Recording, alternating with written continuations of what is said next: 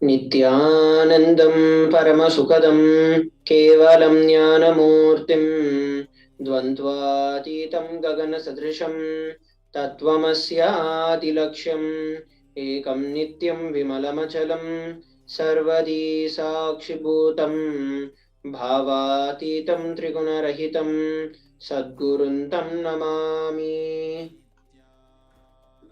Nityanam, everybody. We welcome each and every one of you for the Parashakti Akashic readings, manifesting through the Supreme Pontiff of Hinduism, Jagat Guru Mahasannidhanam, His Divine Holiness, Bhagavan Nithyananda Paramashivam.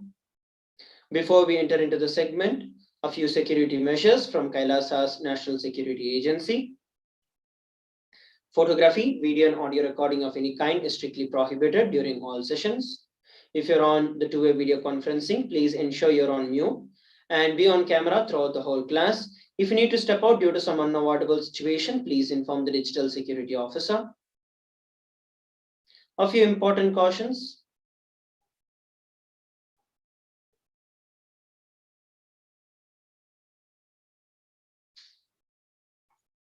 We welcome all the Kailasavasis attending from Kailasa's monasteries, gurukuls, temples, ashrams from all around the world.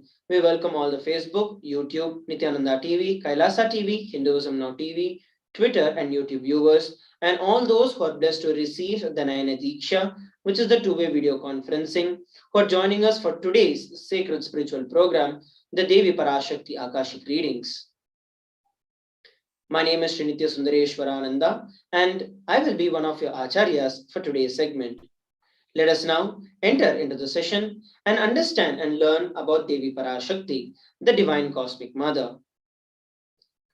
Devi is the ultimate and pure feminine consciousness, the Cosmic Mother. She is the Source Shakti. It is her cosmic womb, the Brahmanda Yoni, from which billions and billions of universes comes out and goes in. She is the source of Big Bang and the black holes. Parashakti is the divine consort of Paramashiva, who is the primordial god in Hinduism. The Supreme Pontiff of Hinduism reveals that the first and the foremost relationship is mother. Ability to learn, even the idea to relate starts with mother. How to relate starts with mother. Understand whether your idea to relate, your ability to relate, everything starts with your mother. Mother is an important way to connect with what you think as life. In the Vedagamic tradition, our rishis were aware your ability to connect with the mother should be directed towards the cosmos. It should inspire, it should awaken you and your higher consciousness to express through you.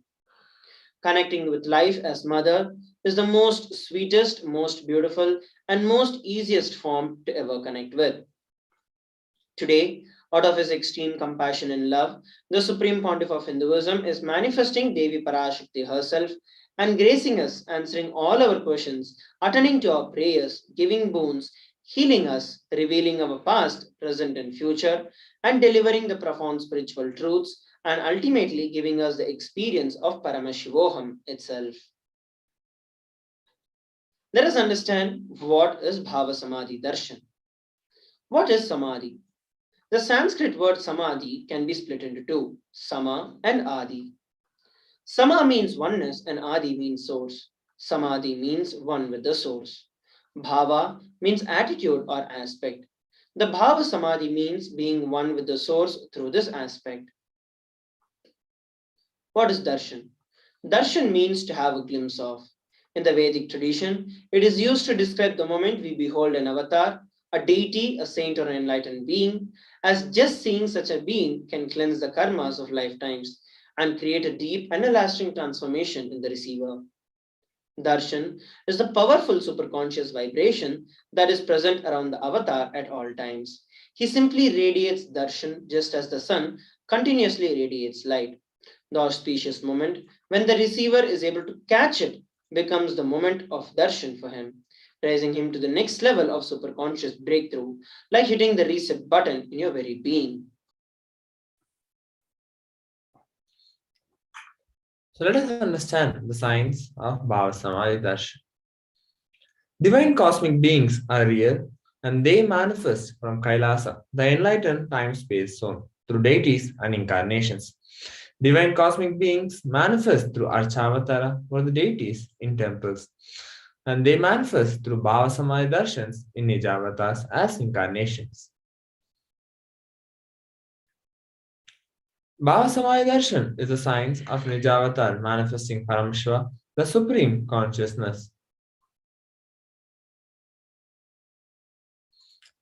Devi Parashakti expresses through being of Rajarajeshwari and manifests as Nijavatar in physical form as Devi Meenakshi.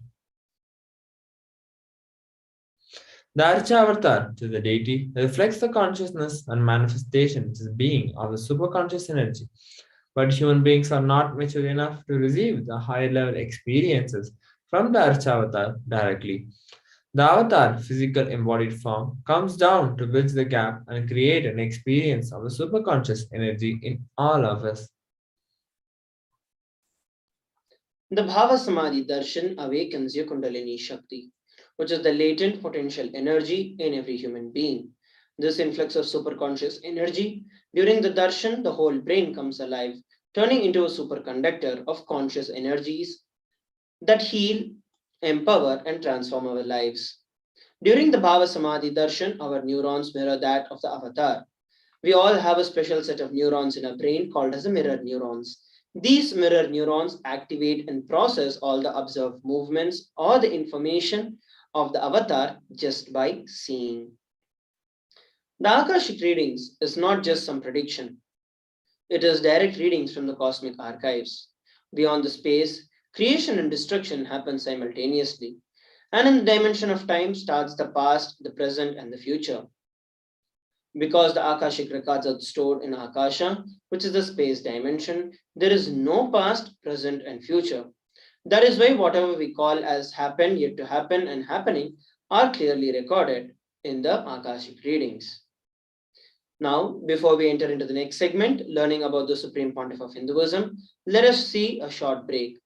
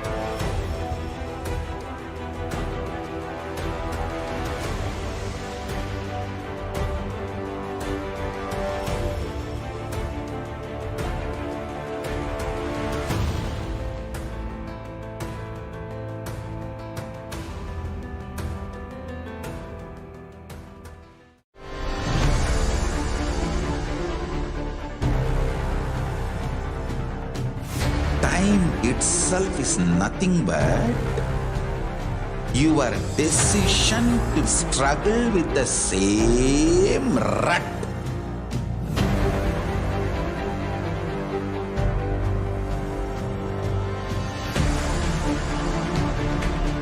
Your decision to struggle with the same rut is time, Kala. Your decision to swallow time is Kala Bhairava.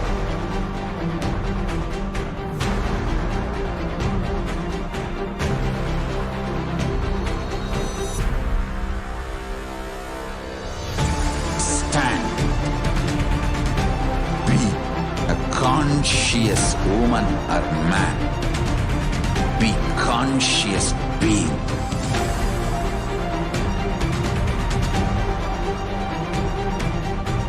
Shrink the time through conscious will persistence. Make the future into present by being ferocious with yourself.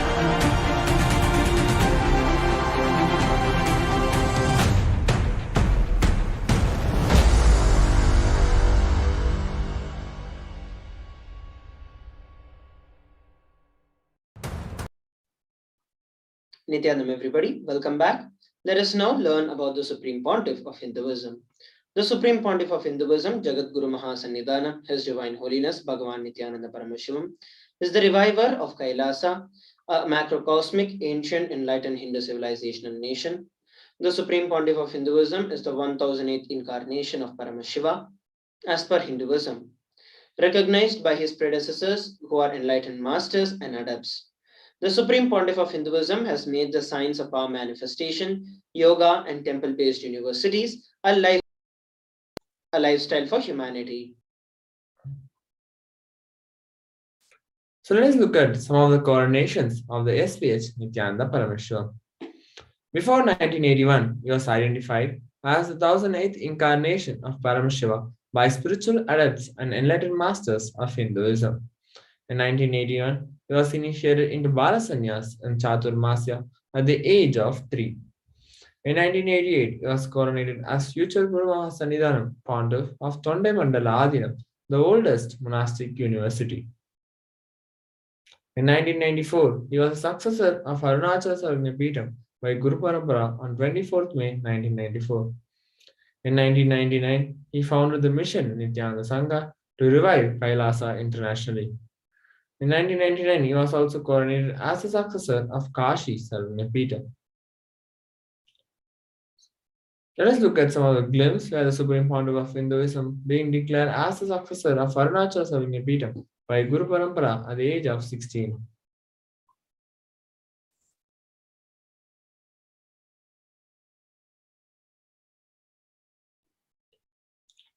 He founded the mission. Supreme Pontiff of Hinduism founded the mission Nityananda Sangha to revive KAILASA internationally at the age of 21. Here are the pictures where the Supreme Pontiff of Hinduism being coronated as the successor of Kashi Sarvagnapeetham at the age of 21. In 2002, the Supreme Pontiff of Hinduism founded the Adi Kailasa Sarvagnapeetham on the 4th of November, and on 1st of January 2004, he was declared as the successor of the Bhagyanagara Sri Pura Sarvagnapeetham, and on 31st of December 2004, he was declared as the incumbent emperor of the Suryavamsa Surangi Samrajya of the Suryavamsa lineage. Here is a glimpse from the ceremony where the first brick is being laid for the Adi Kailasa Sarvagnapeetham, which today stands tall as the eastern headquarters of KAILASA. Here are the photographs from the ceremony when the Supreme Pontiff of Hinduism was declared as the successor of the Bhagyanagara Sri Pura Sarvagnapeetham. These are the photographs of the royal lineage of the Suryavamsa Surangi Samrajyam, of which the Supreme Pontiff of Hinduism is the incumbent emperor. In 2007, he also revived the Adi Pallava Sarvagnapeetham, and in 2007, he was also declared as the Mahamandaleshwar of the Mahanirvani Akhada. And on 27th of April 2012, he was coronated as the 293rd Guru Mahasannidhanam of the Madurai Shyamala Pita Sarvagnapeetham, the oldest Hindu papal state and the monastic kingdom. So let us look at some of the glimpses and the pictures of Supreme Pontiff of Hinduism reviving the Adi Pallava Sarvagnapeetham. Here are the glimpses where the Supreme Pontiff of Hinduism being coronated as the Jagadguru Mahasannidhanam of KAILASA on the Shyamala Pita Sarvagnapeetham. In 2013, he was officially coronated as Mahamandaleshwar, the supreme spiritual head of Mahanirvani Akhada, the largest apex monastic order and the youngest Mahamandaleshwar. Following the same year, he was declared as the Acharya Mahamandaleshwar of the Atal Akhada, the oldest monastic order in Hinduism, by Acharya Mahamandaleshwar Sukhdevananji, the then incumbent spiritual head. In 2014, he was coronated as Guru Mahasannidhanam of Tanjavur Adinam. Here are some of the pictures where the Supreme Pontiff of Hinduism is being officially coronated as Mahamandaleshwar, the supreme spiritual head of Mahanirvani Akhada, the largest apex monastic order and the youngest Mahamandaleshwar at the age of 36. Here, the glimpse where the Supreme Panava of Hinduism being coordinated as the Guru Mahasannidhanam of Tanjavur Adinam. In 2014, the Supreme Pontiff of Hinduism was coronated as the Guru Mahasannidhanam of the Tiruvarur Adinam, following which he was coronated as the Guru Mahasannidhanam of Vedaranyam Adinam and was also coronated as Guru Mahasannidhanam of the Panchanati Kulam in 2014. Here is the lineage of the Guru Parampara of the Tiruvarur Adinam. This is the lineage of the Guru Parampara of the Vedaranyam Adinam. In 2015, the Supreme Pontiff of Hinduism was coronated as the Guru Mahasannidhanam of the Dharma Mukhi Swargapuram Adinam, after which he was coronated as the Guru Mahasannidhanam of the Adi Pita Kolada Matha in the same year. He was also elected as the Supreme Pontiff of Hinduism by a congregation of over 1,000 spiritual leaders and pontiffs. What we're looking at here is the lineage of the gurus of the Swargapuram Adinam, starting with Srila Sri Aragya Tiruchittrambala Desigar, Srila Sri Vaidyalinga Desigar, Srila Sri Dandabani Desigar, and then followed by all of them as the Supreme Pontiff of Hinduism, our beloved Swamiji. Here is the photographs and the glimpse into the coronation as the Guru Mahasannidhanam of the Adi Pita Kolada Matha at the age of 37. He was also elected as the Supreme Leader of Hinduism, the Supreme Pontiff of Hinduism, by a congregation of over 1,000 leaders and Hindu pontiffs at the age of 36.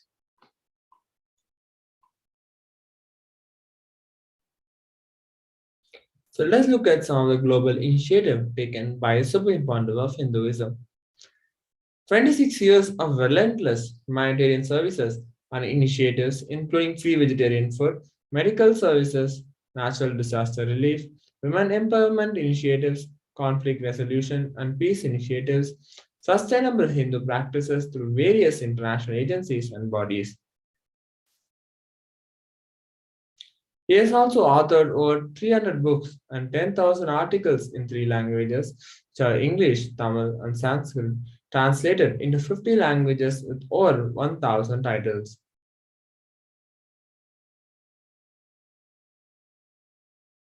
And over 20 million copies of books and articles have been sold, read, and downloaded worldwide. He has also established the largest Hindu library with over 1 million books, 1 million palm leaf scriptures, and over 20 million digital books. Over 10,000 hours of discourses and over 1 billion views on social media. The Supreme Pontiff of Hinduism is revered as the most prolific and the most viewed guru in the digital world, read and watched by 1 billion plus followers in Hinduism. Sri KAILASA is the world's greatest digital nation with over 1 billion views overall. The Supreme Pontiff of Hinduism is also respected as the commentator of all the sacred scriptures, such as the Upanishads, the Bhagavad Gita, Jain Sutras, Shiva Sutras, Yoga Sutras, and the Ashtavakra Gita. He is also honored as the leader of Hinduism, the most awarded and internationally recognized Hindu leader. He is also acclaimed as one of the top 100 spiritually influential personalities by Watkins' Mind, Body, Spirit magazine. The Sovereign Order of KAILASA, led by the Supreme Pontiff of Hinduism, and the Nithyananda Order of monks, nuns, and the Hindu diaspora are working for global peace and to give a superconscious breakthrough to the humanity. He is also the establisher of the largest Hindu university in the world with satellite campuses in over 150 countries, the establisher of 1,000 plus KAILASA Enlightenment ecosystems, the founder and reviver of over 100 Sarvanya Peetams. The next, we're going to look at KAILASA's news and events after a short.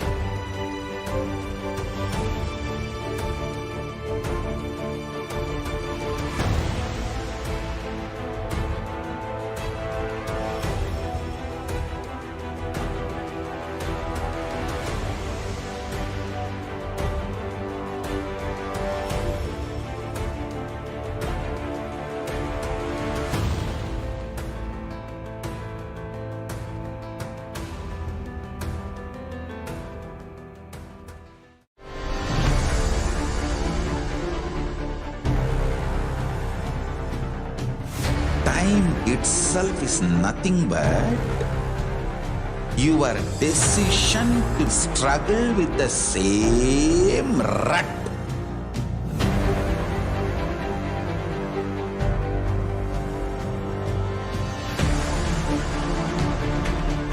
Your decision to struggle with the same rut is time, Kala. Your decision to swallow time is Kala Bhairava.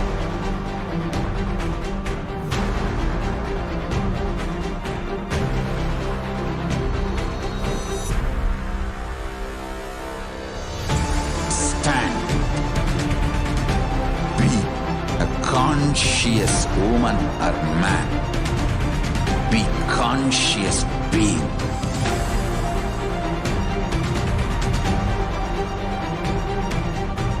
Shrink the time through conscious will persistence. Make the future into present by being ferocious with yourself.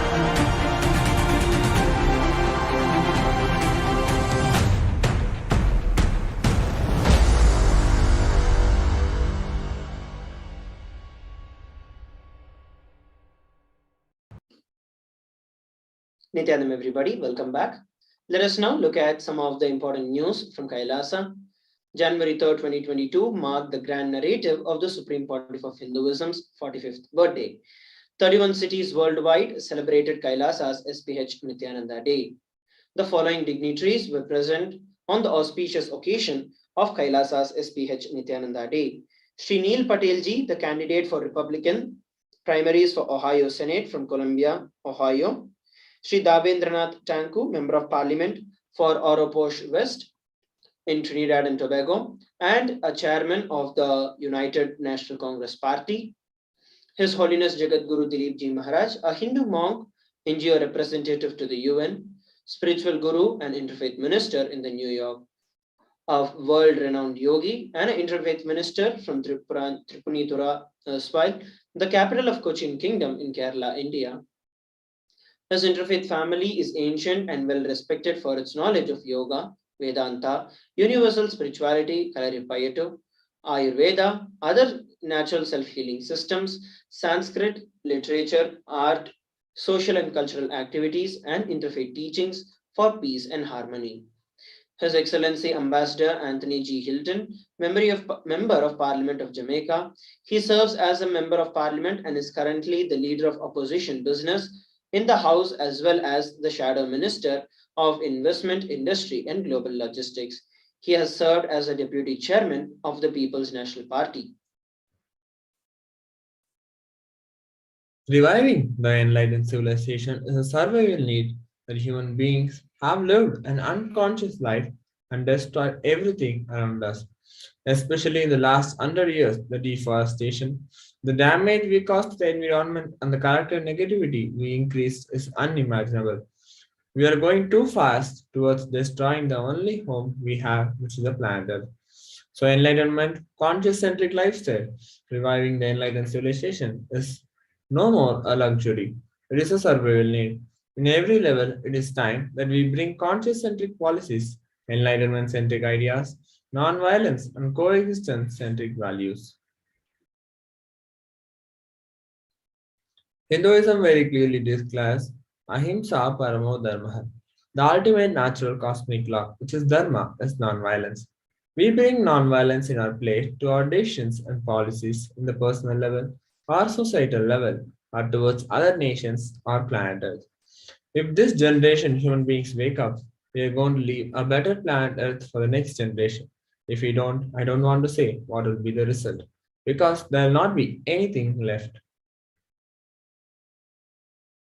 If we don't wake up to conscious-centric values, the enlightened civilization policies, values, non-violence-centric principles and ideas, the collective negativity which we already triggered is not going to let us live on planet Earth, the only home we have as of now.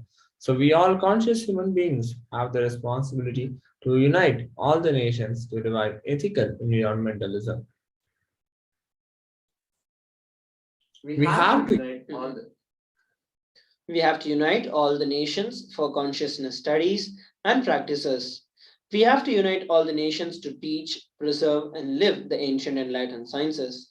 We have to bring enlightenment centric policies, principles immediately to protect the environment, to bring gender equality, to bring real health, and not to use human beings as a resource for the pharmaceutical industry.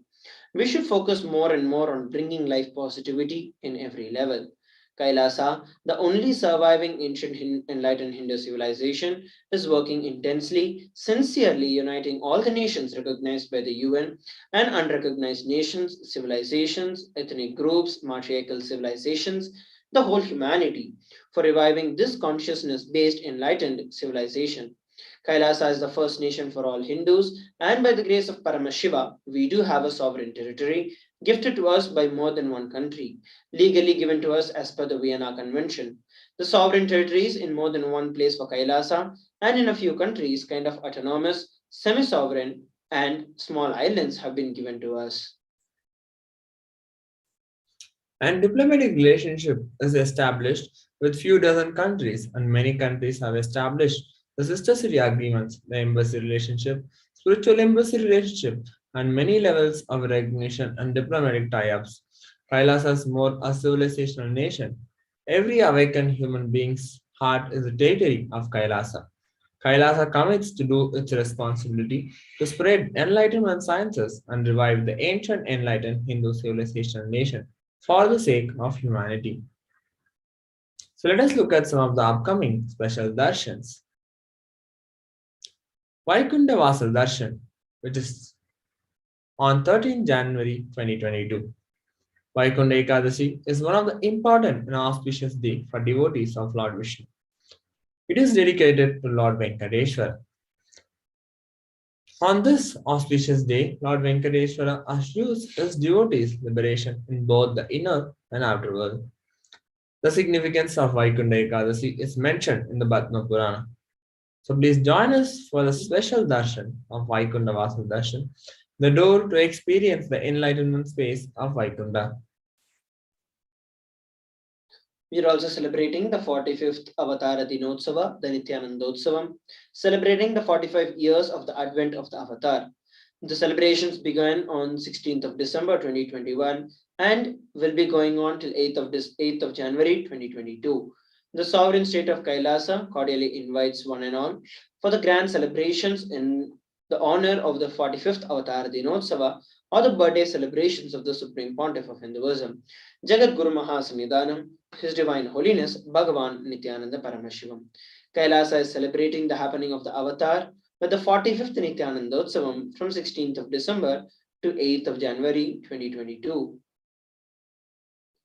We are now going to be looking at some of the important announcements and the various special letters of recognition that the Supreme Pontiff of Hinduism has received from various agencies and various political parties from across the globe after a short break.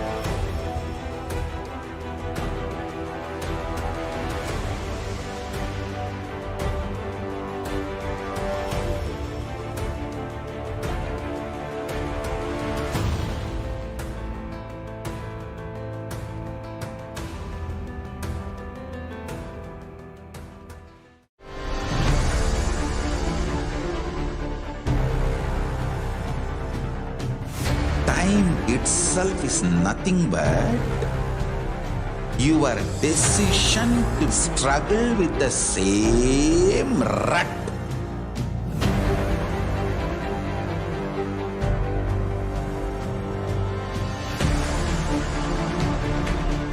Your decision to struggle with the same rut is time, Kala. Your decision to swallow time is Kala Bhairava.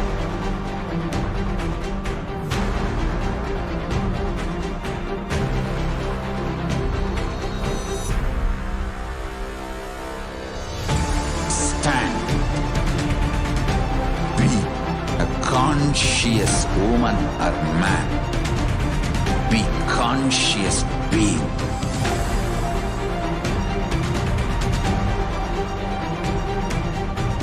Shrink the time through conscious will persistence. Make the future into present by being ferocious with yourself.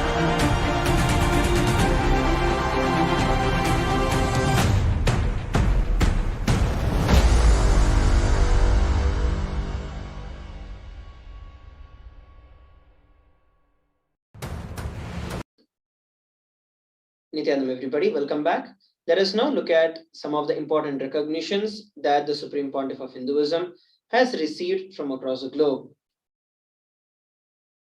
Mayor Paul E. Coogan of the city of Fall River, Massachusetts, has conferred a proclamation to the Supreme Pontiff of Hinduism and the sovereign of the sovereign state of Sri KAILASA, His Divine Holiness Bhagavan Nithyananda Paramashivam, and proclaims January 3rd, 2022, Incarnation Day of the Supreme Pontiff of Hinduism as KAILASA's HDH Nithyananda Day, to honor the hard and selfless work, the achievements, the religious and the human rights advocacy, and the global humanitarian services of the Supreme Pontiff of Hinduism. 31 cities worldwide have declared January 3rd, 2022 as KAILASA's HDH Nithyananda Day. Mayor Lee Harris of the Shelby County, Tennessee, has also conferred a proclamation proclaiming January 3rd, 2022 as KAILASA's HDH Nithyananda Day. Member of Legislative Assembly, Magadi Assembly Constituency, A. Manjunath confers a proclamation to the Supreme Pontiff of Hinduism proclaiming January 3rd, 2022 as the Incarnation Day of Supreme Pontiff of Hinduism as KAILASA's HDH Nithyananda Day. Mayor William C. Dust of Concord, North Carolina, also proclaims January 3rd, 2022 as KAILASA's HDH Nithyananda Day.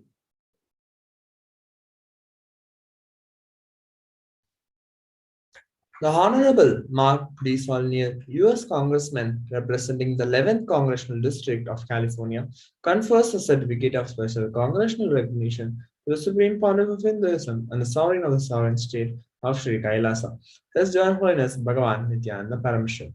Here we have a letter of appreciation from Mr. Sivpujan Lal Bihari, General Secretary of the Mauritius Sanatana Dharma Temples Federation, Mauritius.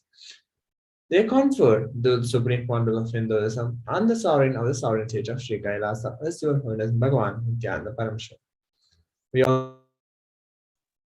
We also have Mayor Aquanetta Warren and Mayor Pro Tem Peter A. Garcia and the council members of the city of Fontana, California, conferring a proclamation to the Supreme Pontiff of Hinduism and joining Sri KAILASA in celebrating the 45th Jayanti celebrations, the Incarnation Day of the Supreme Pontiff of Hinduism.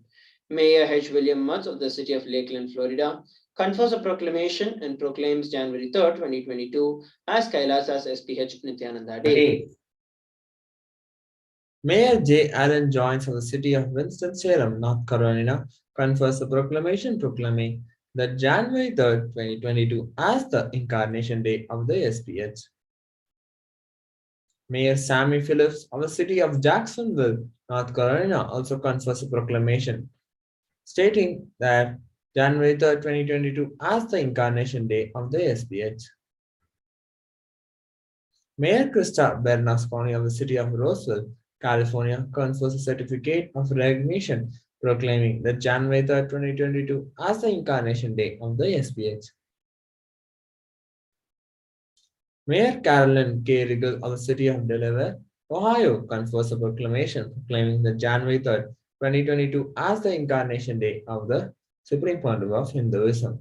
And he also thanks the local members of Nithyanandeshwara Hindu Temple, Ohio, for their continuing outreach and support to the city of Delaware, and the Supreme Pontiff of Hinduism, Nithyananda Paramashivam, first visited Ohio in 2003 during his World Vijayatra. During his second visit in 2004, the governor of Ohio, Robert Alfonso Taft III, conferred a proclamation to the SPH. The SPH gave a breakthrough discourse at the Bharatya Hindu Temple and Laughter is Meditation at Powell, Ohio on August 17, 2004. The SPH had subsequent Vijayatras to Ohio in 2005, 2006, and 2007, visiting temples, churches, corporate world, where he delivered discourses on the powerful truths of the Vedas and Agamas.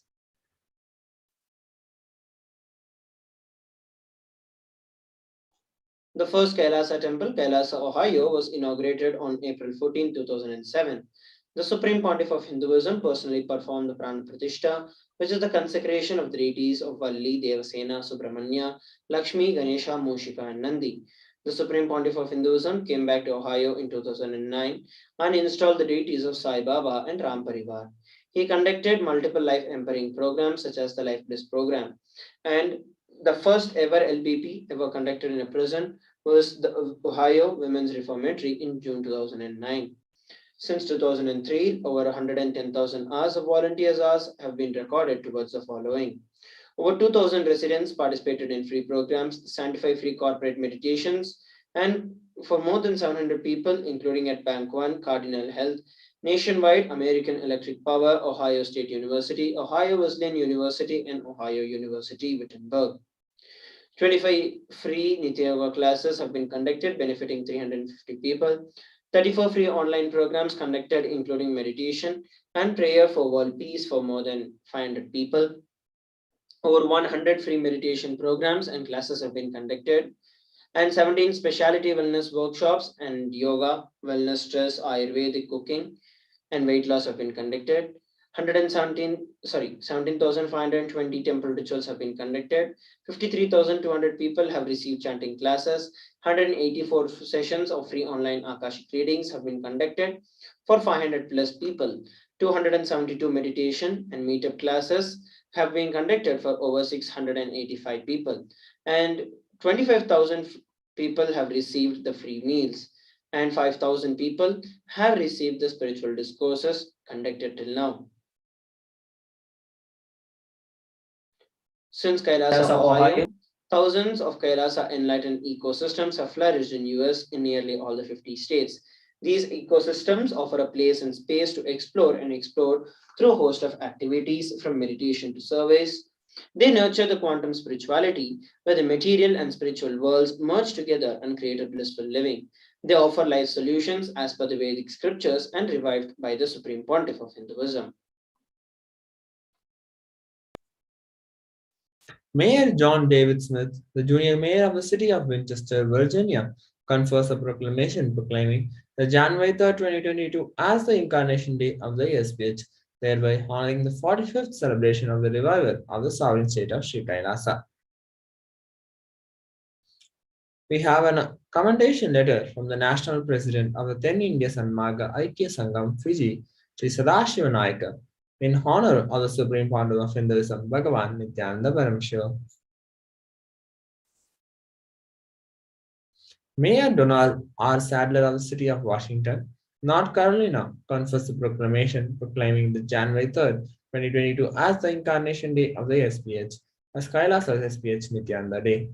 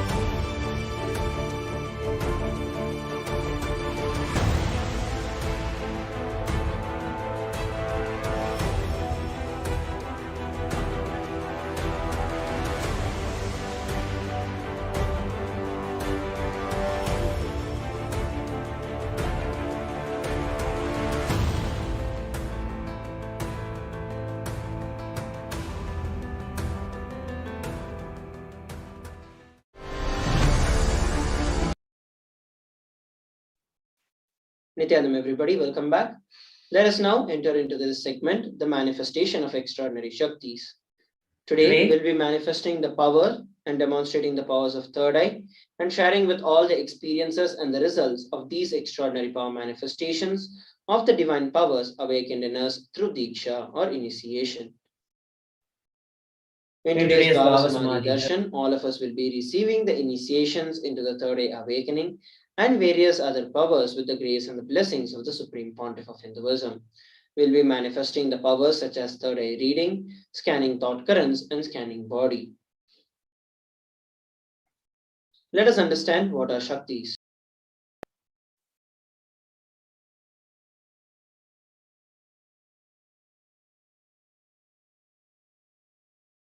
What are Shaktis?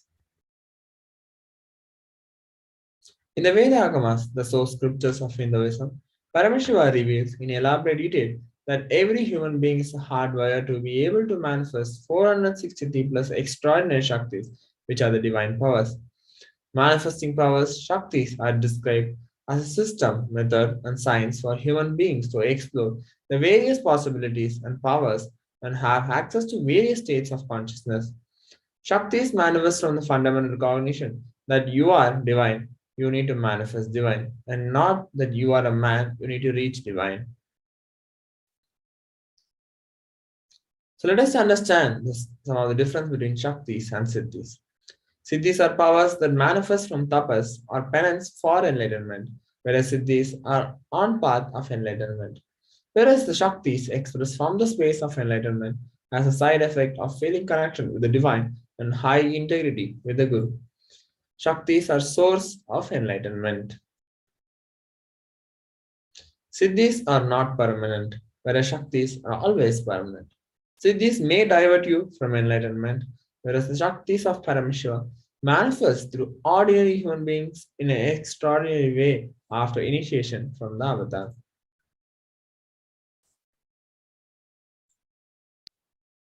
Paramashiva is the primordial divinity in Hinduism. He is the ultimate reality and cause, which is self-effulgent, Swayam Prakasha, all-pervading, unchanging beyond time, space, form, and causality. As a fundamental base of Avyakta, which is the unmanifest, and the Vyakta, which is the manifest, he performs the Panchakritya, or the 5 cosmic acts of Srishti, Sthiti, Samhara, Prabhava, and Anugraha. Creation, sustenance, rejuvenation, pulling out of delusion, and liberation. The Supreme Pontiff of Hinduism is the 1008th living incarnation and representative of Paramashiva. He is also the reviver of KAILASA, the ancient enlightened Hindu civilization and nation. Ever since the beginning of the civilization, the Sanatana Hindu Dharma has been a cradle of enlightened beings and highly advanced sciences. It was where the science of living enlightenment and the powers was lived and taught as a lifestyle. And for the very first time in the modern age, the Supreme Pontiff of Hinduism is reviving these yogic powers and transmitting it to the world at a record-breaking pace never accomplished before.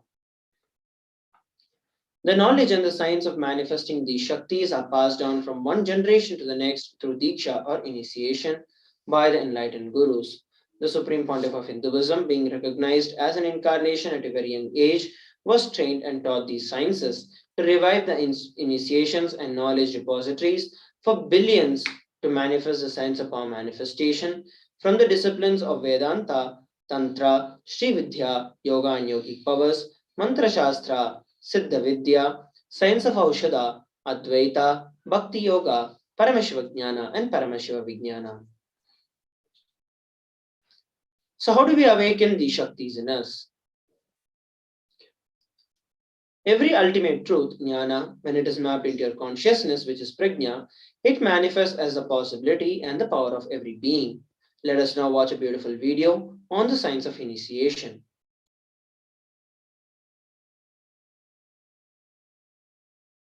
Diksha is the direct transfer of spiritual energy by an enlightened being through look, word, or touch. The traditional Vedic book Navaratneshwara states, Sarva samapi dikshanam muktihi phalamakhanditam avirodhat bhavantyeva prasangyastu bhuktayah. The main benefit of all initiations is moksha, enlightenment. As a side effect, health, wealth, leadership, and well-being happen. And in Rudrayamala Tantra, Shiva says, Devi Diksha Vihinasya Na Siddhihi Na Cha Sadgatihi Tasmat sarva prayatnena Guruna dikshito bhavet. The one who is not initiated does not attain liberation nor a better future. So by all efforts, one should get initiated by Guru. What is the science of initiation? Neuroscience has proved that the process of initiation floods the brain with energy. This is the superconscious energy of Kundalini, our own highest inner potential energy. As the Kundalini flows from the thalamus to the cortex, it sets up a powerful energy loop within the brain, which awakens the latent non-mechanical parts which we have never used before. With increasing levels of coherence, the whole brain comes alive, turning into a superconductor of conscious energies that heal, empower, transform our lives, bliss and fulfillment. Initiation creates high awareness, visualization, creativity. It also slows the aging process and improves the immune system. Kundalini awakening, healing experience, levitation, teleportation, materialization. Experience the power of initiation through a range of exclusive programs conducted at the ashram.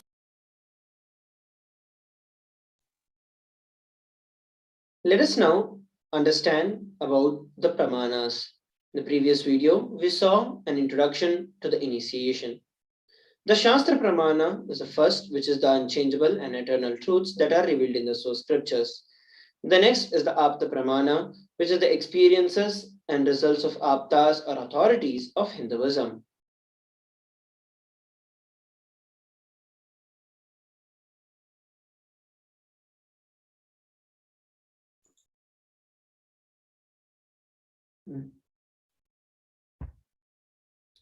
The science of manifestation is authenticated through four aspects of evidences or pramana.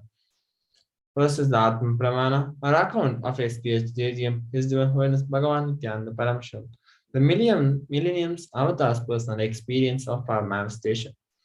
Next is the Pratyaksha Pramana, or empirical evidence from observation and scientific experimentation.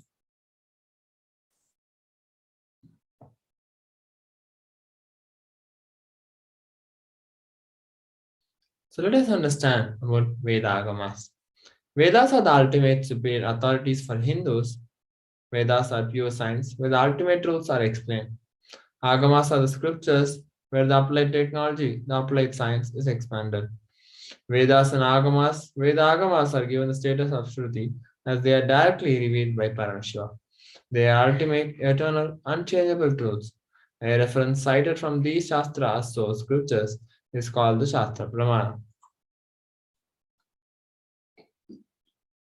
Let us now get ready to witness a very unique and exciting demonstration of the power of third eye. We request all the participants who are viewing us live from all across the globe. If you want to experience the power of body scanning, you can put a message in the WhatsApp or in the Facebook or in the YouTube live chat, and we'll pick up either of you and manifest this power of body scanning. And when you all take a few moments to do it, let us go over the pramanas for the power of body scanning. The Shastra Pramana is from the Vijnana Bhairava Tantra, Sutra 54. Swadehe jagato vapi sukshma sukshmatarani cha tattvani yani nilayam dhyatvante vyajyate para. Cognize deeply that from the subtle to the subtlest constitutive principles of your whole body or of the whole universe simultaneously consist of the essential reality. They are being absorbed in their source cause Paramashiva. By the experience of such restful awareness, one becomes complete from all thoughts, and the universal, ultimate divine power, Paradevi, Adi Shakti, is revealed, and the supreme power manifestation happens.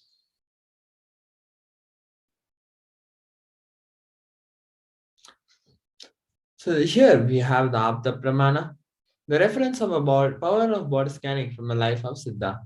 Terayar was a Siddha and one of the prominent disciples of Agathya. One day, a man suffering from severe headache comes to Agatya for healing. Agatya uses the power of body scanning and identifies the root cause of the headache. She reveals that there is a small tere, a tribe of frogs, sitting in the person's brain. Agatya immediately instructs Teraya, his disciple, to perform an open head surgery and remove the frog.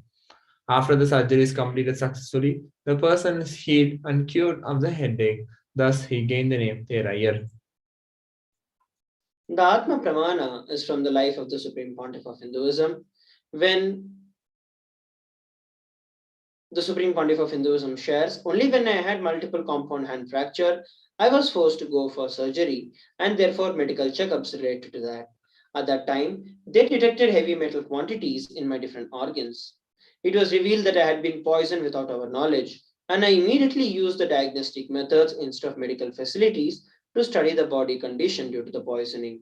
Through the body scanning, I found out what problems, imbalances had happened, and where the balance has to be done. I used allopathy as a second opinion to verify my findings. What we're looking at here is a Sakshi Pramana, which is the results and the experiences of these extraordinary power manifestations happening in the lives of various devotees. Now, it is time that we manifest the power of body scanning. We have a participant, Anurag, who has asked for the power of body scanning.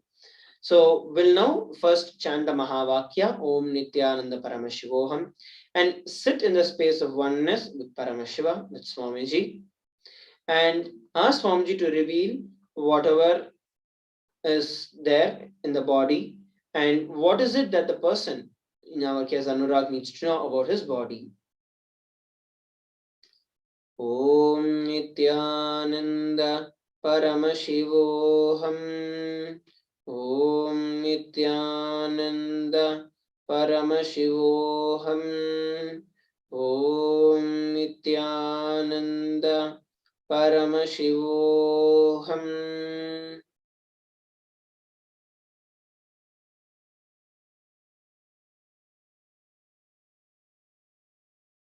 Yes, so what Swamiji revealed is that overall you have a very good health because you've been participating in the Nitya Yoga and various classes of the Supreme Pontiff of Hinduism and preparing to live the lifestyle. As you've also started following the Nirahara Samyama and various other profound spiritual truths that Swamiji is sharing, your body is actually preparing itself to manifest the higher levels of super consciousness. Ensure to log in to kailasa.org/Paramashivoham and register for Paramashivoham level 3 to experience a more powerful body and to manifest the powers of Paramashiva. You can now share in the YouTube chat or the Facebook chat as to how you're able to relate with this to all our viewers. So with that, we are coming towards the conclusion of today's power manifestation for the Devi Parashakti Akashic readings, and it is time that we enter into the next segment after a short break. Please stay tuned.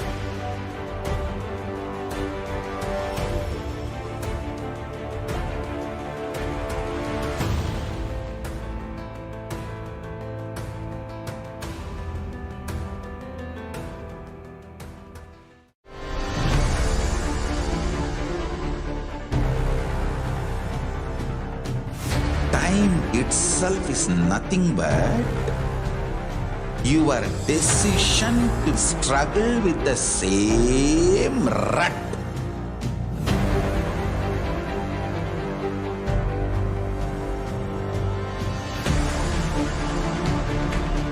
You decision to struggle with the same rut is time. Kala. Your decision to swallow time is Kala Bhairava.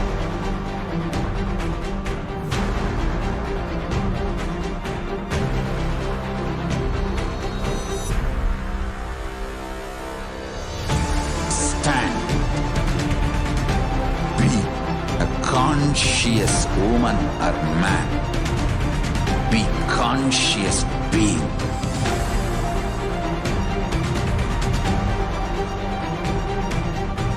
Shrink the time through conscious will persistence.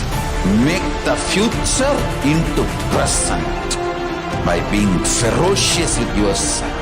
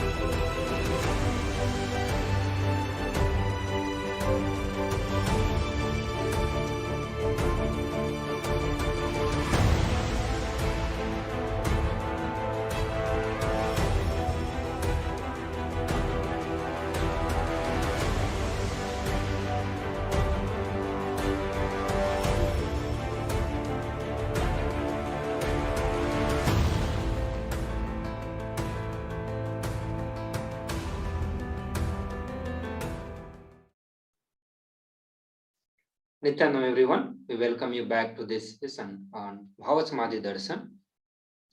In this specific segment, we are going to be learning about the Divine Feminine Consciousness, setting the context on how to prepare ourselves to receive Devi Parashakti, and also we'll be going through one of the live Akashic reading that Devi Parashakti has delivered to all of us. So, to learn about the Divine Feminine Consciousness, Supreme Pontiff of Hinduism says that the unique contribution to the spiritual consciousness from the Vedic tradition is the sacred feminine worship. Even if the Vedic tradition, even if everything from what Vedic tradition is lost, then just if the sacred feminine tradition is there, the whole thing can be revived because that is the seed. So there have been multiple contributions from the Sanatana Hindu Dharma, from the Vedic tradition, but one of the very unique contribution to the spiritual consciousness is divine feminine worship or sacred feminine worship. Also, the sacred feminine worship is the root, the seed of all the traditions that have taken birth in Sanatana Hindu Dharma, or that have originated from that has originated from the Vedagmic traditions. And because this is the seed, so even if every sampradaya is lost, if this one sampradaya is kept alive, all other sampradaya can be revived back. Sanatana Hindu Dharma, which has at least 10,000 sampradayas, if all sampradayas are lost for some reason, and only this one sampradaya, the Devi worship remains, whole thing can be brought back. Because the whole thing is centered on this one mother worship. Mother worship carries the blueprint, the hologram of whole of the Vedic tradition.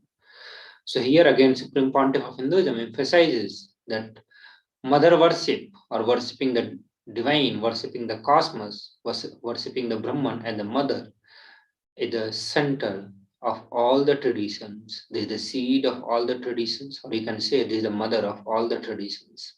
Out of this tradition only, every other traditions have taken birth.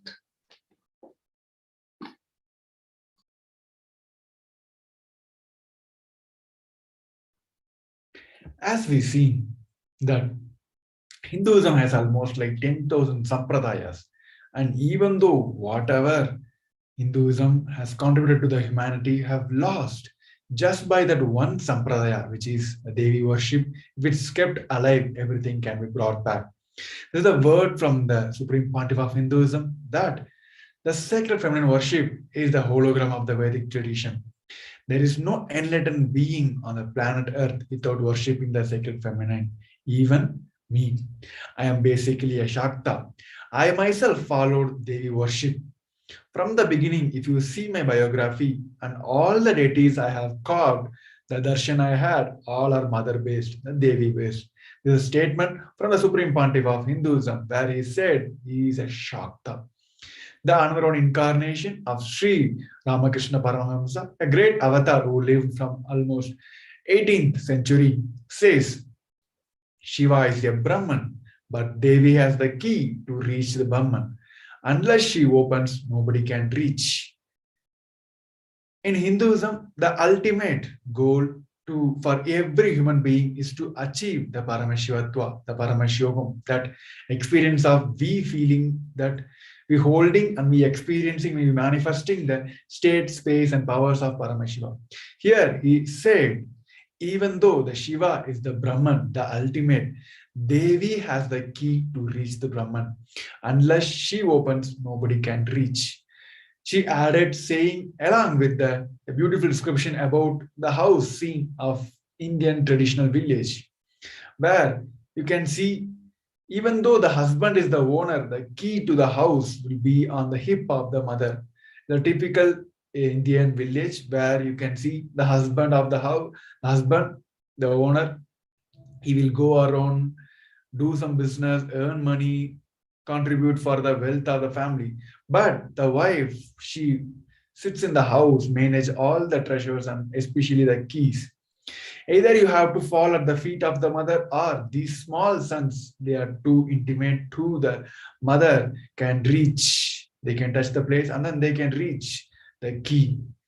Nobody else can touch. So either we have to surrender to the mother, or people who are close to the mother can reach the divine.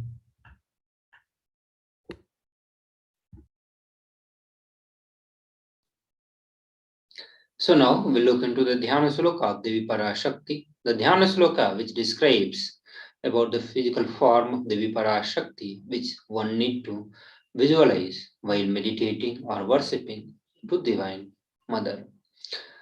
This is from the Lalita Sahasranama, which says the Divine Mother is to be meditated upon as a shining in vermilion red body, with the triple eyes sporting a crown of rubies, studded with the crescent moon, a face all smiles, a splendid bust, and one hand holding a jewel brimming cup with the mead and other twirling a red lotus. So this Dhyana Sloka gives us the detail about the physical manifestation of Devi Parashakti.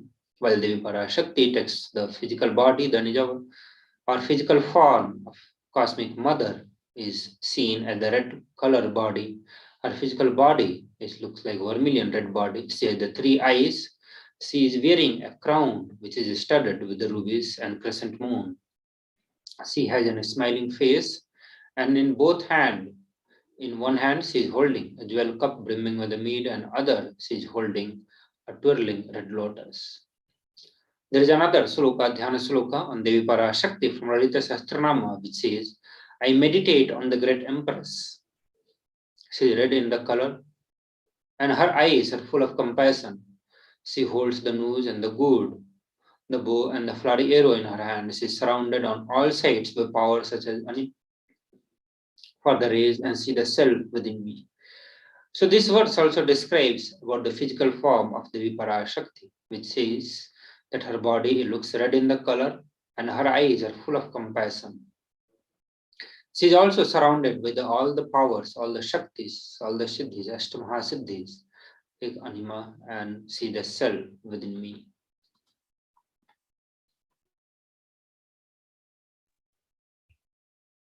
Let us see about the Devi Parashakti. Devi, the ultimate pure feminine consciousness.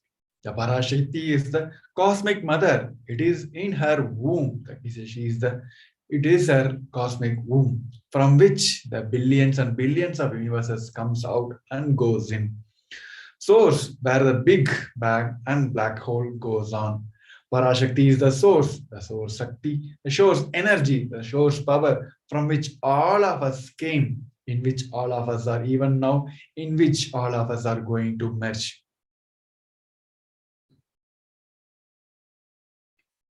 Nija Avatara of Devi Parashakti.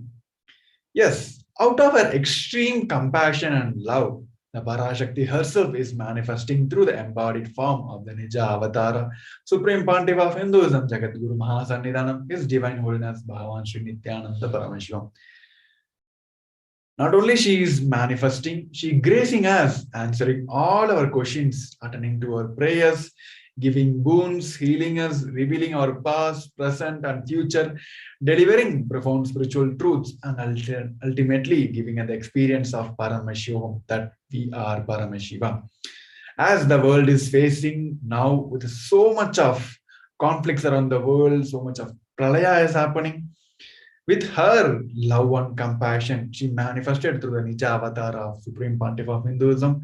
And not only she manifested, she gracing us and answering all our questions and giving boons left and right. And just by revealing our past, present, and future, she's delivering the profound spiritual truths about the cosmos. And ultimately, she is giving the experience to each one of the souls. They are wanting to experience that the space of Paramashivoham itself. So let's see a short clip about the Devi Parashakti in her own words.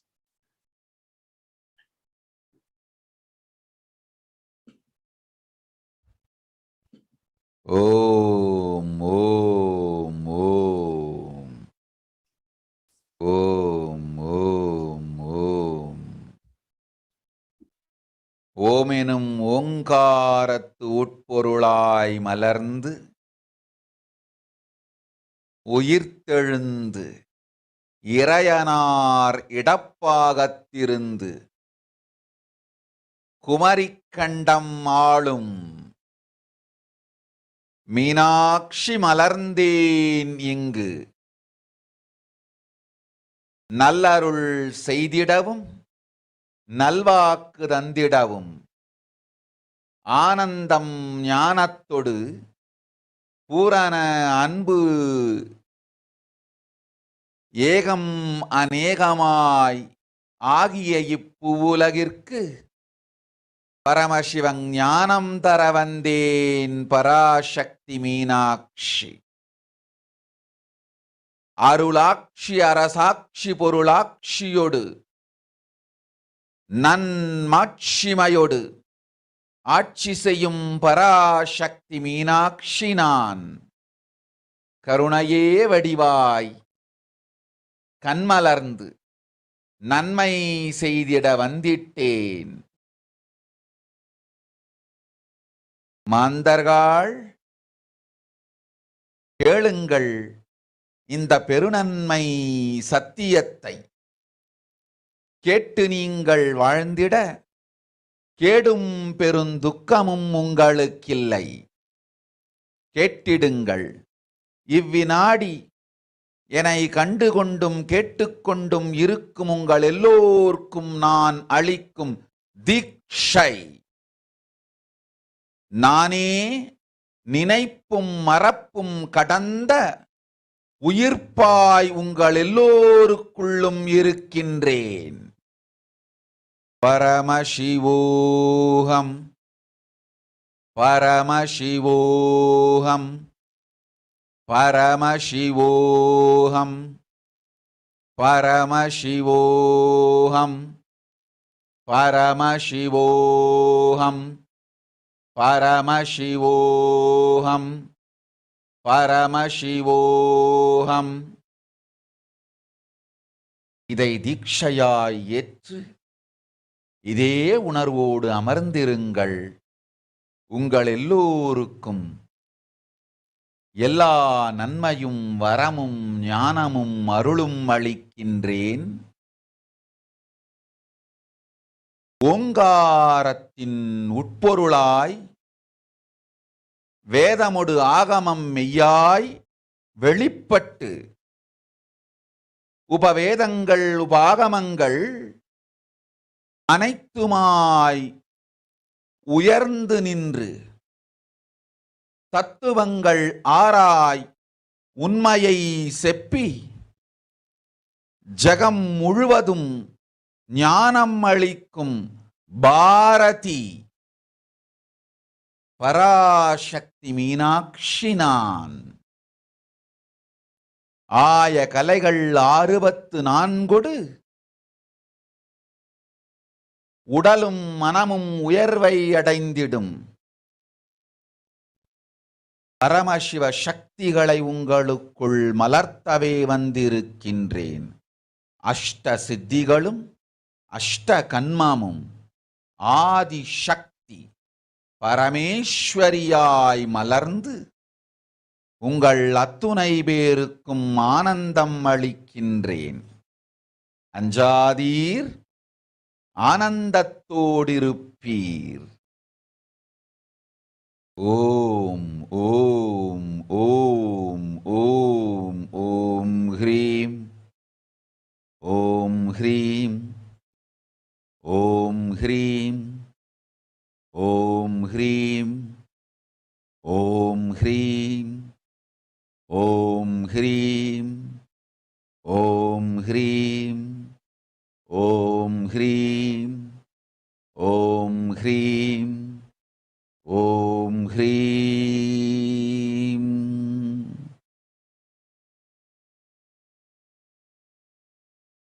Om Om Om.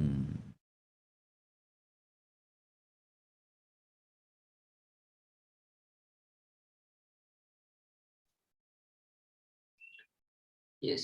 So now we look into the introduction of Devi Parashakti in her own words itself. In the English, she says, raising as Omkara, expressing as Vedas and Agamas, blossomed as Hrimkara, filled as Parashodasi, living in the 40 triangles, the KAILASA Swamini, who is in the KAILASA Sripura Chintamani, Parashodasi, sitting at the part of Paramashiva, Parameshwari, who rules the world, Paramashakti Manonmani, Meenakshi, as Nithyananda, I took Nijavatara here, to give good boon to everyone, to bestow all the goodness, Hiranya Garbhaswarupini, Brahmanda Yoni, Shami, Chandramauli, Rapala, Aparna, Uma Parvati, Savitri, Navayavana, Samrajya Lakshmi, Parameshwari, Parashodasi, Meenakshi taking the form of Nithyananda, I came here as Nijavatara with a great compassion and blessing. Listen, people, to do good to all of you, I took the form of Nithyananda and came down as Nijavatara. Raising in Omkara, blossoming as Shiva, manifesting as the source of existence, power of existence, expression of existence, from the oneness of Om, blossoming into two as Prakriti and Purusha, blossoming as three Shaktis, Iksha, Kriya and Jnana, growing as 4 Vedas, expanding as 5 Panch Mahabhutas, beyond 6 Chakra, filled as the Gotras of 7 Rishis, expanding as 8 directions, existing as 9 Graha, blossoming as 10 Indriya, being as 11 Rudras, creating all the worlds, bringing life, to tell and make the truth blossom, and to do good. Parashodasi Meenakshi, in the form of Nithyananda, I came to bless every one of you. So now we'll look into how to receive Devi Parashakti. Supreme Pontiff of Hinduism says that literally you are seeing Paramashiva and Parashakti at that moment. See there on your screen, swallow the receiver very traditionally. So whenever we are watching the live Akashic reading, whenever we are having the live Bhavasamadhi Darshan, Devi Parashakti is directly appearing on each of our computer screen. She is not just appearing at one place. She is not just appearing as the Nijavatar of Supreme Pontiff of Hinduism or embodied form of Supreme Pontiff of Hinduism. At the same time, she is appearing on all our computer screens. See there in our screen, and that's why we all should receive her very traditional. When the mother is coming, when the cosmic mother, out of her love and compassion, is appearing on our computer screen, we should receive her with traditionally. And as per the tradition, we should keep 2 betel leaf, 1 banana, 1 betel nut, and 1 coin in front of the screen. The coin is considered as the traditional dakshina in Sanatana Hindu Dharma. While you are keeping the coin, the traditional dakshina, it can be the lowest value. Like in India, you can keep it even 1 paisa. If you are in USA, you can have even 1 cent. So even if you are keeping the smallest quantity in your currency, that is okay. But whenever you receive Devi Parashakti, receive her traditionally by keeping all these items and offer all this to Devi Parashakti. Once the darshan is over, do the namaskaram and take that the prasadam immediately. Eat the banana, bitter leaf, and bitter nut. Collect those coins and send it to a temple. This bitter leaf, bitter nut may look too small, but in few days you will see how much it adds to your sentiment. That really see there, you will not take Devi Darshan for granted. These rituals will break your monotonous unconscious mentality and lifestyle and remind you to raise you to the powerful cognition. It will break your unconscious behavior. See, even though this traditional way of receiving Devi Parashakti or these small rituals, they may look very small, but they are very powerful. They are very powerful to cause the shift in every single individual. They can help you to establish the feeling connection with Devi Parashakti. They can help you to raise yourself into the powerful cognition and making you manifest the powers of Paramashiva. So as we are watching, before we move to the next segment, we'll have a short break. Please be tuned and then tune.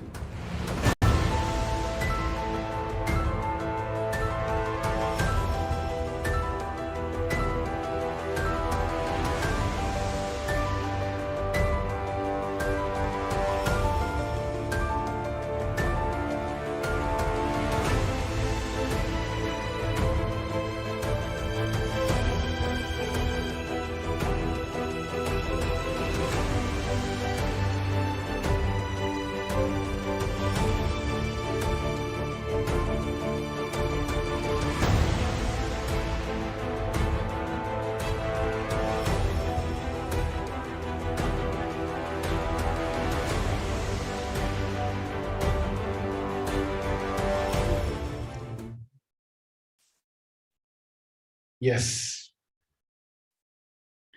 As we are seeing above the Devi Parashakti, how to receive her, how to imbibe her. Now, in this segment, we're going to see about the revelations by the Devi Parashakti, what Devi has revealed about the current status of the world to the one of the devotees. Let's see a short clip where Devi herself is revealing about the questions which is asked by one of the devotee.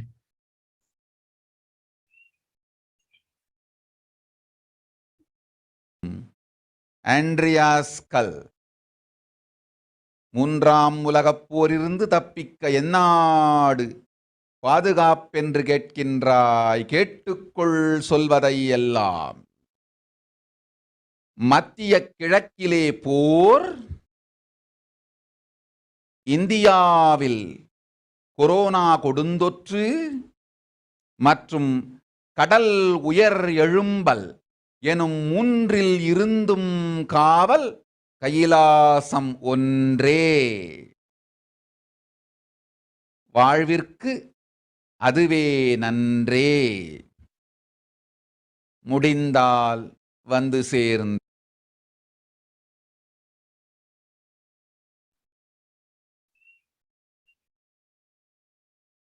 Yes. This revelation was about the one of the devotee who asked to escape, which is a blessed place to escape from this third world war.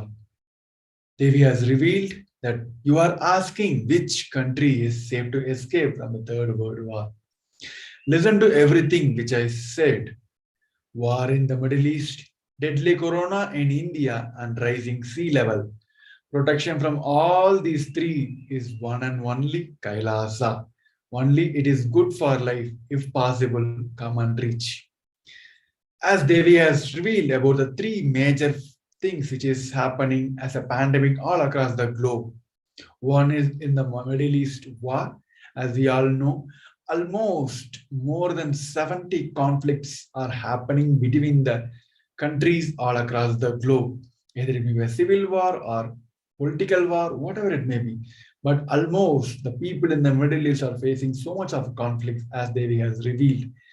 And the well-known factor about this reason, this as a third wave of Omicron variant, which is affecting vulnerably in India. The numbers are going in a spike where almost 1 lakh cases are new cases are arriving in the past days. And the rate at which the corona is spreading, this COVID-19, this Omicron variant is spreading in India, it's almost in the vast manner. As Devi has revealed one more thing about the rising sea level. This is one natural calamity which is happening all across the globe. Devi has said, out of all this, if you want to protect yourself, the best place and the one and only place is KAILASA. Only it is good for life. If possible, please come and reach and save yourself. Here in this segment, today's segment, we're going to see more and about what are the causes which creating this sea level rise, and as Devi has revealed, what actually happening in the current world because of this sea level rise. Let's see a short video where Supreme Pandiv of Hinduism said about how this global warming become one of the major issue in the world and what is the major reason behind this global warming. Yes, let's see a short video. Understand, global warming is true and it is because of non-veg industry. I am not saying this. Google, go to the internet. There is enough statistics. 73% of the carbon footprint release. Animal industries. When I say animal industry, three major industry. Animals grown for meat, animals grown for leather, animals grown for other medicinal and cosmetic products. Understand? Animals grown for meat, food purposes. Animals grown for leather. Animals grown for medical and cosmetic purposes. This industry forms 73% of the carbon footprint responsible for global warming. That is what I call rajotamasic.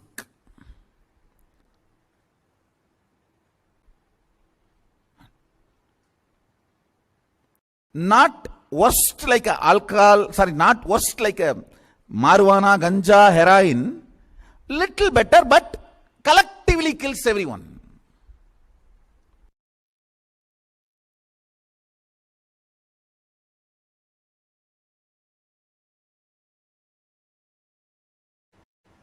Understand?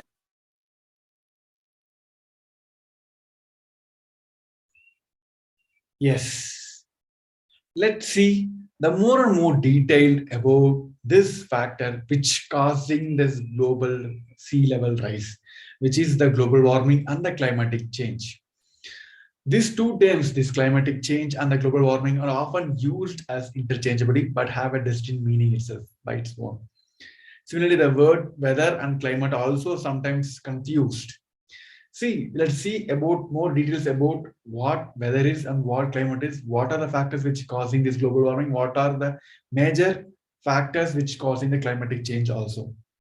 So weather refers to the atmospheric condition that occurs locally over a short period of time, from minute to hour or days. Similar examples includes the rain, snow, clouds, winds, floods, and thunderstorms. On the other hand, climate, on the other hand, refers to the long-term regional or even global average of temperature, humidity, and rainfall patterns over a season or year or decades. This is the major difference between the weather and the climate. Same way here, let's see about what is climatic change.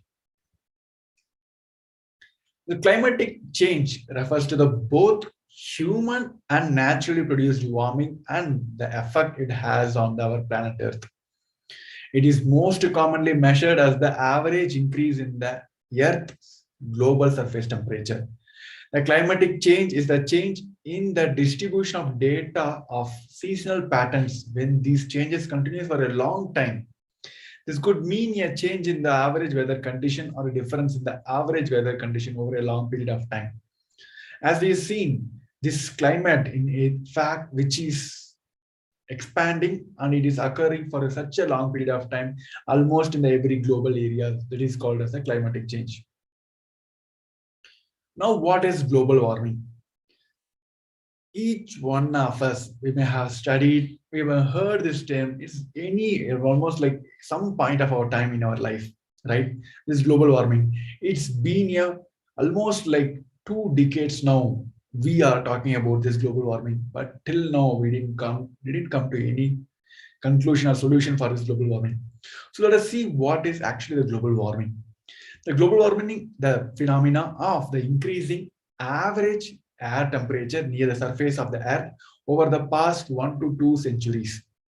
After this detailed observation of various weather phenomena such as temperature and storms indicates that Earth's climate has changed over almost every conceivable time scale.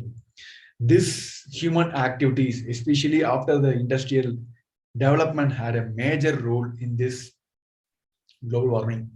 Here is a short image pictorial representation where you can clearly understand what is climate change and what is global warming. Climate change is the regional weather change, but in the other hand, the global warming is the increasing temperature worldwide. You can see the graph now. This graph from almost like 18th century to almost till end of the 20th century, almost like 2 decades, where the temperature of the global surface was maintained at the average of almost like 0 degrees Celsius. When the starting of this pre-industrial area development, where human activities, especially the burning of fossil fuels, create so much of Earth's surface temperature increases, which causes almost like 1 degree Celsius increment in the global surface temperature. This 2016 and 2020 have been recorded as the warmest on the record. You can see the picture where the global temperature at the year of 1884 and what the world has now because of this 2020.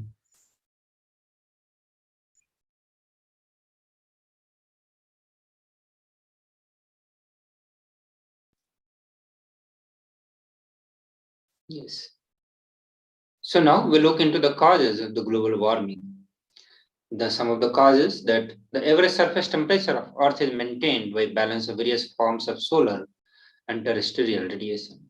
The energy of the total incoming solar radiation at the top of Earth's atmosphere is roughly to 1,366 watts per square meter annually. Adjusting for the fact that only 1/2 of the planet's surface receives solar radiation at any given time, the average surface isolation is 342 watt per square meter annually. So for every 100 units of incoming solar radiation, roughly 30 units are reflected back to the space by either cloud, the atmosphere, or reflective region of Earth's surface. So before we could get to know about how the total temperature of the Earth is rising, or how the global temperature is getting increased, we actually need to see what is the cause of having certain amount of temperature on the atmosphere. So here we are seeing that the whatever temperature, whatever energy that we see on the Earth, or the sunlight, light that we see on the planet Earth comes from the sun. But the amount of energy that comes through the sun, not all the amount directly comes here, but rather certain amount gets reflected back, and that is what we are seeing here. So in order to maintain the thermodynamic equilibrium, Earth's surface and atmosphere must radiate the same 70 unit back to space. Trace gases with certain chemical properties, the so-called greenhouse gases, mainly carbon dioxide, methane, and nitrogen oxide, absorb some of the infrared radiation produced by the Earth's surface. Because of this absorption, some fraction of original 70 unit does not directly escape to the space. So all the sunlight that comes to the planet Earth, they do not escape from the planet Earth.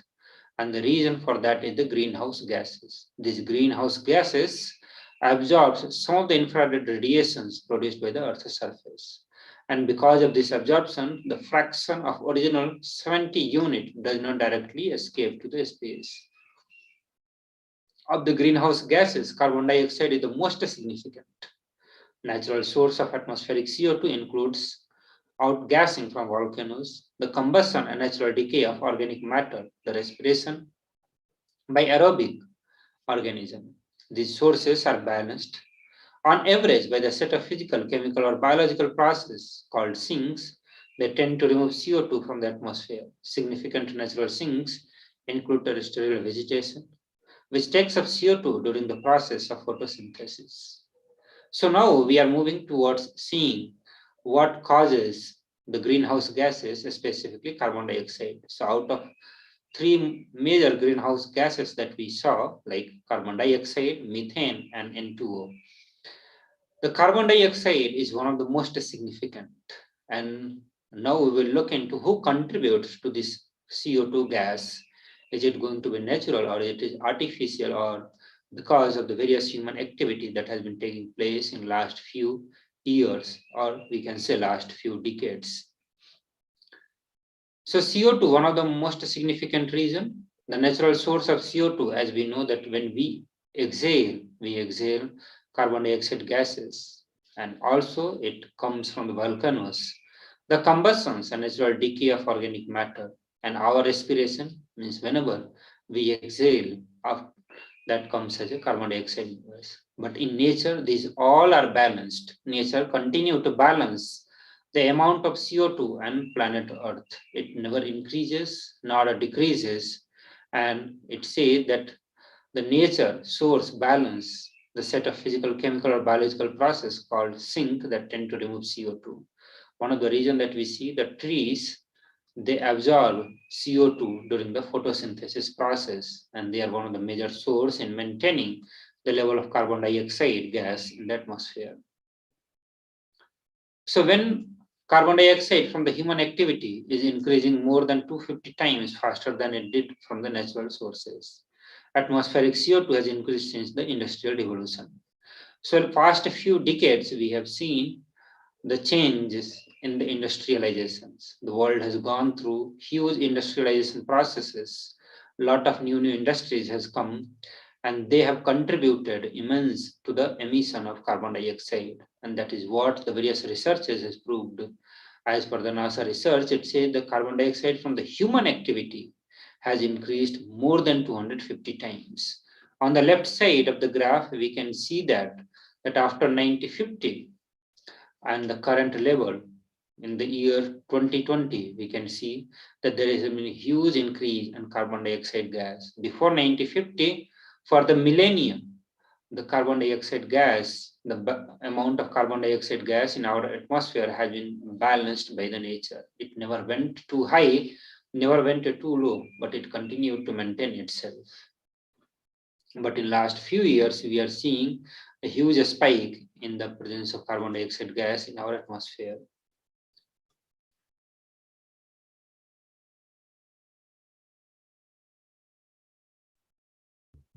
Yes, as we are seeing about the CO2 being the major cause for this greenhouse gas.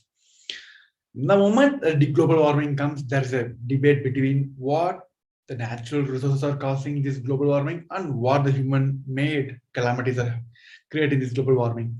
As Ramanatha Maharaj explained about the greenhouse gases, which trapping the earth by its own nature of reflecting the heat back to the atmosphere. As we have seen, the sun, whatever the energy the solar radiation is creating and impacting on the earth, it's almost like 70 watts only. By maintaining thermodynamic equilibrium, the earth has to reflect back, but it is not happening because of this greenhouse gases. They forming a layer on the atmosphere and which is not allowing the earth to reflect, the radiate back the heat from the solar radiation. Here in this graph, you can see, as we are seeing almost like in the past, after 1980, after the pre-industrial development area, many countries, even the developing countries, developed countries came up with so much of developing projects where They gained lot and lot of developments, but on the other hand, they caused so much of destruction to the planet Earth. With one of the major factor is the CO2 emission. We can see the graph here. Many developing countries are being the major reason and major emission of the CO2. You can see the graph now. What is the amount of carbon dioxide at the year of 2002 and what is the rate at which the carbon dioxide is filled the atmosphere at the rate of 2016. By this one graph, you can see why this, by the nature, the earth by its nature can't able to reflect back the 70 watts of solar radiation back to the space, because these carbon dioxide become a layer on top of the atmosphere, which becomes the greenhouse gases and forming this global warming across the globe. As we are seeing more and more details about these greenhouse gases, and because of these greenhouse gases, there's so much of warming is happening. We're going to see about how this global warming becoming a sea level rises in the all across the globe. We'll be moving on to the next segment. Before that, we're going to have a short break. Stay tuned.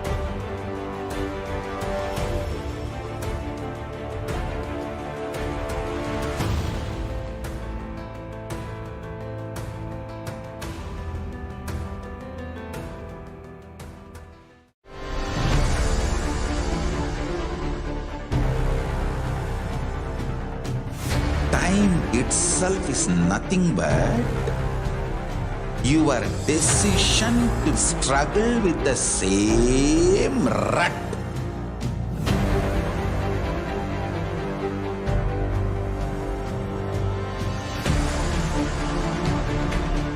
Your decision to struggle with the same rut is time, Kala. Your decision to swallow time is Kala Bhairava.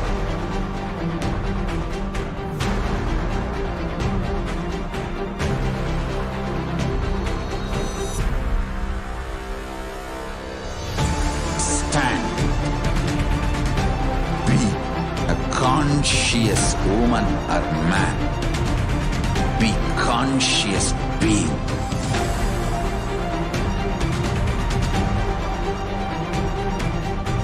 Shrink the time through conscious will persistence.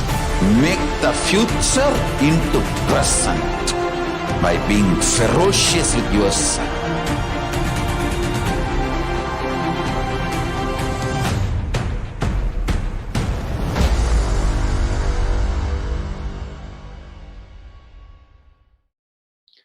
Nithyananda everyone, welcome back to this segment. So as we are going through the various causes which is contributing to the Earth's temperature, one of the reasons that we saw was carbon to CO2 gas emission and how the human beings have started contributing a lot to the carbon dioxide gas emission on the planet Earth. The another reason of the global warming is methane gas. So methane, which is the second most important greenhouse gas, it is more potent than carbon dioxide because the radiative force produced per molecule is much greater. As with the CO2 human activity is increasing, the CH4 concentration faster that it can offset by natural sink. Anthropogenic sources currently account for approximately 70% of total annual emissions. The major anthropogenic sources of atmospheric CH4 are livestock farming, the burning of coal and natural gas, the combustion of biomass, and the decomposition of organic matter in landfills. So the sources which produce carbon dioxide gases are also responsible for productions of methane gas. Methane gas, which is another important greenhouse gas, and it is more potent because it has more radiative forcing power. Here we are seeing the major source of methane gas production is livestock farming, the burning of coal and natural gases, the combustion of biomass, and the decomposition of organic matter in landfill. So part of this is the natural process, and when it is just the natural process, the nature balances itself through the sink process. But because humans are contributing beyond the tolerance level to which the nature can tolerate, it's continuously increasing. So pre-industrial level of CH4 in the atmosphere were approximately 70 ppb, whereas the level exceeded to 1867 ppb in the late 2018. So here we are seeing the increase of almost more than 150% increase. Sudden increase in the concentration of methane in the atmosphere was responsible for a warming event that raised the average global temperature by 4 to 8 degrees centigrade.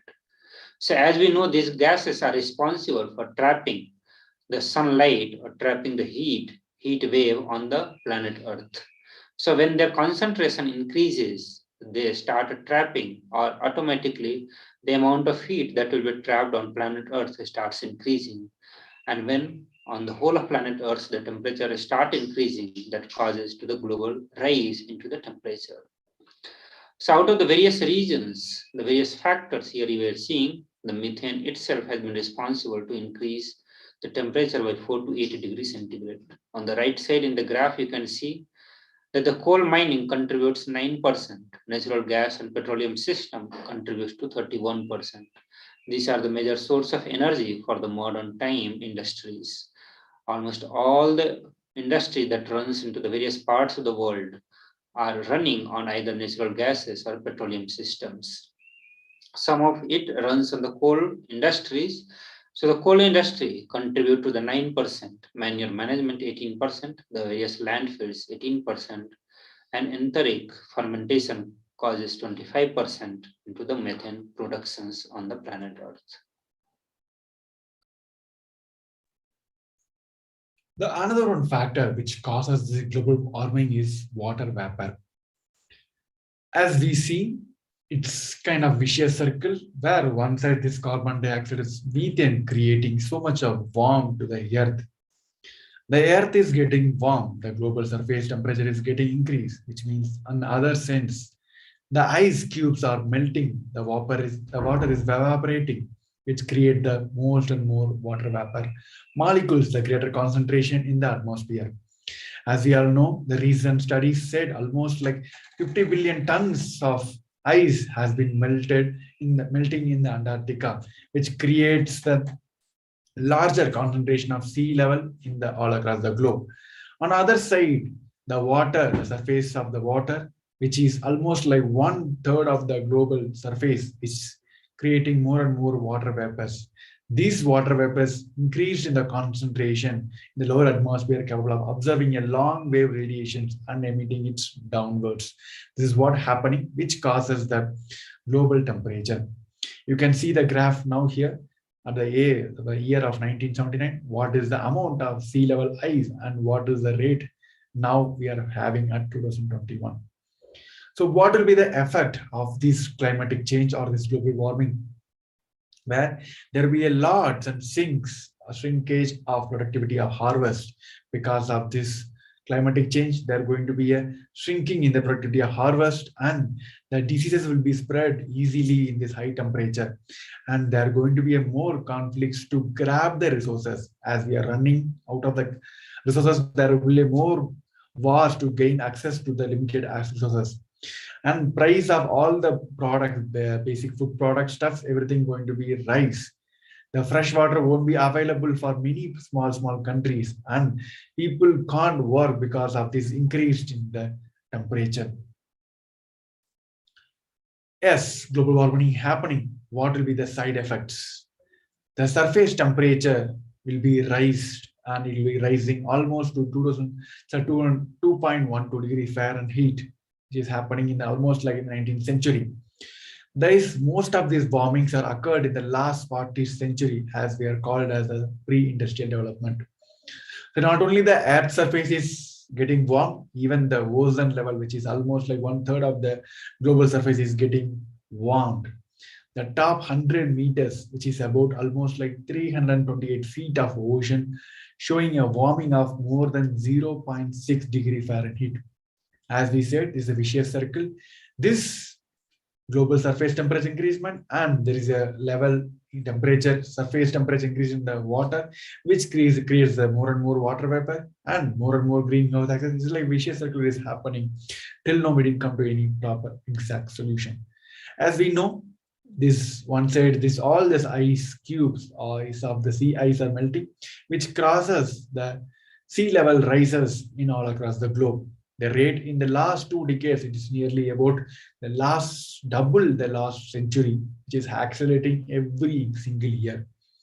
The report says almost to the age of the 2100, almost like 8 inches, there are going to be increases, and there are going to be 8 feet increase in the whole surface level of the water, which means many of the small tiny islands and many of the countries which is surrounded by the water body is going to be submerged in at the end of 2100. You can see the reports from the International Panel of Climatic Change, a group of almost like 1,800 independent scientists, experts from all the countries concluded that there's 95% of probability that human activities over the past 50 years have warmed our planet. It is not, in this graph also you can see, it is not just by the solar irradiance, just by the burning of fuels and all the comfort which human society is enjoying now.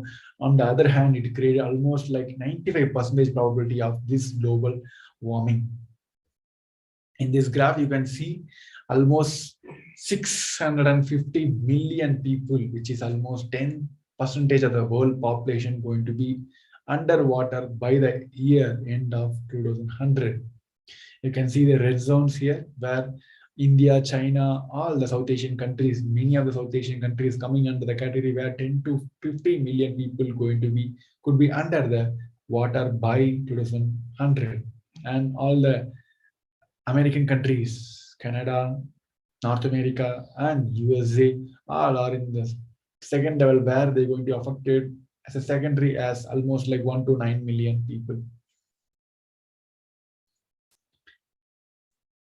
Now, as a solution part, we're going to see how the Hindus' contribution for this saving this planet Earth. Just by the one lifestyle of having a vegetarian diet. Why vegetarian diet? As Bhavan has revealed in the last, he is continuously revealing about why there is a need for vegetarian diet.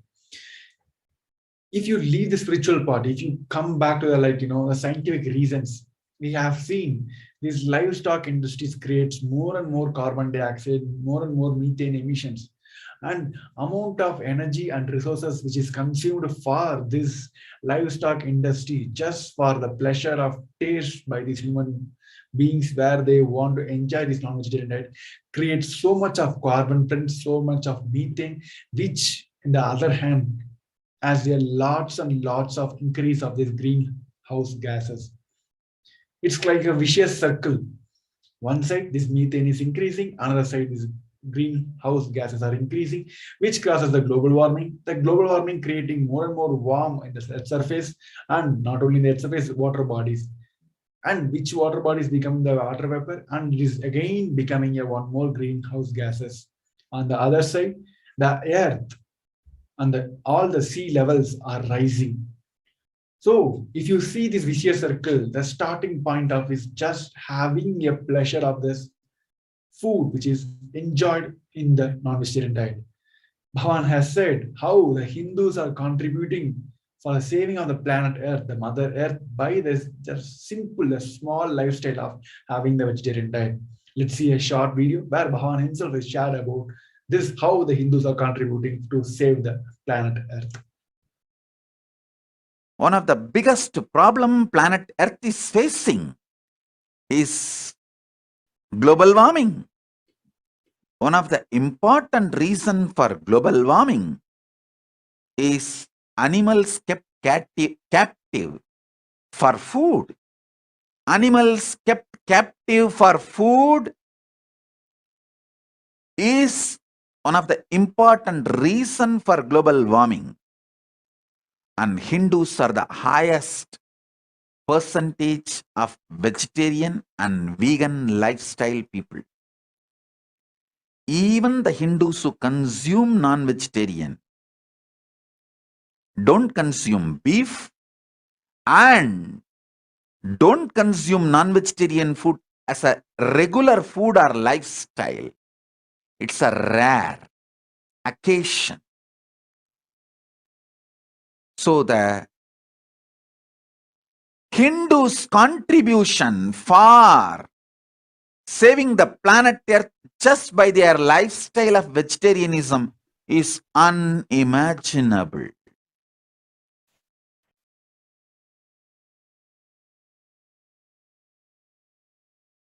Yes, with this, we come to the end of the segment where we have seen about the Devi's revelation and what the current world is facing as the Devi has revealed. So before we moving on to the next segment, we're going to have a short break. Stay tuned where we're going to see more and more about the Devi's revelation. Thank you, Nithyananda.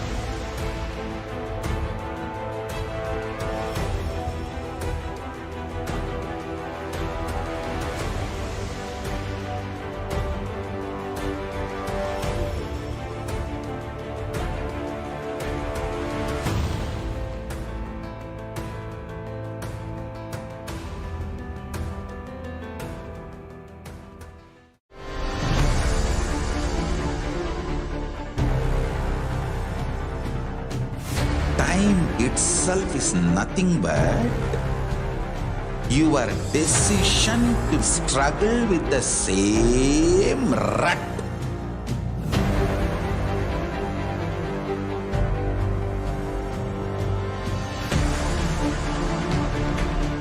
Your decision to struggle with the same rut is time, Kala.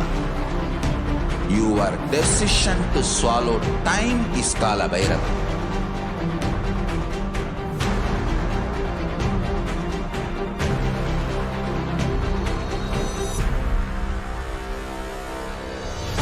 Stand. Be a conscious woman or man. Be conscious being.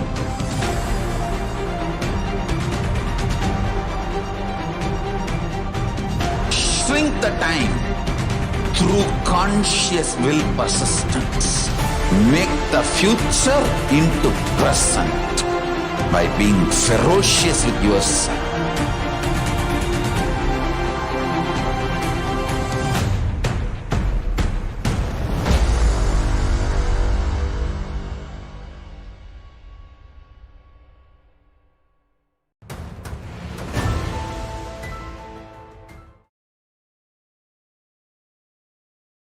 Nithyanandam, welcoming back all the participants and viewers watching us live on YouTube, Facebook, and the various other social media platforms.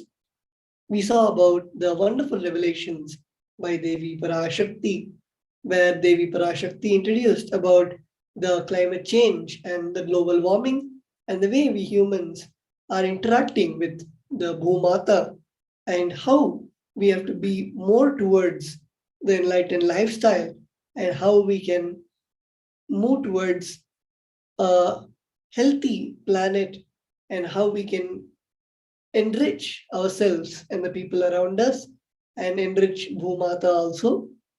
And with that, we'll now be moving on to the next segment, which is the social media segment, where we see how we can connect to Devi Parashakti and how Devi Parashakti is being available to each and every one of us through the various social media platforms. Today, we have the Acharyas with us, myself, Sri Nithya Tattvananda Maharaj, and Sri Nithya Sanatanananda Maharaj, who will be guiding all of us through this wonderful segment.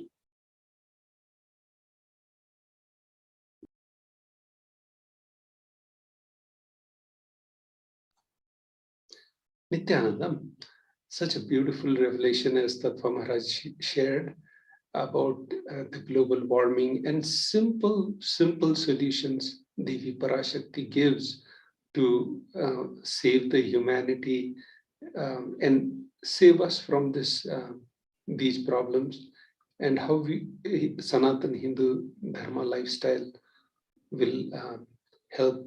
So to subscribe to Devi Parashakti and comment live on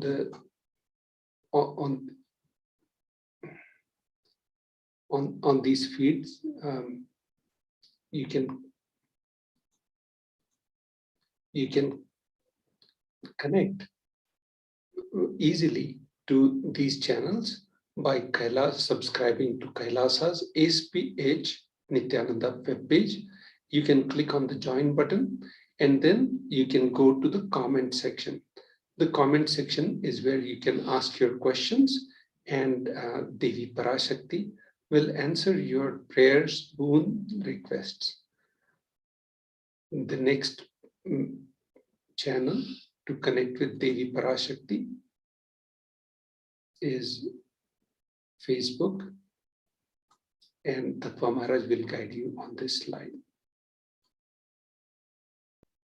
Yes, all of us can log on to the official handle of the Supreme Pontiff of Hinduism, which is KAILASA's HDH Nithyananda Paramashivam, the official page of the Supreme Pontiff of Hinduism on Facebook.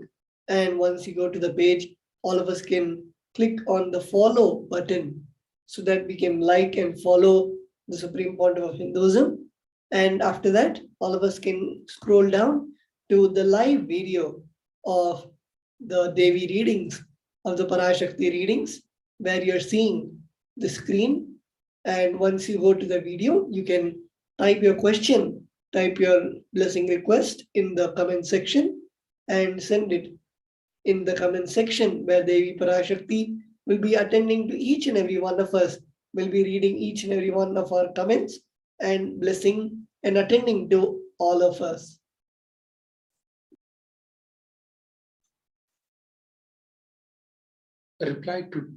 You can also reply to tweet by @Sri Nithyananda in the Twitter, the official handle of KAILASA's SPH JGM HDH Nithyananda Paramashivam is the official Twitter channel, where you can join by subscribing to @Nithyananda in Twitter. You can click on the bubble icon, so you'll be like and following. And once you follow, you'll be getting the feed of Parashakti Akashic reading. And when you want to ask the questions to the live feed, you can ask your questions in the reply section of the tweet, and you can put your comments here. Please make sure you put the hashtag of Ask the Avatar. This will make sure that your requests are properly channeled to Devi Parashakti. Now we'll move to the next channel of connecting with Devi Parashakti. You can ask the questions on Instagram feed post. Here, this is the official handle, Sri Nithyananda. You can click on this icon to follow Nithyananda feed, and you can ask your questions in the comment section down below.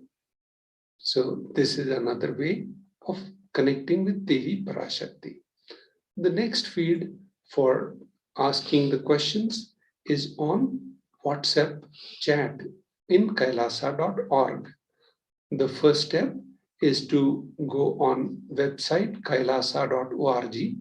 Once you reach kailasa.org, you can open the web page and you'll see the chat on WhatsApp button on the left bottom.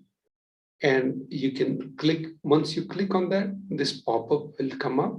And in this section, you can ask your questions here in the WhatsApp chat. So these are the following 5 ways you can easily connect with Devi Parashakti. And you can ask your questions in YouTube, WhatsApp, Instagram, Facebook, and WhatsApp.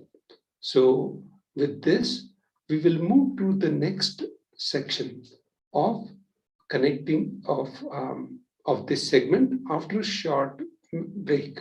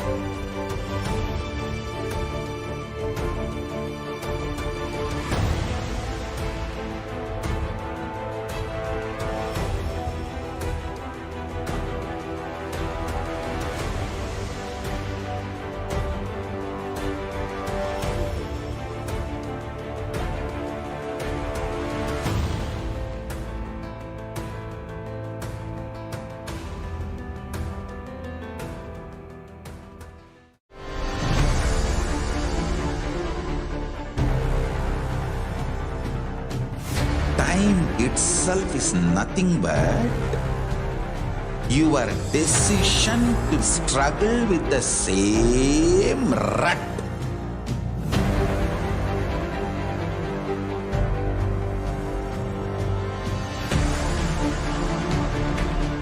Your decision to struggle with the same rut is time, Kala. Your decision to swallow time is Kala Bhairava.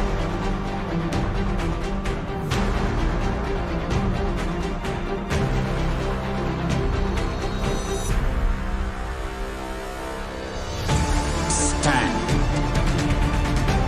Be a conscious woman or man. Be conscious being.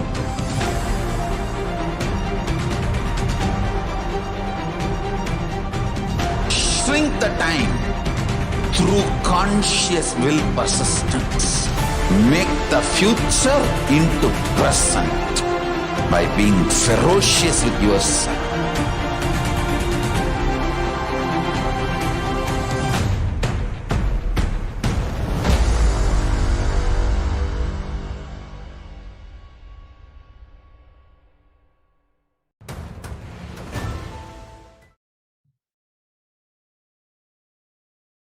Nithyanandam, welcoming back all the participants watching us live on YouTube, Facebook, and the various other social media platforms. We will now be moving on to the offerings to Devi Parashakti in the Vedas and Agamas. In the Kriya Pada, Paramashiva, Bhagavan Paramashiva has beautifully explained about the various ways we can connect to the divine in the form of rituals and offerings. Here we have the various offerings to Devi Parashakti, where we can offer and we can contribute to the various ornaments and the Abharana Devatas and the Devatas of Devi Parashakti. And we will also be seeing the offerings of the Supreme Pontiff of Hinduism. And let us now first enter into the context on what is the benefit of offering these offerings to Devi Parashakti. The first we have the Pramana from the Bhagavata Purana, the verse 37. Dharmaya yashasirthaya kamaya swajanaya cha panchadha vibhajan vittam ihamutra cha modate. One part should be used for dharma, dana, etc. Second, for yasha, public works, which bring fame to oneself. Third, should be reinvested to generate more wealth. Fourth, for kama, enjoyment of material things. And fifth, for one's family and friends. 20% should be donated to dharma.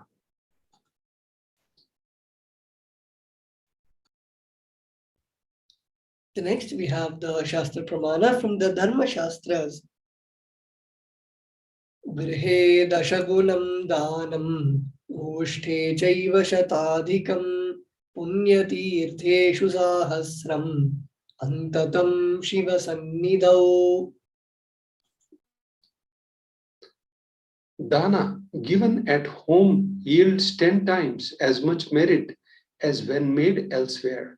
100 times when made in Goshala, cowpen, 1,000 times when made in sacred places, tirthas, and infinite number of times when made in premises of Shivalinga, such as Shiva temples. This is as per the Dharma Shastras.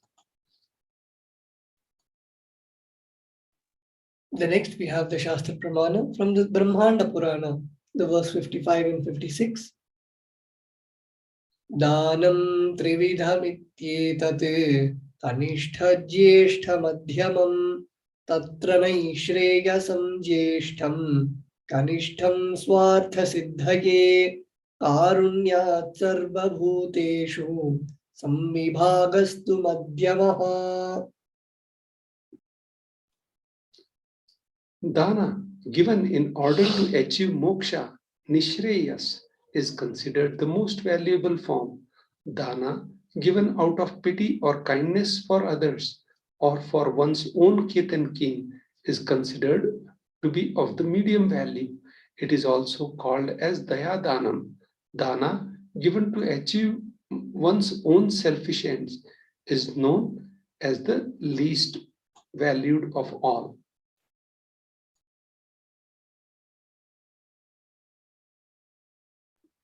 We will now be seeing the offerings to Devi Parashakti. The first offering is the offering of the E-Hundi.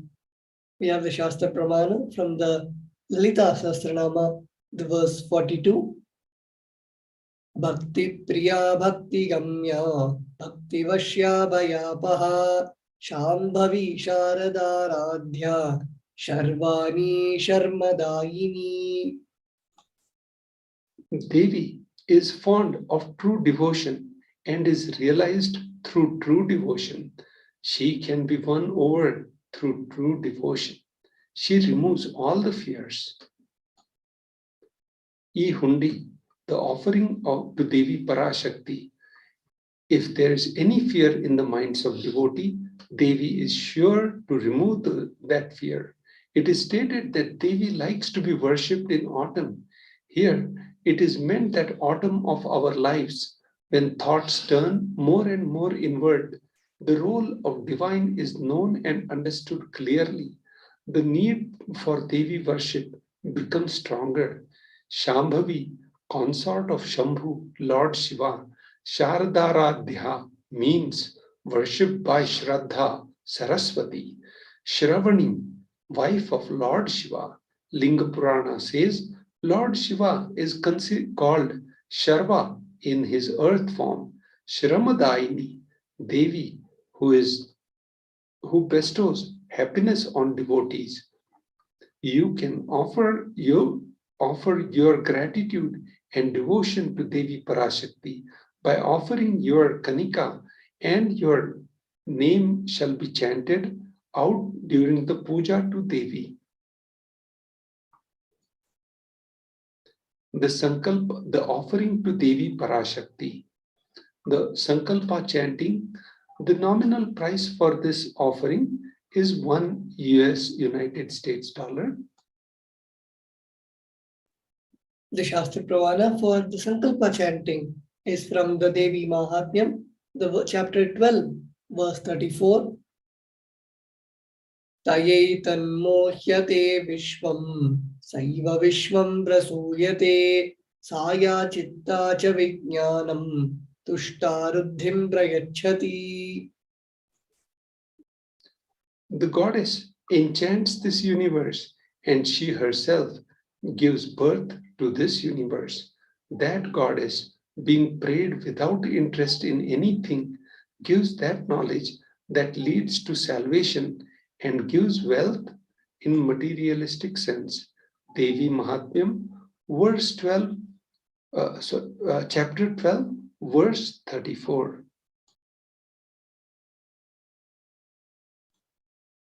The offering to Devi Parashakti, the Sankalpa chanting, the nominal price is $1 Offering the Sankalpa, conscious resolution, blesses the person offering with all fruition of desires and wishes he is yearning for. Now we'll get into the section of significance of divine element gold. So Devi Parashakti, the gold is present in all scriptures, Agamas, Vedas, Shrutis, Smritis, Itihasas, and Puranas. In all Hindu scriptures, it is abundantly displayed that the gold is most auspicious and purest metal, which purifies our being. In Hindu civilization, everything was built in gold, exchanged in gold. The ritual fees were offered in the gold like Swarnamudra. When one was to be saved from life-threatening illness, gold was offered as the ritual price. Gold was in abundance and used for weighing equivalent amount of commodities, including cows. Kingdoms were built with huge doors of gold. The streets would have huge columns and huge archways made of gold. Horses, cows were decked in gold. The significance of divine element, gold. Hindu civilization thrived on the banks of rivers of gold. Indus River was called Hiranyamaya, river of gold in Rig Veda. The river Saraswati was called Hiranyavartini in Atharva Veda. Gold is the supreme element for offering gifts to the ones you love and revere. Temples are constructed and paved in gold. Deities are made in gold and decked and adorned in gold because it preserves the enlightenment energy for thousands of years. It lasts forever. The offering to Devi Parashakti. The next offering to Devi Parashakti is Sahasranama Swarna Kasu. The offering price for this seva is 75 USD, 151 USD, and 251 USD. The Shastra Pramana for this offering is Nama Parayana Prita. She who likes repetition of her various names. The Shastra Pramana is from Lalita Sahasranama, verse 731. This is the offering of 1008 names of Devi Parashakti. It's a very special and unique archana offered to Maha Meru of Devi Parashakti. Offer the gold coin to Devi Parashakti to manifest any dimension or attribute of hers that you always wanted to imbibe within.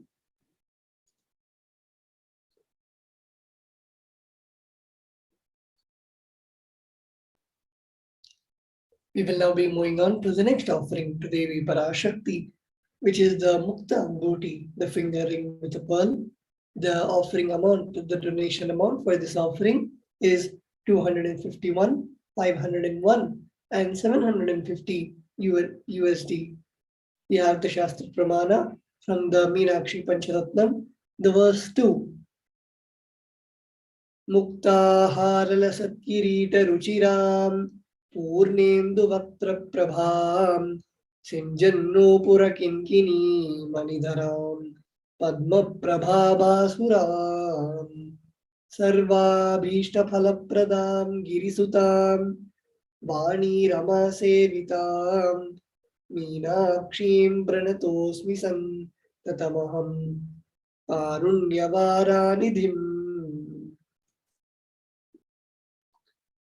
Nithyanandam, I bow down to Goddess Meenakshi, whose crown has garlands of pearls and the face shining like full moon, who wears anklets that are studded with gemstones and has small bells, she is shining like a splendor of lotus. She grants all the wishes, the daughter of the mountain, she is worshipped by goddess Vani and Rama. I remain ever bowing to the goddess of Meenakshi, the ocean of compassion. So this offering you can do at tiny.cc/Devi-offerings. Offer price, the Muktanguti finger ring with a pearl. The donation price is 251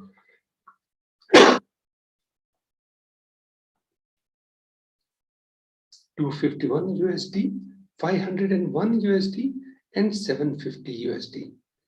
The offer finger ring with a pearl to Cosmic Mother and experience blessings and healings with your mother.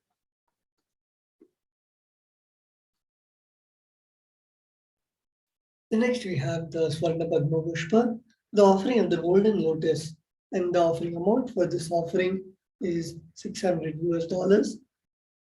And we have the verse, the Shastra Pramana from the Kamik Agama. Ashtavidyeshwarupeta Kumbhavarna Samyutam Sarve Sasutra Vastradhya Hema Pankaja Bhushita Sapidhanasya Kurchascha Pakva Bilva Palaprabha Snapanadhyaya Samsiddha Pramanena Samandita.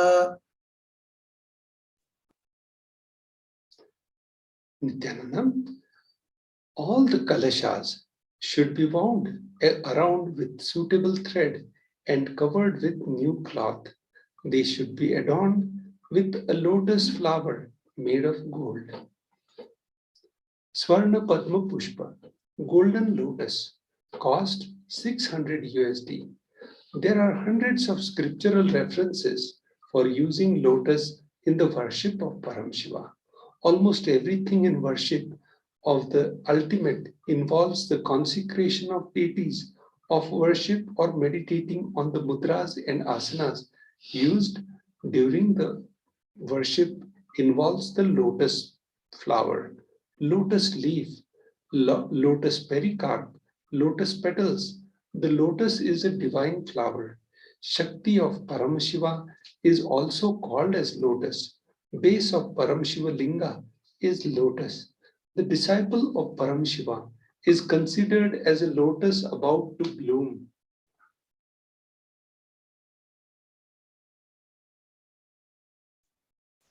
The Swarna Padma Pushpa, the golden lotus, the cost of this offering is donation of $600 of US dollars. Offer the gold lotus in any size you wish to and express gratitude to the tyaga and sacrifice of your mother. The next offering is to Devi Parashakti is Swarna Methi, golden taurine. The cost for this, the donation price for this offering is 750 USD, and the Shastra Pramana is.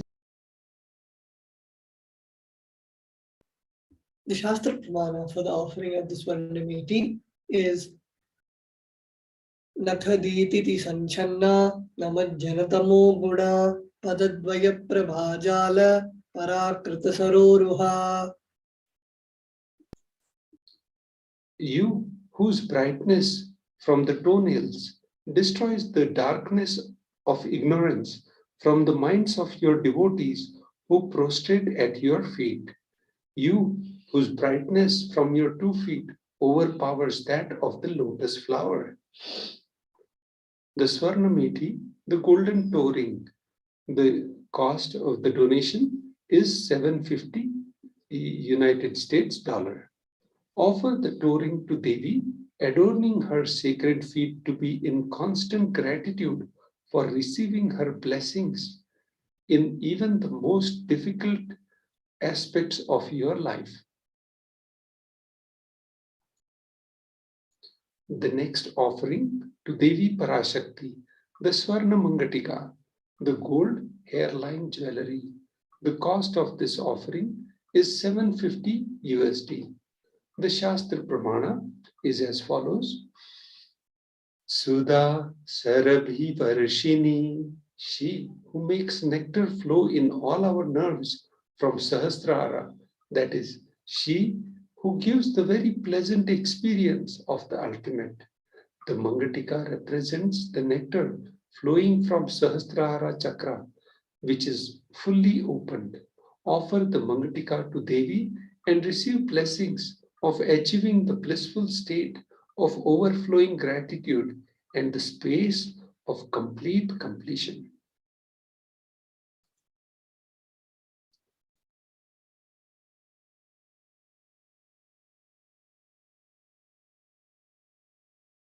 With We will now be moving on. We have completed the offerings to Devi Parashakti. If any of the viewers, if any of the devotees, if any of the participants would like to make the offerings to Devi Parashakti, you can log on to tiny.cc/Devi-offerings to make the offerings. And also all the acharyas are available in all the social media platforms where you can reach out to us in understanding more about how you can make the offering and which offering is best for you to offer. And we will now be moving on to the offerings to the Guru after a short break.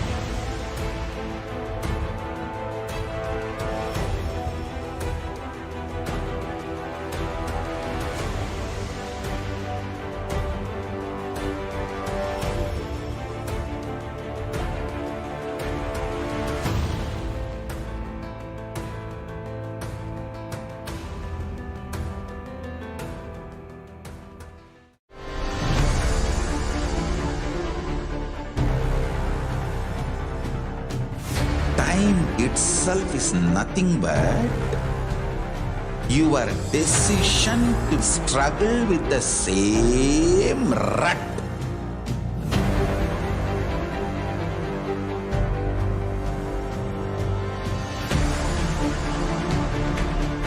Your decision to struggle with the same rut is time, Kala. Your decision to swallow time is Kala Bhairava.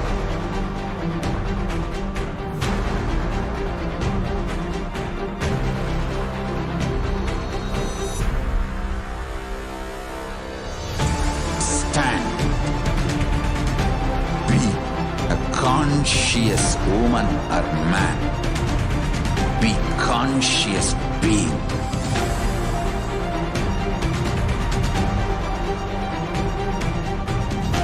Shrink the time through conscious will persistence.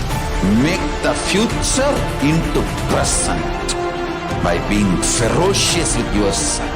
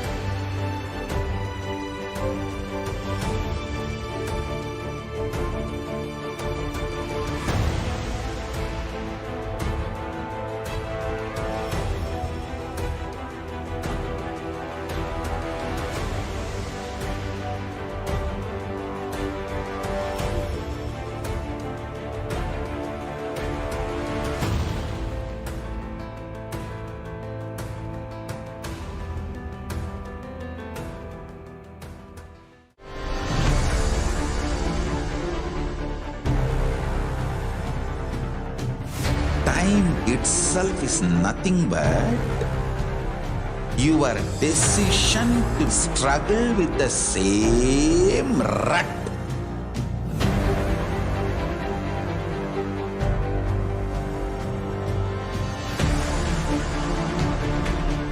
Your decision to struggle with the same rut is time, Kala. Your decision to swallow time is Kala Bhairava.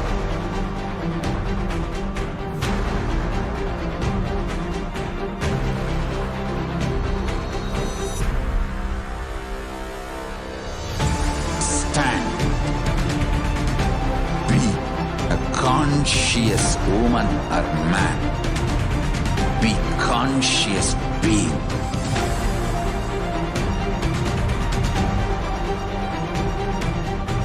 Shrink the time through conscious will persistence. Make the future into present by being ferocious with yourself.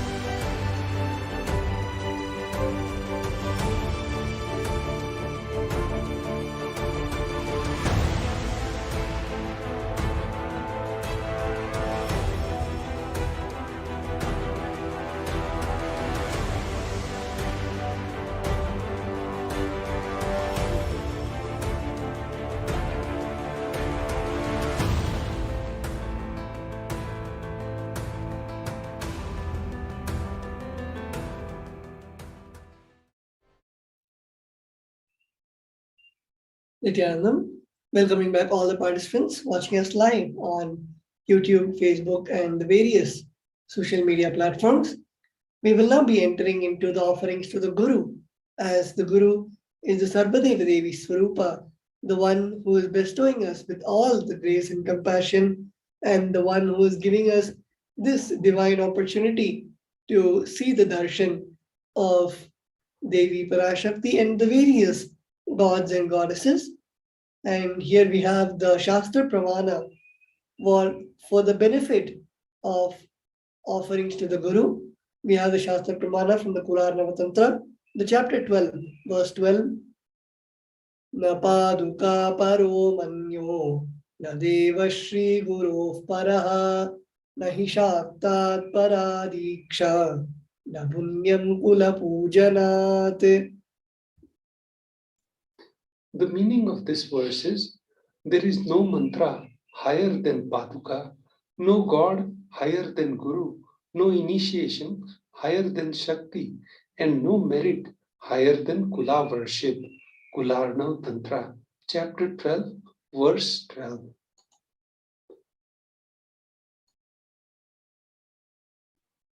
The next we have the verse from the Kularnava Tantra, the chapter 12, verse 120, where Bhagavan Paramashiva explains about the context on what is the benefit of offering to the Guru and how we should approach the Guru, how we should be in the space of the receptivity when we approach the Guru.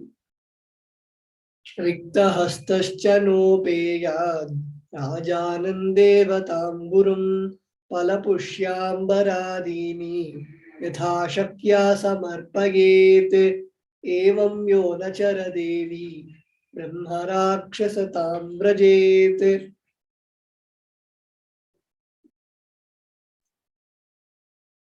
One should not approach royalty, the deity, or the Guru empty-handed. He should offer fruit, flower, and cloth, and the like according to his capacity. One who does not do so becomes a Brahma Rakshasa. Kularna Tantra, 12th chapter, verse 1 120.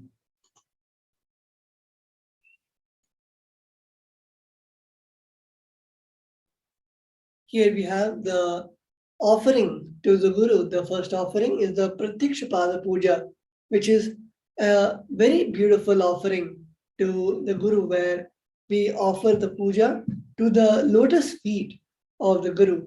In the Hindu tradition, in Sanatana Hindu Dharma, the feet is considered to be one of the most auspicious part of the Guru's physical form, where just falling at the feet, just meditating on the feet of the Guru brings enlightenment. And here we have the wonderful opportunity given by the Supreme Pontiff of Hinduism to offer the Pada Puja, which is worship to the divine lotus feet of the Supreme Pontiff of Hinduism. During Pada Puja, we offer the offerings to Swamiji as though Swamiji is directly there in front of us, and he has come to our home, and we are taking care and doing all the offerings, such as giving the water to drink, giving the new clothes, giving the perfume, the gandha, and showing the lamp, giving the naivedyam, and the various 16 offerings as prescribed in the Vedas and Agamas. We offer the puja to the Guru. And here we have the meaning of the verse of the Shastra Pramana, which says, the illumining splendor of Devi's toenails dispels the darkness of ignorance in the devotees prostrating at her feet. Her feet defeat the lotus in beauty. The Pratyaksha Pada Puja, the donation price for this offering is 1,008 United States dollars. The shloka number 83 of Saundarya Lahari, which states that the nails have been sharpened by constantly being touched by the crowns of celestial beings who always prostrate before Devi. Tamoguna is darkness. In this stotra, tamas is indicative of ignorance in the minds of devotees, and by constantly prostrating before Devi, their ignorance is removed. They attain knowledge. Offering the Pratyaksha Pad Puja blesses the Yajman with all auspiciousness and blessings of the Supreme Pontiff of Hinduism, Jagat Guru Mahasannidhanam, His Divine Holiness, Bhagavan Sri Nithyananda Paramashivam. I also wanted to share about the verse Adnyanatimirandhasya Jnananjanashalakaya Chakshurunmilitam Yena Tasmai Shri Gurave Namah. So this is the third verse in our Pushpanjali, which we offer during the Pratyaksha Pada Puja, and it explains beautifully how the Adnyana, the Tamoguna, Adnyana means ignorance, is removed, and the darkness is removed, Adnyana Timirandhasya, and the Jnananjana, like Bhagavan introduced the concept of Jnananjana, which was ancient concept, but the eyeliner of the Jnananjana, and how it opens the third eye. And it's a beautiful, the meaning, Adnyanatimirandhasya Jnananjana Shalakaya Chakshurun Militam Yena Tasmai Shri Gurave Namah. So I bow down to that Guru who removes the darkness and opens the third eye. So with this, we'll move to the next offering. The next offering to the Guru we have is the offering of the Vastra Seva, which is again at the 1,008 USD. And if any of the participants would like to offer, if any of the viewers are willing to take this wonderful opportunity, today is actually the culmination day, the 21st day of the Nithyanandotsava of the Jayanti celebrations of the Supreme Pontiff of Hinduism, the 45th Avatar Dinotsava celebrations. And today is the 21st day of the Brahmotsavam, of the Mahotsava. And if any of the participants would like to make the offering, if any of the devotees, disciples, or viewers would like to offer the Pratyakshapada Puja or the Vastra Seva, you can feel free to reach out to the Acharyas in the comment section, and also go to tiny.cc/Devi-offerings to make the offering. Here we have the Vastra Seva, where we can see the Supreme Pontiff of Hinduism decked with all the Sarvalankara, the dress and jewelry. The dress is, of course, the sacred Kashaya Vastra, the Kavi cloth, and we can see the various jewels decked on the Supreme Pontiff of Hinduism while giving the Parashakti Akashic readings. And if you would like to offer the Vastra Seva, you can log on to tiny.cc/Devi-offerings. And with that, here on our screen, we can see the steps to offer the Sevas to the Divine, where we have the personal registration form in tiny.cc/Bhava-Samadhi, where you can register yourself to make the offerings. And after you finish the registration, you can go to make the online donation for the offering at tiny.cc/Devi-offerings. And after making the donation, you can submit the details for the puja, the Sankalpa details, where you submit the names of yourself and your family members. And that Sankalpa will be read out by the chief priests in the Nithyananda Paramashivam Devalayam in Adi KAILASA, the Adipita Sarvanyapita in Bangalore, India. And your names, along with your family members, and also the conscious resolution, the blessing request that you have, will be chanted in the temple. And you can submit your names at tiny.cc/Sankalpa 2021. And with that, let's now take a few moments for making the offering to Devi Parashakti and also the Supreme Pontiff of Hinduism. And we'll be back in a few minutes once the offerings are made, after a few minutes.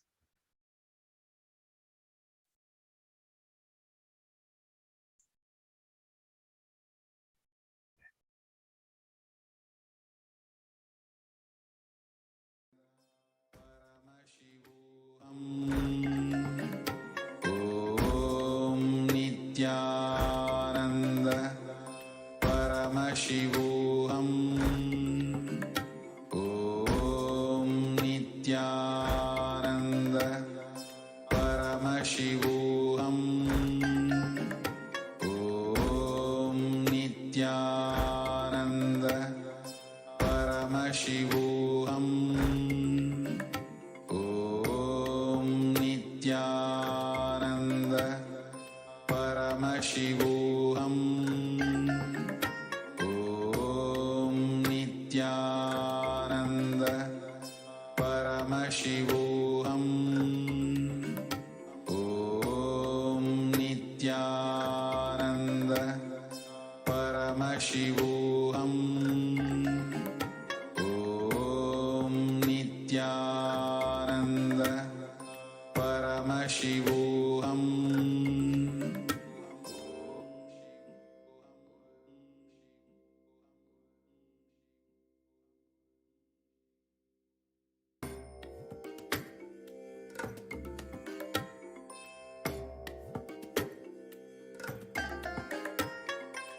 I bless you all. Let you all open all your three eyes and manifest the powers of Mahasudashiva. Om Nithyananda Paramashivoham. Om Nithyananda Paramashivoham. Om Nithyananda Paramashivoham. Om Nithyananda Paramashivoham. Om Nithyananda Paramashivoham. Om Nithyananda Paramashivoham. Paramashivoham. Om Nithyananda Paramashivoham. Om Nithyananda Paramashivoham. Om Nithyananda Paramashivoham.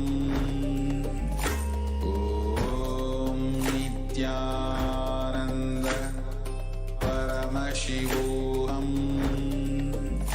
Om Nithyananda Paramashivoham. Om Nithyananda Paramashivoham. Om Nithyananda Paramashivoham. Om Nithyananda Paramashivoham. Om Nithyananda Paramashivoham. Om Nithyananda Paramashivoham. Om Nithyananda Paramashivoham.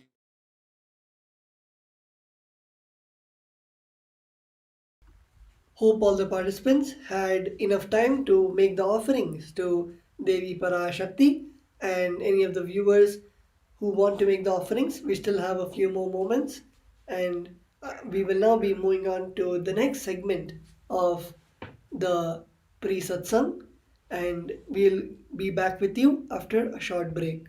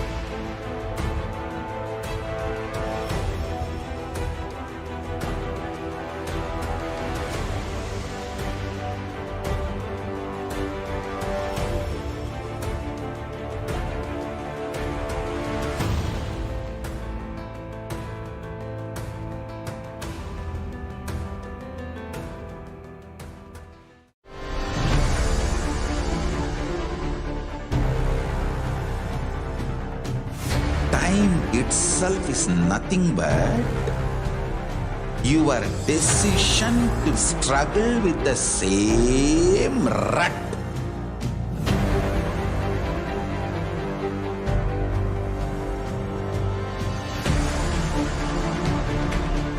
Your decision to struggle with the same rut is time, Kala. Your decision to swallow time is Kala Bhairava.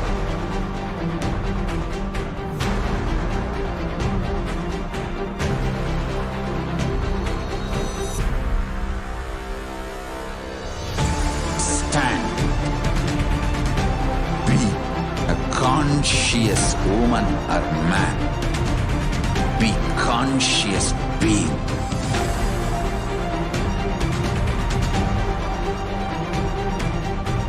Shrink the time through conscious will persistence. Make the future into present by being ferocious with yourself.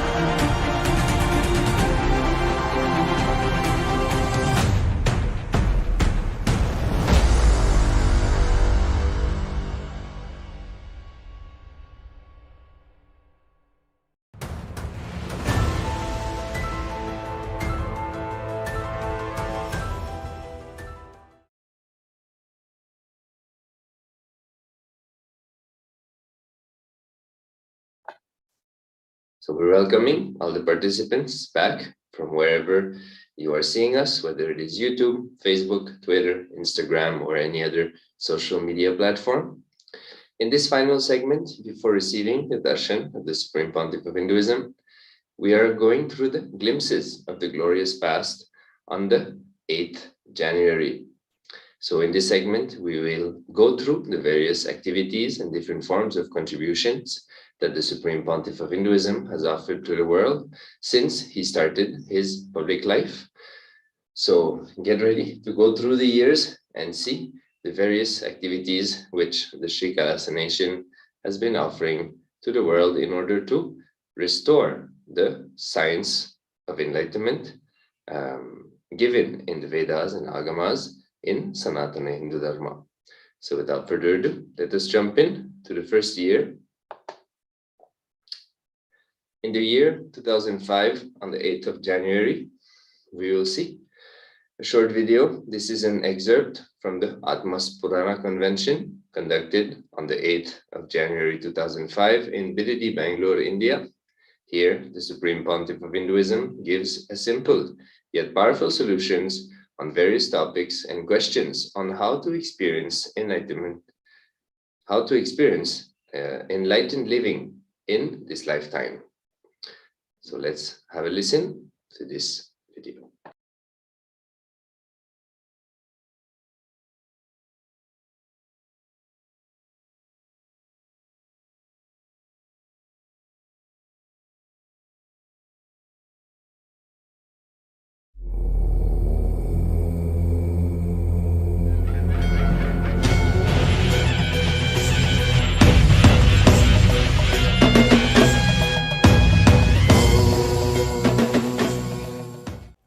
Especially in Tamil Nadu, when you said that by neglecting Sanskrit, they have done a great disservice. I was a little surprised because it goes very much anti-popular.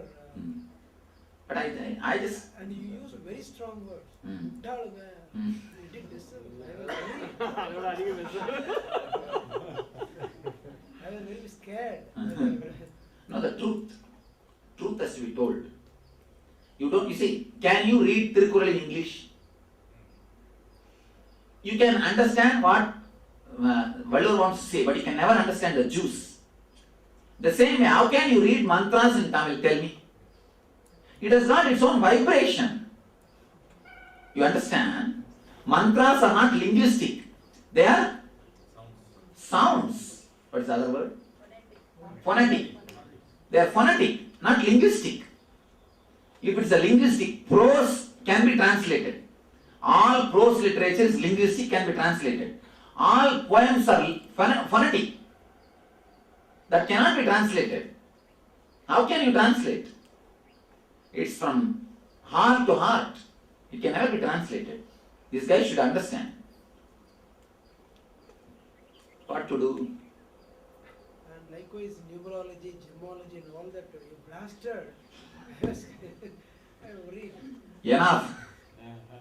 If you believe stones, only you will be nothing more than a stone.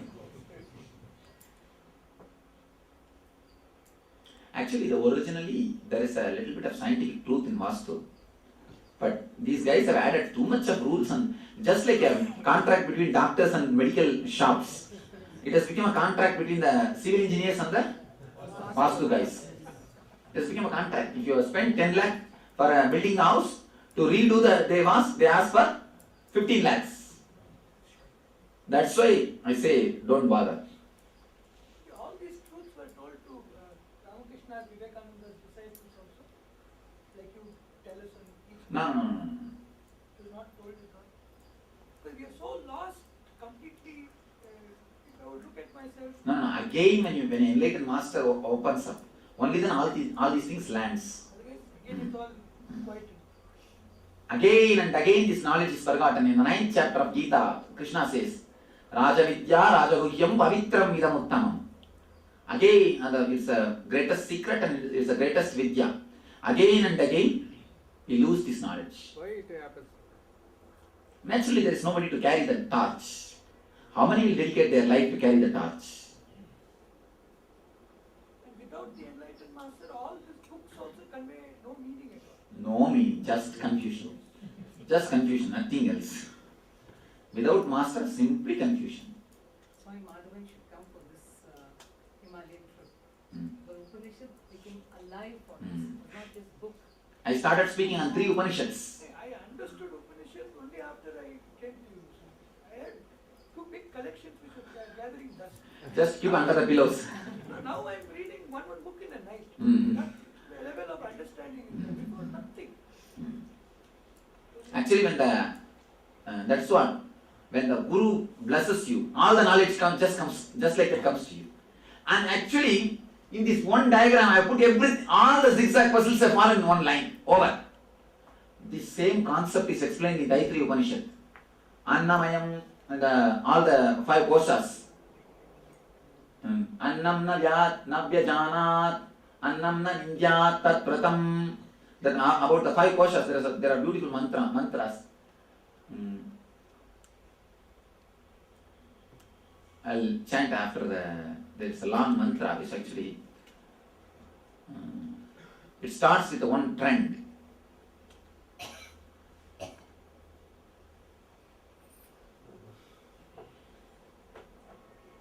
Anandam vyajaneti, it starts like a don't waste, don't miss it. Something like that, the 5 koshas are explained. Actually, it is such a complicated meaning, that's why I didn't even keep the mantra track of the mantra. So, if you read the original mantras, you will only be a little more confusion, nothing else. You will not be able to understand much. But when it comes to like this straight, now if you read the mantra, naturally, everything will fall in line, everything will fall in tune. How should we read actually? Annam brahmeti navyajanat, annat bhutani jatani jivanti, something like that it goes. Then pranam brahmeti, pranat, something like that. All the 5 steps they go around. How should we read it, Swami? First the Sanskrit in Tamil and then the translation. Both we should read. Yes. And never try to by heart anything. Yes. Never try to by heart. Just whatever is supposed to be by heart, it will be there in you. And whatever is supposed to be forgotten, forgotten. You see, now I forgot this mantra. I don't bother about it. Let it be forgotten. If it is necessary, let it stay. Otherwise, don't accumulate unnecessary memories. If you accumulate unnecessary memories, you will not be able to remember what you are supposed to remember. Is there a simple way that you can explain how the nexus between the 5 sheets and the 7 layers of the realms? Same thing yesterday I explained. I think you slept. And from 0 TPS to 100 TPS, if you make it as 5, it's Annamaya, Pranamaya, Manamaya, Vijnanamaya, Anandamaya Kosha. If from 0 to 100, if you make it as 7 portion, 7 bodies, over. One and the same. 100 by 7, how many percentage it comes? 13. 7 bodies. 20. 5 bodies, over. Same thing. Simply the same thing. In that we cleansed and inserted. In this you are working. Inserting the consciousness, awareness. Don't think in one instance we can become enlightened. In that I am helping you to leave the body with consciousness. It's only for death, this for living. Here I am trying to give you a resort. Even at the time of living you can go on rest and have your own parking space.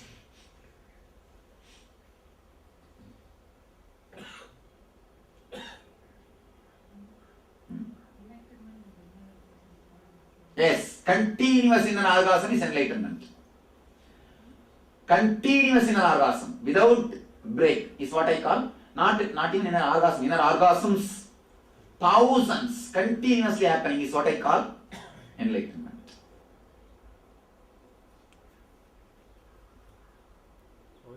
That is why the moment I put my hand on your head, you feel so much of energy. Something is being showered.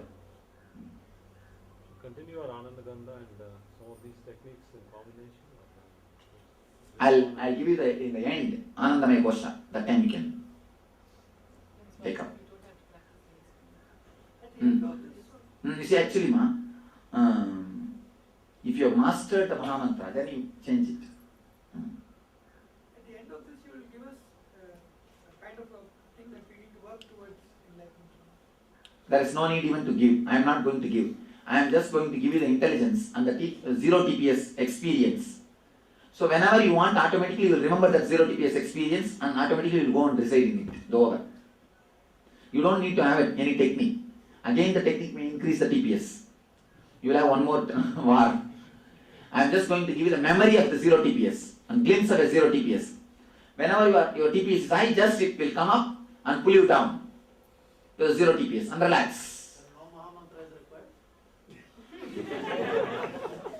If you master it, then there is no Mahamantra is required. Actually, if you master this zero TPS, then no technique is required. Otherwise, practice some technique. If you miss it, practice the technique.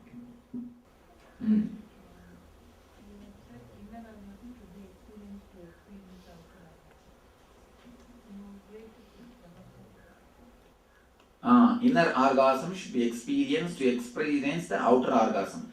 See, the outer orgasm is chemical. It can happen anytime. But the inner orgasm is spiritual. When you create that much of energy, only it happens. How to relate with the brahmacharya? When the inner orgasm happens, you don't need outer orgasm.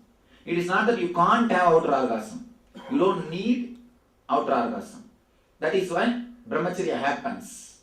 But till the inner orgasm happens, you can never become a brahmachari. You will be only suppressing, celibate, dead, poor fellows. And I think according to me, the worst jivas on the planet Earth is people who have become swamis and not become enlightened. They are the worst jivas. They are the worst jivas, totally in depression and not achieve enlightenment. That's the worst jivas. Unless the inner orgasm happens, the outer orgasm you can never stop aspiring or having desire for the outer orgasm. Celibacy, brahmacharya can never happen. Even if you suppress, it can be only celibacy, never the brahmacharya. Swamiji, for a Westerner, how can you become a Swami without being enlightened?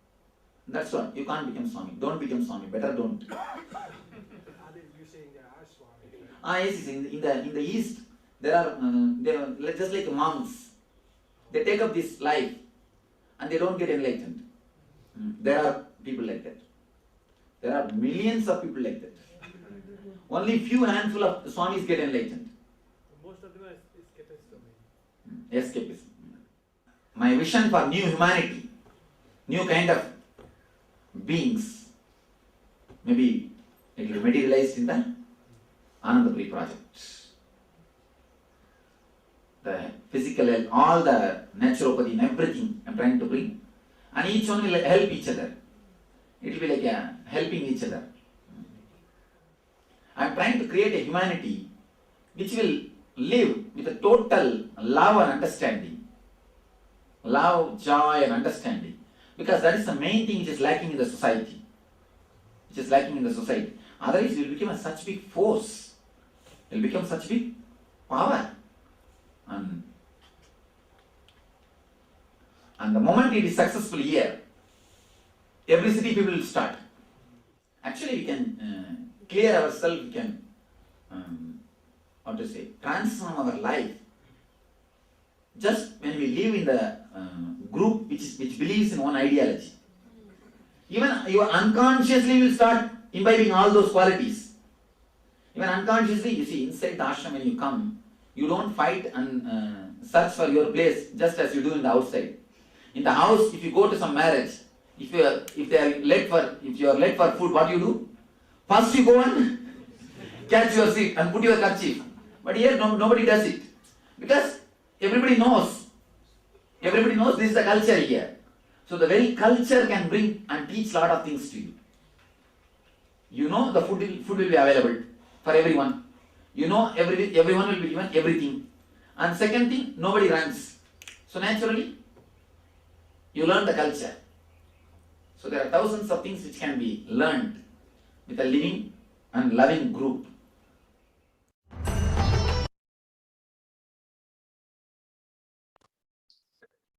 So here we saw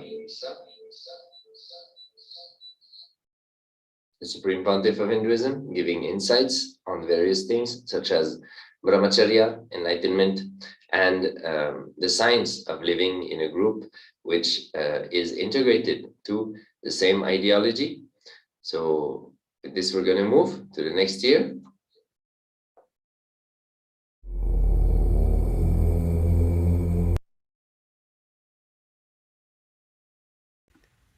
We will now be looking at the 8th of January 2006, where the Supreme Pontiff of Hinduism continued his Varanasi Yatra with the group.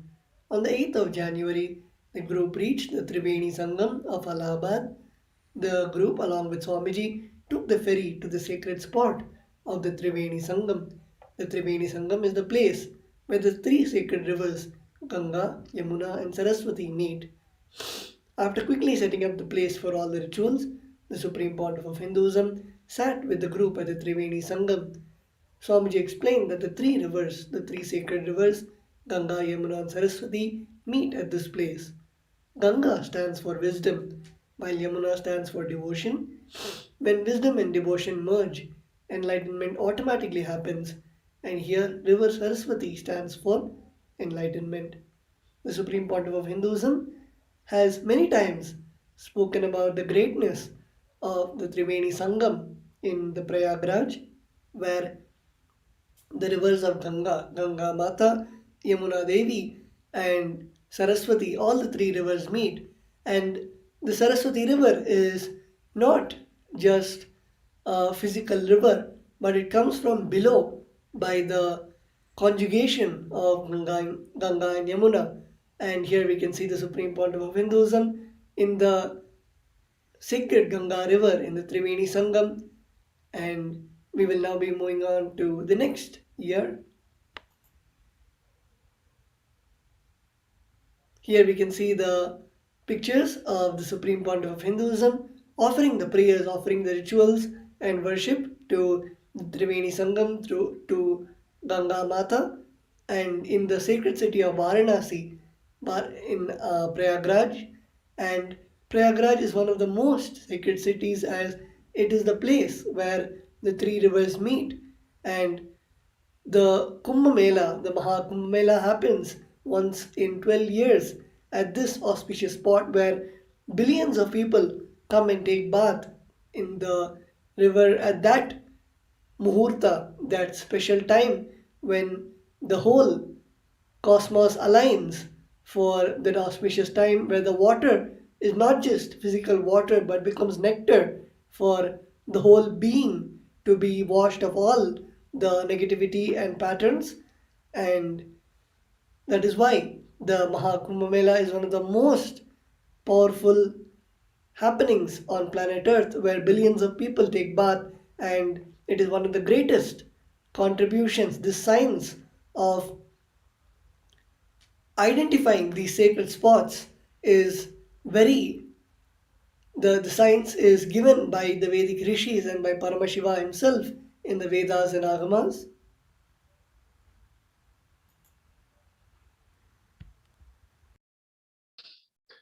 So we're now entering into the 8th January 2007.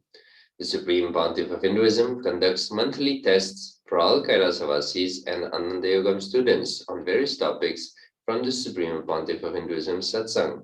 So here you can see pictures of Kailasavasis, so people who decided to dedicate their life for the sake of the mission of the Supreme Pontiff of Hinduism, for the sake of the revival of the Sri Kailasa nation, the enlightened civilizational nation ecosystem. So the Supreme Pontiff of Hinduism here in the pictures is conducting a test on the various subjects and topics which he has revealed upon during the daily satsangs. So to test the Kailasavasis and their ability to grasp the sacred truths which the Supreme Pontiff of Hinduism reveals on a regular basis.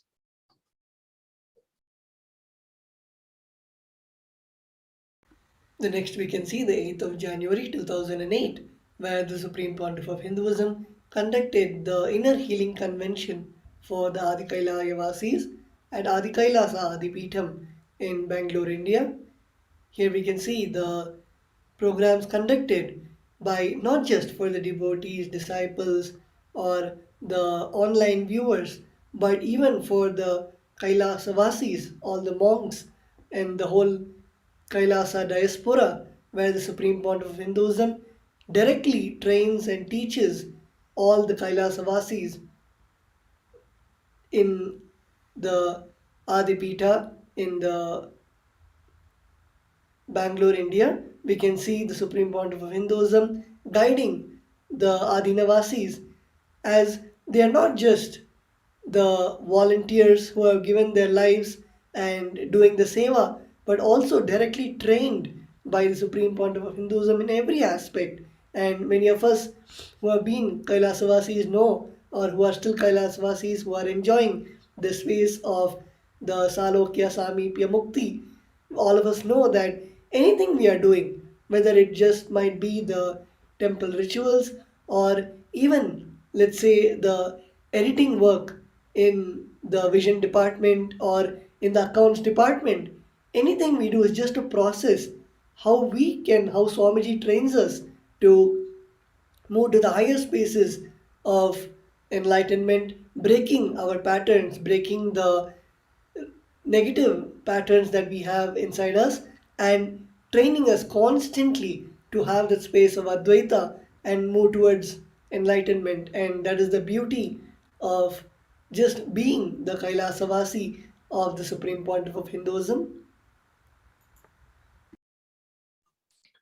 So here in the year 2009, again on the 8th of January, the Supreme Pontiff of Hinduism meets and blesses the auto drivers in Adi Kailasa. So the Supreme Pontiff of Hinduism shares how the revival of Sri Kailasa happened, and Swamiji always shares that it is simple integrity, simple hard work, one person at a time, one person at a time, one person at a time. So here you can see, even to the point of receiving the auto driver. The auto, if you are wondering what it is this three-wheeled small car, which is very common in India. So even to the level of receiving the drivers of such cars, blessing them, answering their questions, giving them boons. So the Supreme Pontiff of Hinduism works tirelessly and reaches out to literally anyone who is in his breathing space. So here we can see pictures reflecting this dimension of the avatar of Paramashiva, the Supreme Pontiff of Hinduism.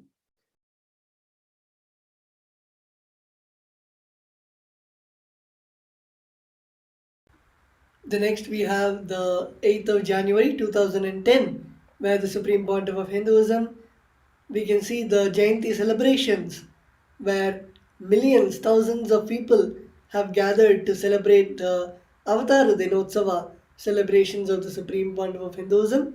Here we can see the Arunachala Sarvangapita, the Trivannamalai Adhinam, where we can see the literal crowd, the tens of thousands of people gathered to celebrate the Jayanti celebrations of the Supreme Pontiff of Hinduism. And we can also see the chief priests, the priests of the Arilmigu Arunachaleshwara temple in Tiruvannamalai. We can see the chief priests welcoming Swamiji to the temple and giving Swamiji all the respects of the Purnakumbha, the Mala, and on the Avatar Dinotsava, which is the Jayanti of the Supreme Pontiff of Hinduism, with the Supreme Pontiff of Hinduism, thousands of devotees went to the Arunachaleshwara temple to receive the blessings of Bhagavan Paramashiva in the form of the Arunachaleshwara Linga and Devi Apidu Kujambal. And we can see the live satsang, the address of the Jayanti satsang, where the Supreme Pontiff of Hinduism spoke so much about the various topics and blessed all the devotees on this very auspicious day.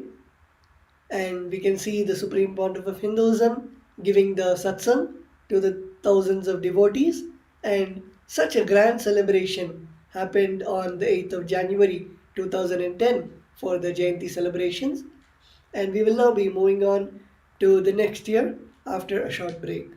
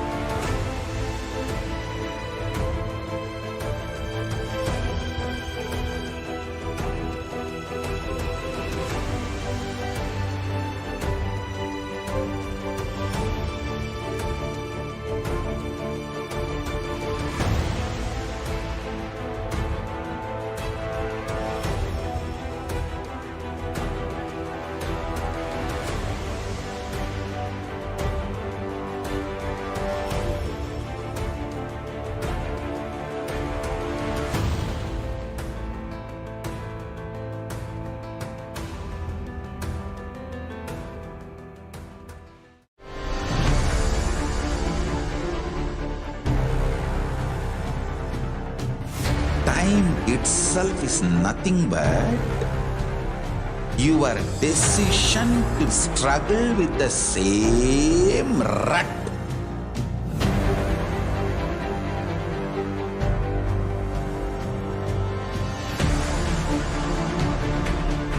Your decision to struggle with the same rut is time, Kala. Your decision to swallow time is Kala Bhairava.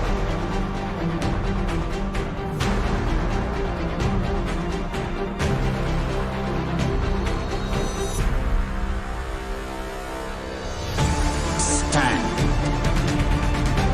Be a conscious woman or man. Be conscious being.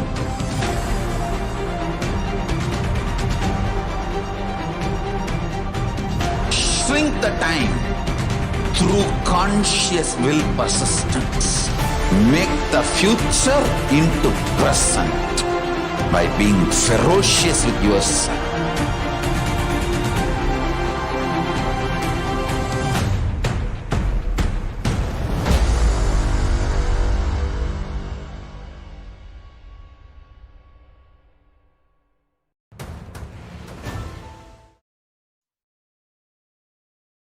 Yes, so welcoming everybody back.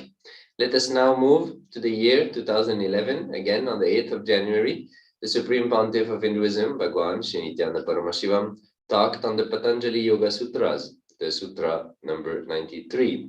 He revealed that any practice that allows the biomemory to know its intimate nature of Satchitananda is not always austerity. It is not always painful. Tapas sometimes is very joyful, happy, doing which you always wanted to do. So here the Supreme Pontiff of Hinduism on the year 2011 is revealing the authentic knowledge regarding the Patanjali Yoga Sutras. If you are interested to listen to this talk, you can go on Nityandapedia, type this day, which is the 8th January 2011, and you would be able to access the link of the YouTube video of the YouTube channel of the Supreme Pontiff of Hinduism and listen to this talk. So in this talk, one amazing contribution of the Supreme Pontiff of Hinduism to the world is that the Supreme Pontiff of Hinduism commented and revealed, revealed about many of the main scriptures of Sanatana Hindu Dharma.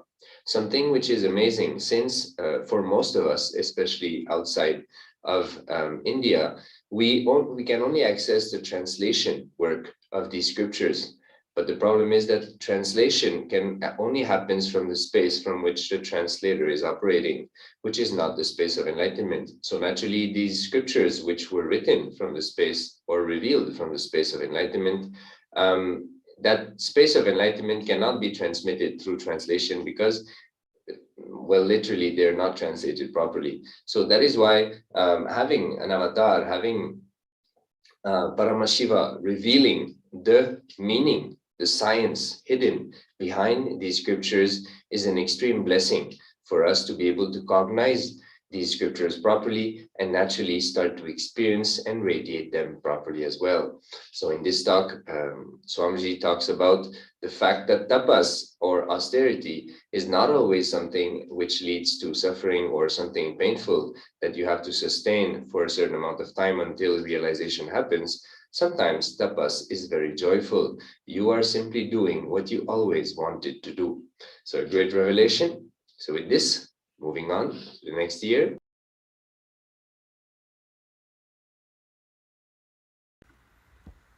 The next we can see on the 8th of January 2012, where the Supreme Pontiff of Hinduism blesses everyone on Purnima Day in Tiruvannamalai in the Arunachala Sarvingapitha in Tiruvannamalai. We can see the Supreme Pontiff of Hinduism accepting the Pada Puja, which is the sacred offering to the divine lotus feet of the Supreme Pontiff of Hinduism.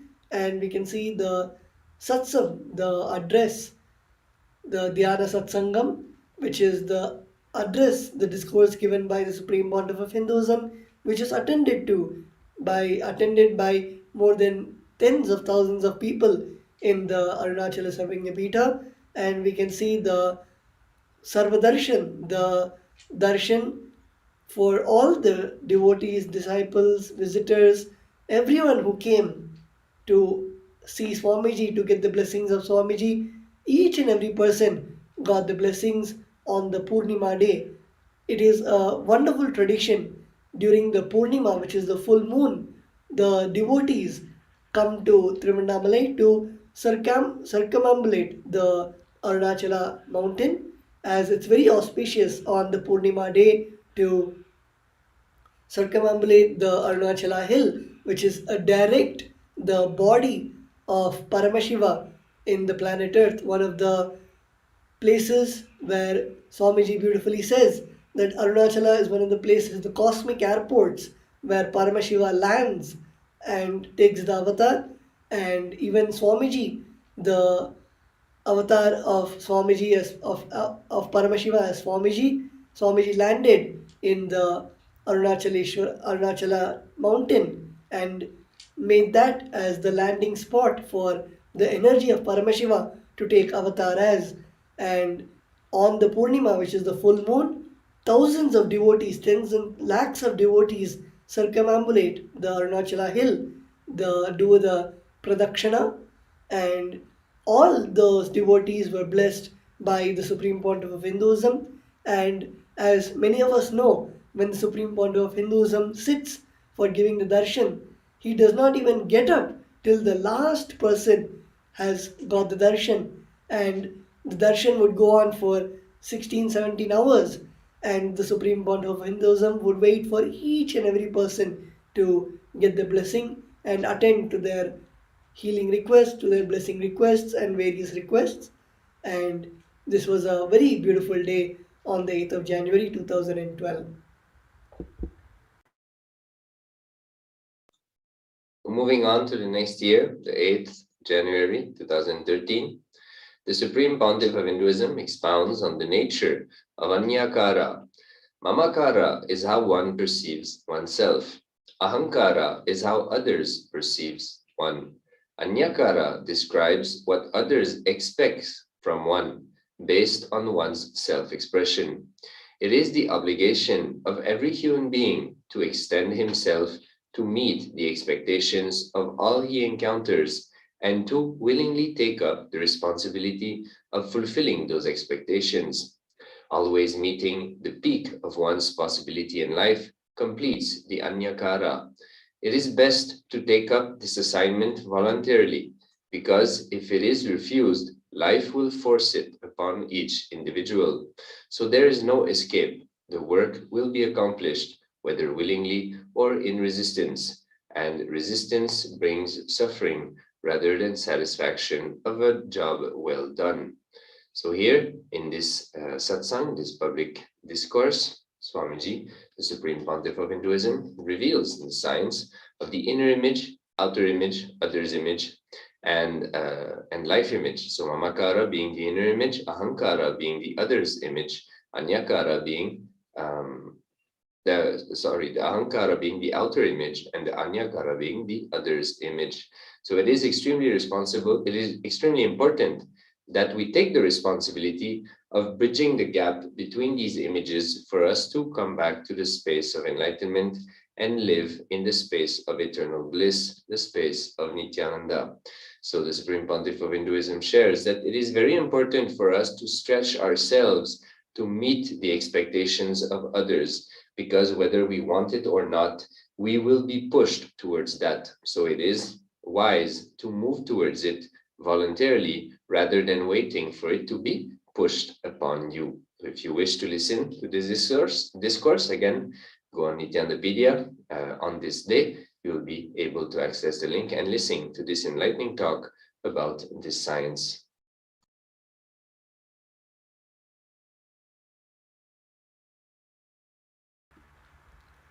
The next we have the 8th of January 2014, where the Supreme Pontiff of Hinduism welcomes the Mahamandaleshwara Mahanirvani Akhada, Maheshwarananda Puriji Maharaj.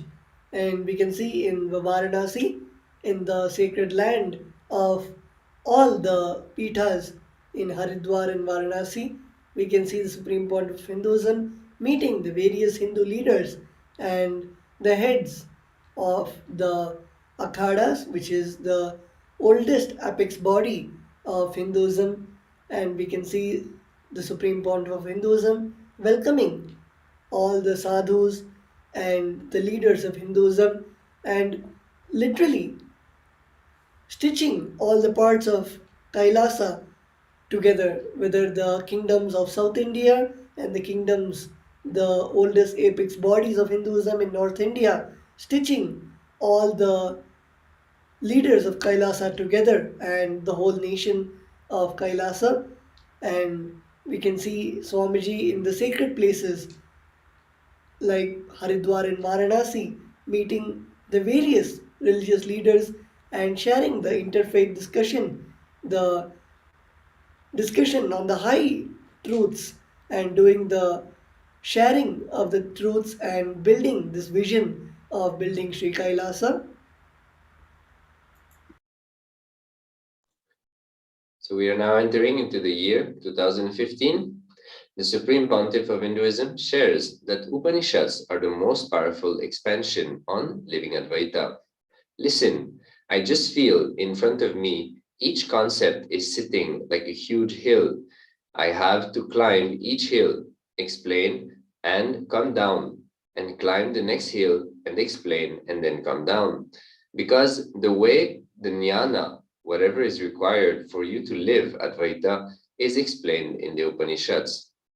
Oh God, such brilliant brains cannot have fantasies, please understand, cannot have delusions. You can never think the brains of the rishis having delusions or fantasies. No, somebody can grasp, understand, and poetically present such a high truths. In no way you can accuse them of having fantasies or delusions. This is why I'm telling you, Satchitananda is not delusion. It is as true as your breakfast, as a good night's sleep. If you come and tell me that you had your breakfast just now, I am not going to accuse you of illusion. I know it is a reality, because breakfast is possible, you can eat it. It would have happened. It is that simple. Please understand, it is that simple. If you come and tell me I had a peaceful sleep, a good night's sleep, I am not going to accuse you, oh, you must have been deluded. Maybe you are in delusion, you are in fantasy. How can you have a good night's sleep? No, a good night's sleep is simply a possibility. So in this talk, the Supreme Pontiff of Hinduism expands on the greatness of the rishis and the revelations that they downloaded in the space of oneness with Paramashiva, in the space of samadhi, and revealed in through the Upanishads. As we know, there are hundreds of Upanishads, and each Upanishads reveals a certain dimension of the ultimate truth. So here, again, if you're interested to listen to this talk, you can go on the social media of the Supreme Pontiff of Hinduism on YouTube and listen to this enlightening talk about the rishis and their contributions in the form of Upanishads.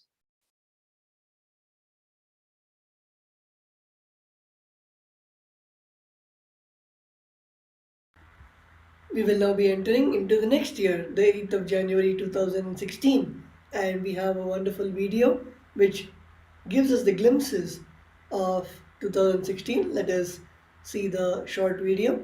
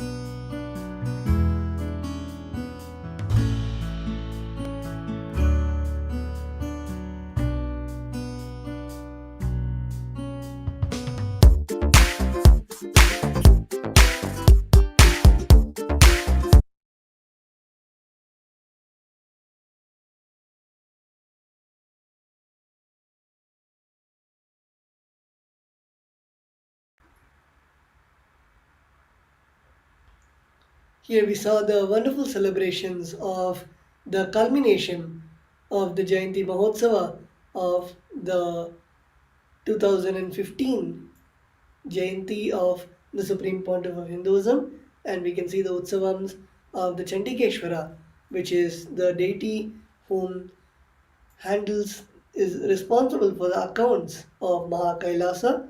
And after the Brahmotsavam finishes, we offer all our respects and the accounts of everything that has been offered during the Brahmotsavam to the deities, to the presiding deities. And we also saw about the various Abhishekams and the happenings of that day. And we will now be moving on to the next year.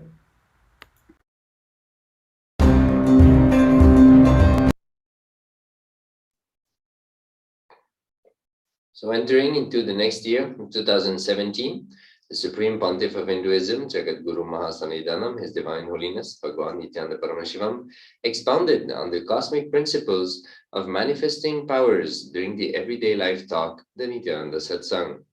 During the live public address titled, Become the Hero or Heroine in Your Life by Manifesting Powers, the Supreme Pontiff of Hinduism welcomed everyone to the first session of Living Sadashivoham and explained the difference between the traditional Vedantic philosophy and the space of Sadashivoham. The Supreme Pontiff of Hinduism explained further that traditional Vedantic philosophy is giving up something to have something. When this world disappears, Nirvikalpa Samadhi appears. But Shuddhadvaitam, the truth explained by Paramashiva, by Sadashivoham, in the space of Sadashivoham, is whole. He revealed that powerful truth that one can be in Nirvikalpa Samadhi while operating and doing everyday activities and business, including politics.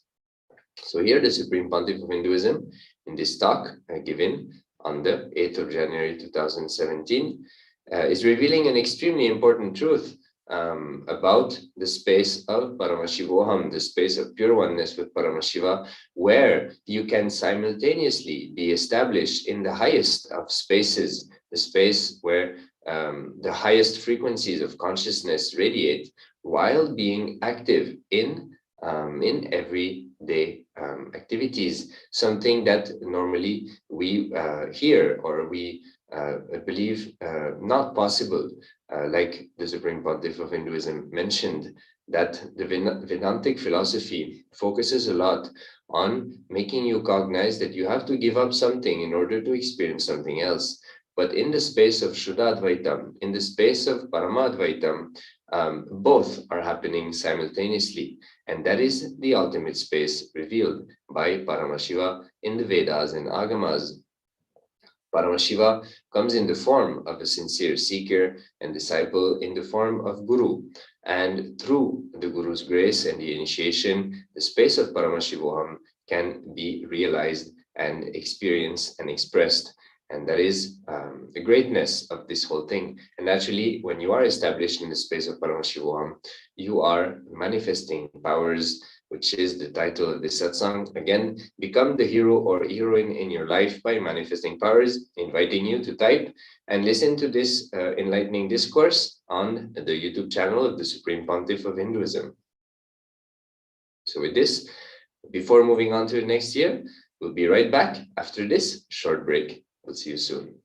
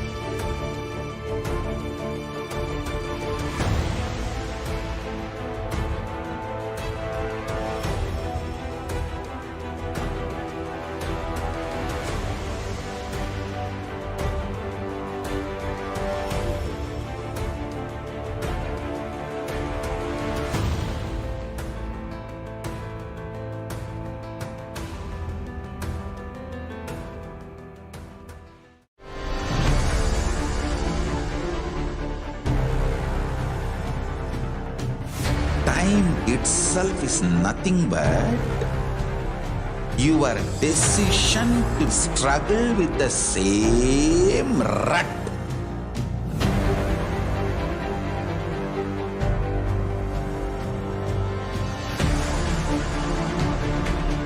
Your decision to struggle with the same rut is time, Kala. Your decision to swallow time is Kala Bhairava.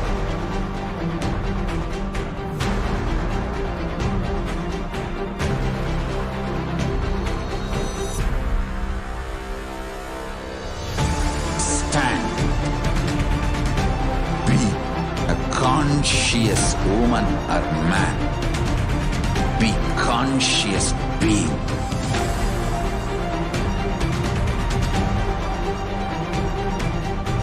Shrink the time through conscious will persistence.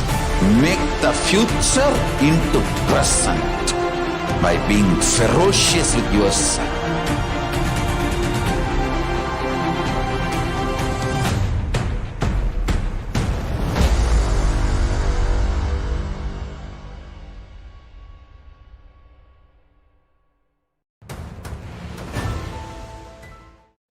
So before moving on to the next year, we'll just have a quick glimpse of the various activities which happened on that day, on the 8th of January 2017. So let us now jump into this short video. Enjoy the various contributions of the Supreme Fundamental Wisdom on this day. Inner Awakening and Sadashivoham graduates from all over the world gathered to listen to Living Sadashivoham, a special program that happens every Sunday for a certain time period, where Swamiji expands in details about the states of Sadashivoham and whatever was covered during Sadashivoham 2016. Listen carefully. From whom you receive Shaktipada, Shaktinipata, his experience becomes your biomemory. From my experience, start manifesting powers. You will only grow more and more in integrity and sensitivity, love, non-violence, oneness, all the best things.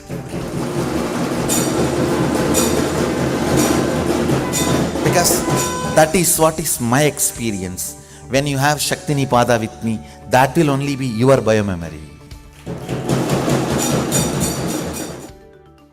On the Vaikuntha Ekadashi, the Vaikuntha Dwaram, or the gate to the Lord's inner sanctum, is open on this day. According to the Vishnu Purana, fasting on Ekadashi is considered holier than any other religious observation. On this day, Vishnu opened the gate of Vaikuntha, his abode, for two demons in spite of their being against him. They also asked for the boon that whomever listens to their story and sees the image of Vishnu coming out of the door, called Vaikuntha Dwar, will reach Vaikuntha as well. Temples all over India make a door kind of structure on this day for devotees to walk through. According to the Padma Purana, the female energy of Vishnu slayed the demon Muran and protect the Devas. This happened on the 11th day of the lunar month during the sun's journey in the Danu Rashi. Impressed by the act, Vishnu named her as Ekadashi and gives her the boon that those who worship Ekadashi on the day of her victory over Muran will also reach Vaikuntha.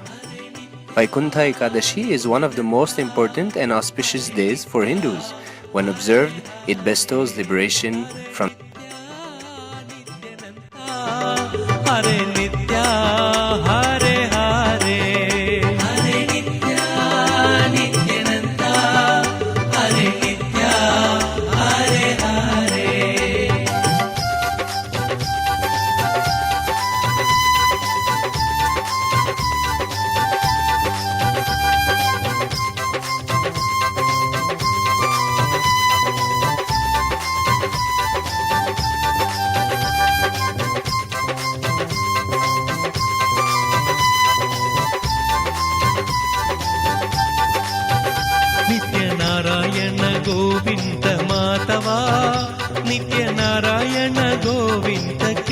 Keshava ನಿತ್ಯ ನಾರಾಯಣ ಗೋವಿಂದ ಮಾಧವ ನಿತ್ಯ Narayana Govinda Keshava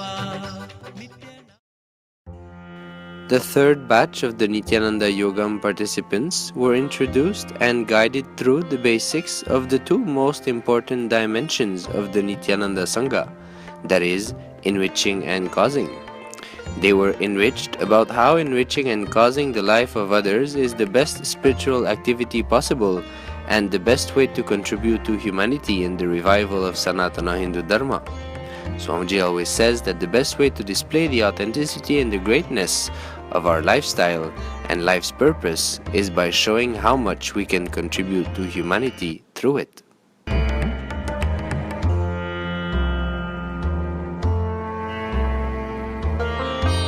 Nithyananda, my name is Sri Nithya Dhridananda, formerly known as Jordan Kremer. In my past life, I guess I could say. Before coming here, I was a professional ice hockey player, and I recently decided to change my name after seeing what all is happening here, and just everything that I'm experiencing on a daily basis is completely mind-blowing, and it's basically turning everything I understand about my reality and the world completely upside down. What was happening was there's 4 other balasants that were sitting in the corner, and they had a coconut in their hand and start waving at it, gesturing it to move. They were utilizing some sort of energy or some sort of connection, obviously, to Swamiji, and feeling this oneness with this coconut, and it was elevating it, and it was bringing it slowly and slowly higher and higher, and then what they would do is they would tip it all the way over. The first few minutes, we all kind of were just stunned. It was deathly silent in there. It was absolutely an incredible sight to see, and so then the next level became cracking the coconut, and all of a sudden some 14 coconuts throughout the rest of the evening's manifestation session, 14 coconuts became cracked.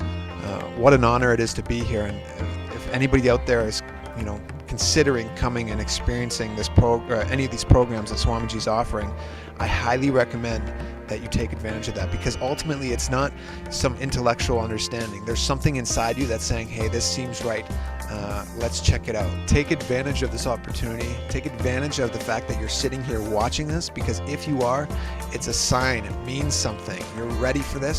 Take a jump, and what I always like to say is just jump down and go into the rabbit hole and jump on board and take advantage of these programs that Swamiji is offering.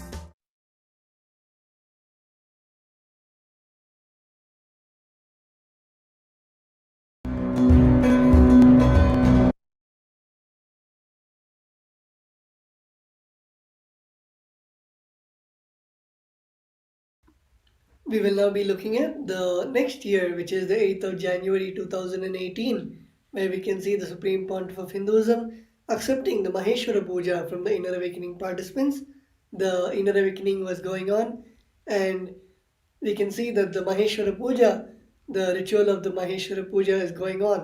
The Maheshwara Puja is a wonderful ritual where all the participants, everyone connects to the departed souls, and Swamiji does the completion between the participant and the departed soul, and also the completion of the departed soul, where in the new body, where in whichever new body the departed soul has taken birth in, all the karmic baggage just gets cut by Swamiji, and none of the previous birth karmas or the load of the patterns do not cross over, and the departed soul achieves completion, and also completion happens between the participants and the departed souls, and Swamiji and all the sannyasis partake the Pinda Prasada, which is the prasada after offering it to the departed souls.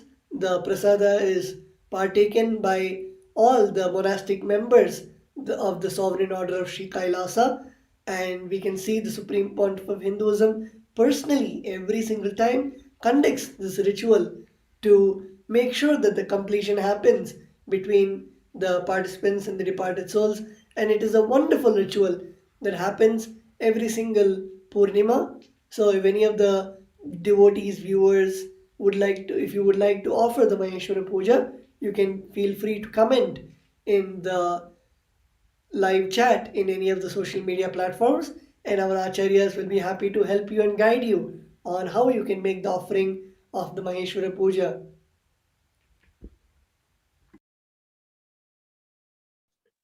Moving on to the next year, on the 8th of January 2019, the Supreme Pontiff of Hinduism blessed all the Paramashivoham participants with a special darshan and initiation. So in the year 2019, the first Paramashivoham program was conducted by the Supreme Pontiff of Hinduism. So at the end of each year, there is a kind of a Maha program, a great program which takes place. It starts generally in December, and it carries on to January of the next year. And here, the Supreme Pontiff of Hinduism is giving a special darshan to the participants remotely, as we know that during this time, the Supreme Pontiff of Hinduism had withdrawn himself from the society, but still making himself available in various forms to people for them to have conscious breakthroughs and experience higher states of consciousness. So here we are having a glimpse of this darshan, which was given to the participants in Adi KAILASA in Bangalore, India.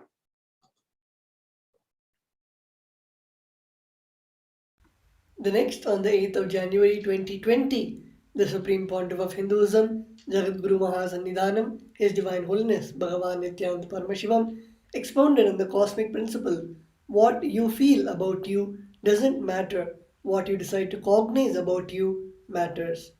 During the everyday live public address, the Nithyananda Satsang, His Divine Holiness explained that manifesting life is manifesting powers, and that the ability to forget an old identity is dhira, boldness. His Divine Holiness further expanded that what matters is the cognition, not the feeling, and that cognitions get recorded into your biomemory.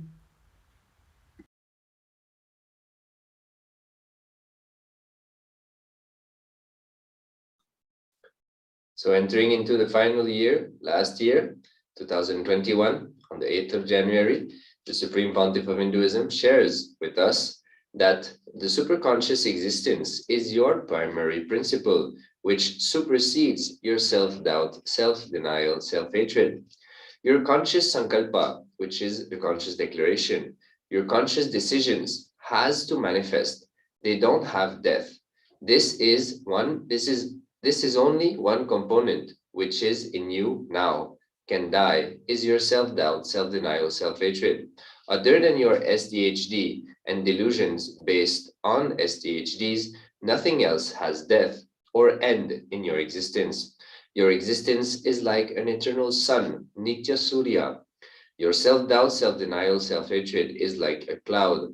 Your delusions are like a cloud. Only they have an end. The delusions and self-doubt, self-denial, self-hatred, only they have end, conclusion in your life, not your superconscious existence. So here in this Nithyananda Satsang, the Supreme Pontiff of Hinduism highlights a very important truth about the difference between our SDHDs, self-doubt, self-hatred, self-denial, and our conscious sankalpas, our conscious declarations, conscious decisions. And Supreme Pontiff of Hinduism shares that anything which is done consciously is eternal. Only delusions are ephemeral.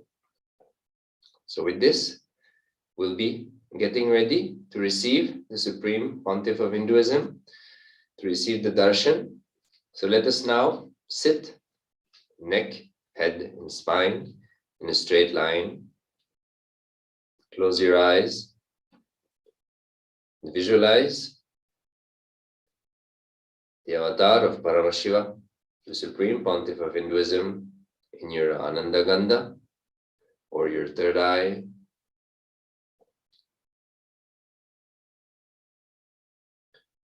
Inhale deeply. Exhale deeply.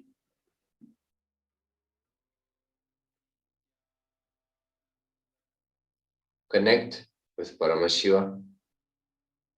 Intensify your feeling connection, your yearning, your surrender, your devotion you're seeking towards the ultimate, towards Guru, towards Paramashiva, towards the Supreme Pontiff of Hinduism.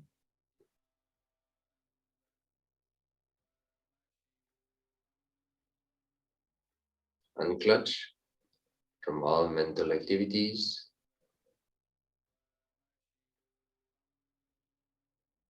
Enter and cherish the space of intense and deep listening.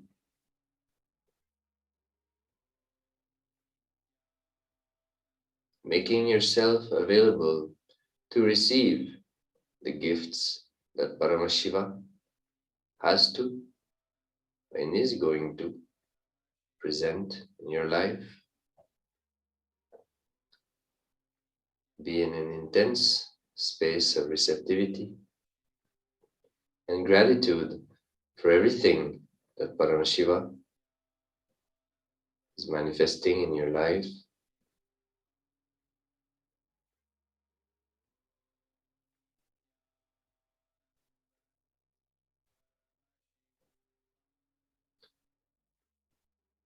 Get ready to receive the presence, the initiations, and the words of the 1008th avatar of Paramashiva, His Divine Holiness, Bhagwan Nithyananda Paramashivam.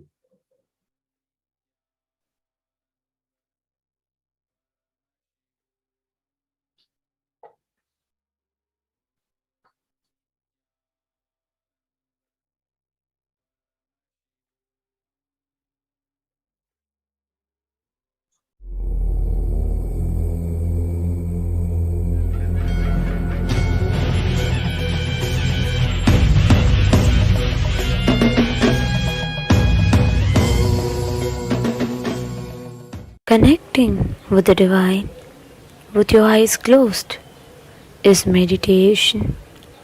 Connecting with the Divine with your eyes open is darshan. Come, let us all now move from meditation to darshan. Slowly, very slowly, please open your eyes.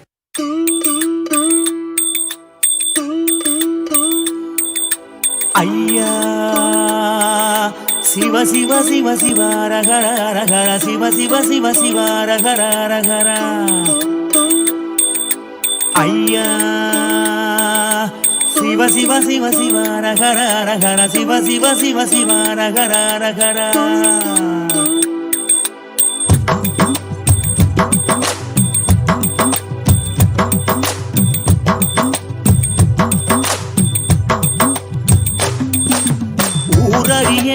பேரறிய உறவறிய தவத்துறவறிய உள்ளொன்று புறம் ஒன்று பேசறிய உமை சிவன் போலே வேறறிய சிவ சிவ சிவ சிவ ரகர ரகர சிவ சிவ சிவ சிவ ரகர ரகர சிவ சிவ சிவ சிவ ரகர ரகர சிவ சிவ சிவ சிவ ரகர ரகர காலையும் மாலையும் கணக்கறிய நாளும் கோளும் நான் அறிய பாலையும் சோலையும் பிரித்தறிய பரம பரஞ்சோதி அடி சிறிய சிவ சிவ சிவ சிவ ரகர ரகர சிவ சிவ சிவ சிவ ரகர ரகர சிவ சிவ சிவ சிவ ரகர ரகர சிவ சிவ சிவ சிவ ரகர ஐயா ஊனறிய உயிர் உடலறிய மோன பெருவழியை நான் அறிய ஆணறிய பெண்ணறியறிய ஆதி சிதம்பரம் நான் அறிய சிவ சிவ சிவ சிவ ரகர ரகர சிவ சிவ சிவ சிவ ரகர ரகர சிவ சிவ சிவ சிவ ரகர ரகர சிவ சிவ சிவ சிவ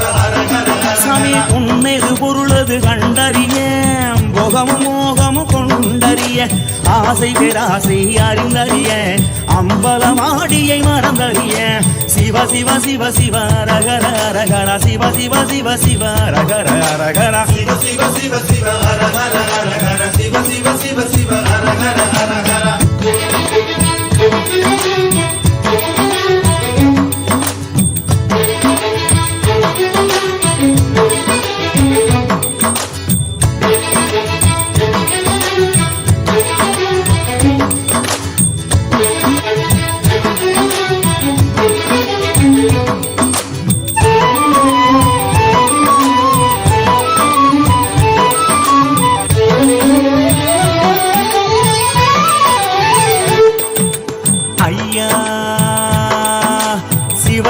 சிவ சிவ ரகர ரகர சிவ சிவ சிவ சிவ ரகர ரகர ஐயா சிவ சிவ சிவ சிவ ரகர ரகர சிவ சிவ சிவ சிவ ரகர ரகர ஆகம வேதங்கள் படித்தறிய 6 குளங்களில் குடித்தறிய யாகம் யோகமும் செய்தறிய ஓமுகம் பார்த்து பணிந்தறிய சிவ சிவ சிவ சிவ ரகர ரகர சிவ சிவ சிவ சிவ ரகர ரகர சிவ சிவ சிவ சிவ ரகர ரகர சிவ சிவ சிவ சிவ ரகர ரகர சும்மா ஒருபோது இருந்தறிய சுத்த அசுத்தங்கள் பார்த்தறிய ஆத்ம நிவேதன செய்தறிய அர்த்தநாரீசன் அடி சிறிய சிவ சிவ சிவ சிவ ரகர ரகர சிவ சிவ சிவ சிவ ரகர ரகர சிவ சிவ சிவ சிவ ரகர ரகர சிவ சிவ சிவ சிவ ரகர சாமி ஏடறிய சொல் எழுத்தறிய ஏற்றமும் தாழ்வும் நான் அறிய வீடறிய குடும்பாதறிய சோமசுந்தரனும் மறந்தறிய சிவ சிவ சிவ சிவ ரகர ரகர சிவ சிவ சிவ சிவ ரகர ரகர சிவ சிவ சிவ சிவ ரகர ரகர சிவ சிவ சிவ சிவ ரகர உணவறிய ஊரும் உணர்வறிய உள்ளது வெளியது நான் அறிய தனவறிய நனவறிய கனக சபாவரி அடி சிறிய சிவ சிவ சிவ சிவ ரகர ரகர சிவ சிவ சிவ சிவ ரகர ரகர சிவ சிவ சிவ சிவ ரகர ரகர சிவ சிவ சிவ சிவ ரகர ரகர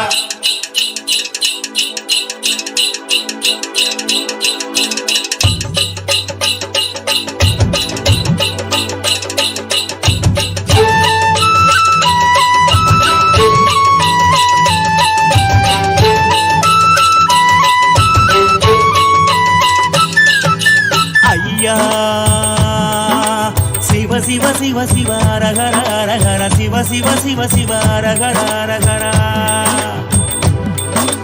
ஐயா சிவ சிவ சிவ சிவ ரகர ரகர சிவ சிவ சிவ சிவ ரகர ரகர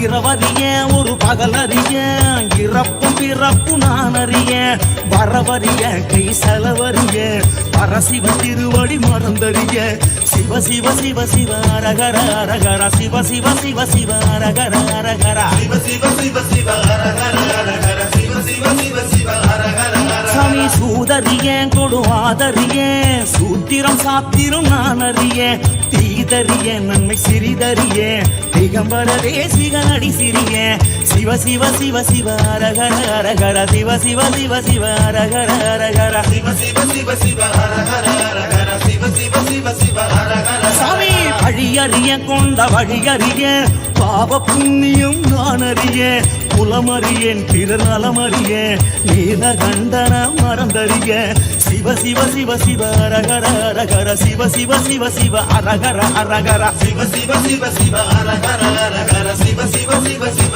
அரகர அரகர சுகமறிய துக்கமறிய சொந்தமும் பந்தமும் நான் அறிய அகமறிய சுத்த புறமறிய அரும்பெருங்கோதி அடி சிறிய சிவ சிவ சிவ சிவ அரகர அரகர சிவ சிவ சிவ சிவ அரகர அரகர சிவ சிவ சிவ சிவ அரகர அரகர சிவ சிவ சிவ சிவ அரகர அரகர ஐயா சிவ சிவ சிவ சிவ அரகர அரகர சிவ சிவ சிவ அரகர சிவ சிவ சிவ சிவ அரகர அரகர சிவ சிவ சிவ சிவ அரகர யோகி ஐயா சிவ சிவ சிவ சிவ அரகர சாமி தோப்பு ஐயா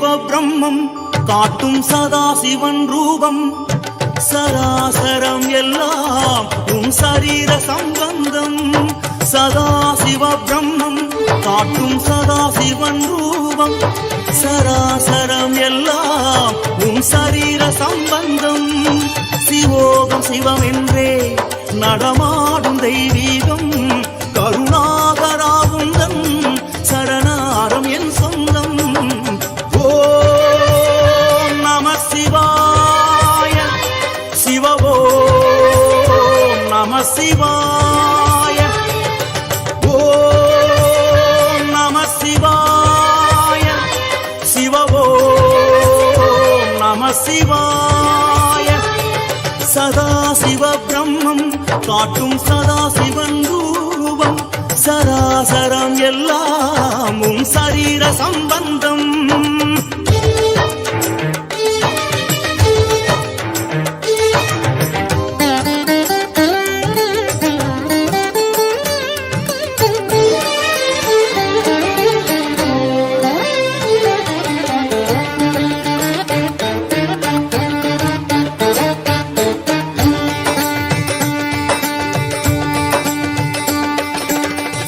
உன் நாடை மலைகள் உன் மகுடம் கலைகள் உன் வாக்கு சித்தம் சிவன் போக்கு காஞ்சி தவ பீடம் கண்டதும் சீலம் காம கோடிமை கடந்த அருட்ஜோதி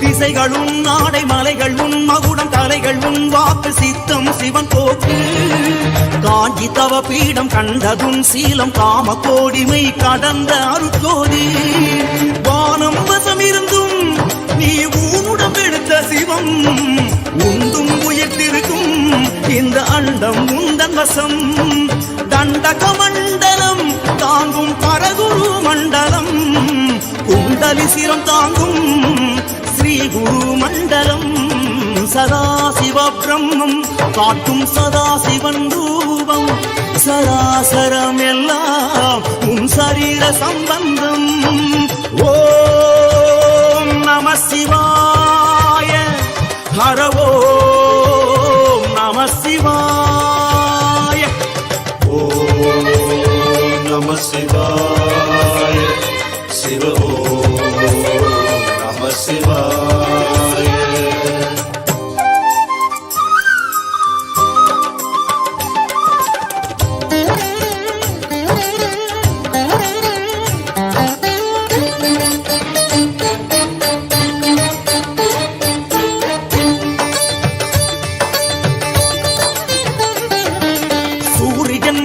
சூற்றுமம் வழிகள் பரிமள செவிகள் அணிவது விண்மீன்கள் படைப்பில் வேதமயம் பார்வை சிவயோகம் நடையில் கம்பீரம் ராஜ Narasimham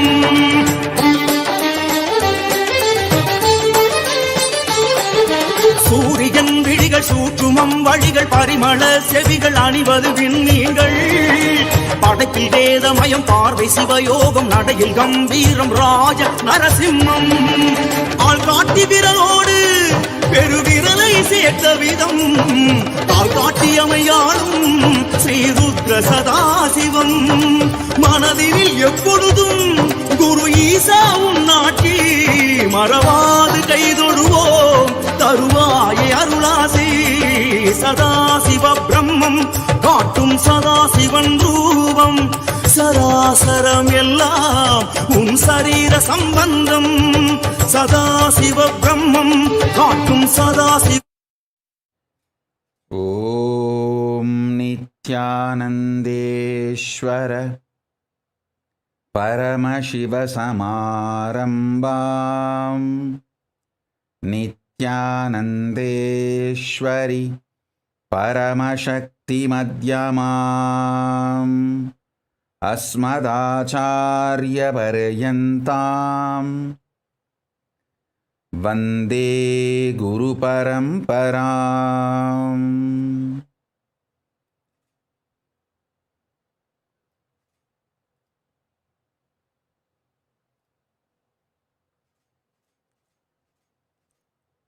I welcome you all with my love and respect.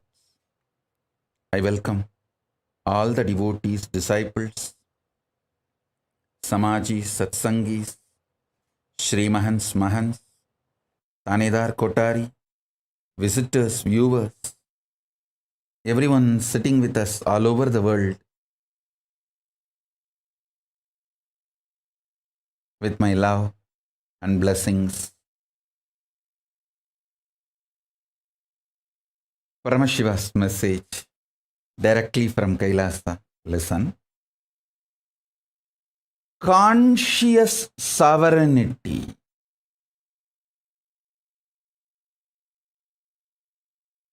Consciousness is the ultimate for any being, not just human being. Consciousness is the ultimate for any being, not just human being.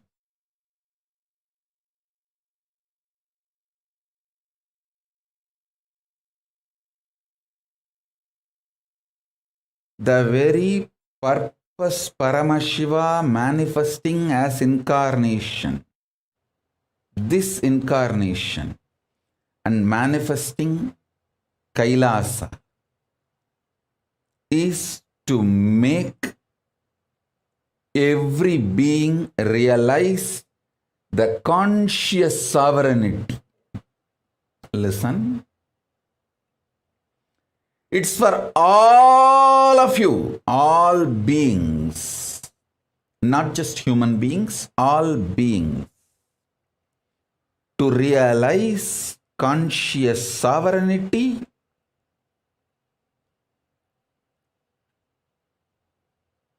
Paramashiva is manifesting as this incarnation and manifesting Kailasa. So understand,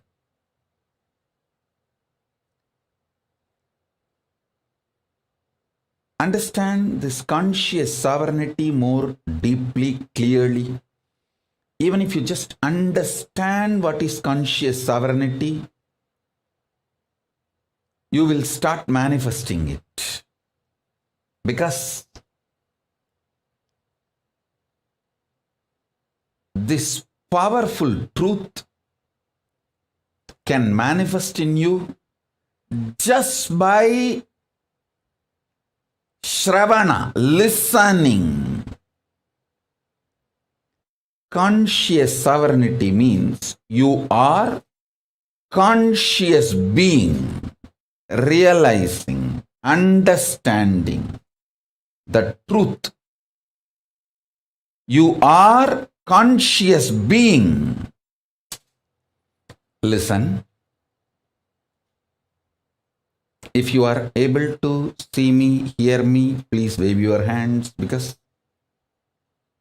I am revealing some of the important truths, great truths, which you can't afford to miss. Shravana, listening, will make you enlightened. Just listening can make you enlightened.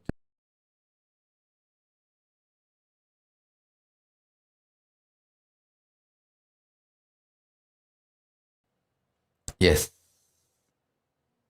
Listen.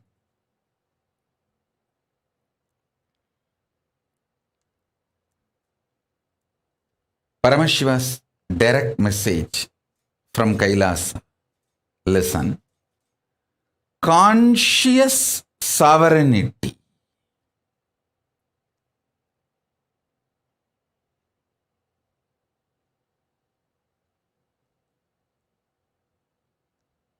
The very purpose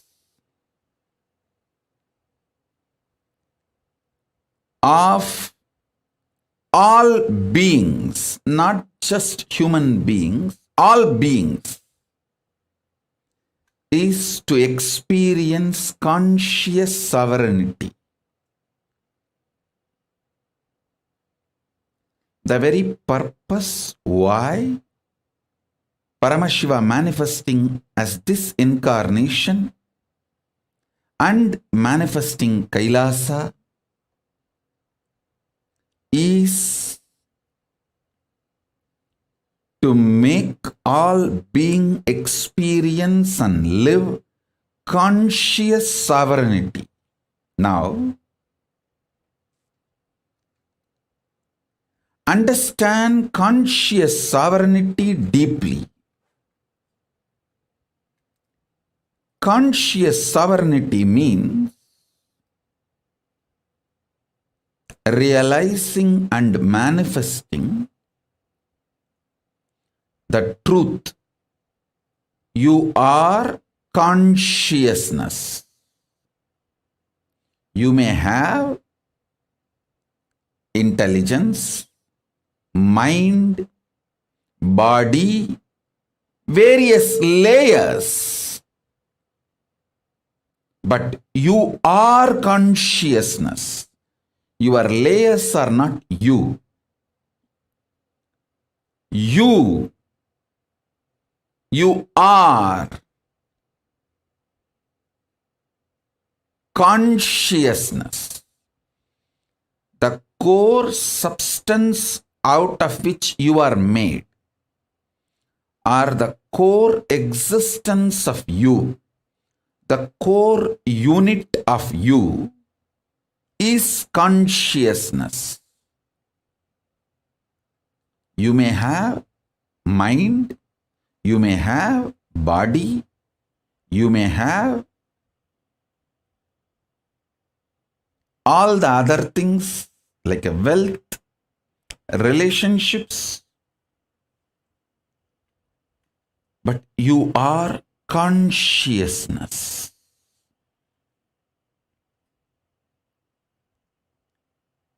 Second, consciousness is the ultimate. Third,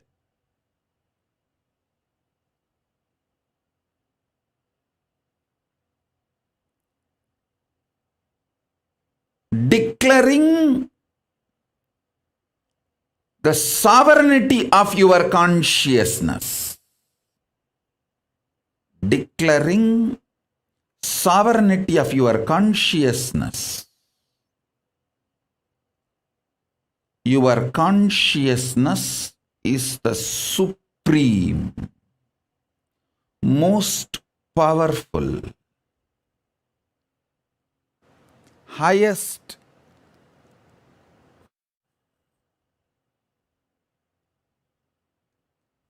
your consciousness is supreme, most powerful, highest existence. Listen.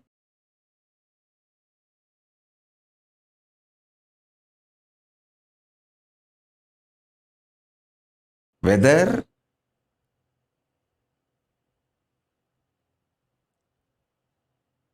the yoga you are asked to do, stretching your body,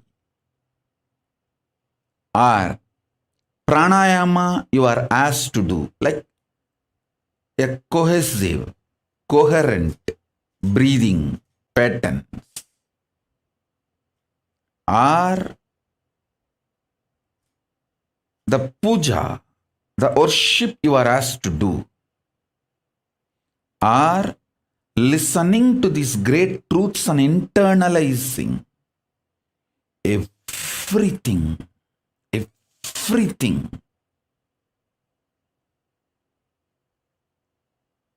In Hinduism, everything is to make you express your conscious sovereignty. Manifest your conscious sovereignty. Listen. From your conscious sovereignty, when you manifest your health, the health becomes eternal, permanent. From your conscious sovereignty, if you manifest economical independence, that becomes eternal, permanent, and good to you and to the society, because a conscious sovereign being will never harm society and generate wealth. Understand? There are many people wealthy by grabbing, centralizing, redistributing, not by generating. The real wealth is always generation focused, generating focused, not just redistribution or grabbing. A conscious being will be wealthy by generating, not by grabbing or redistribution, being part of this redistribution loop. So understand,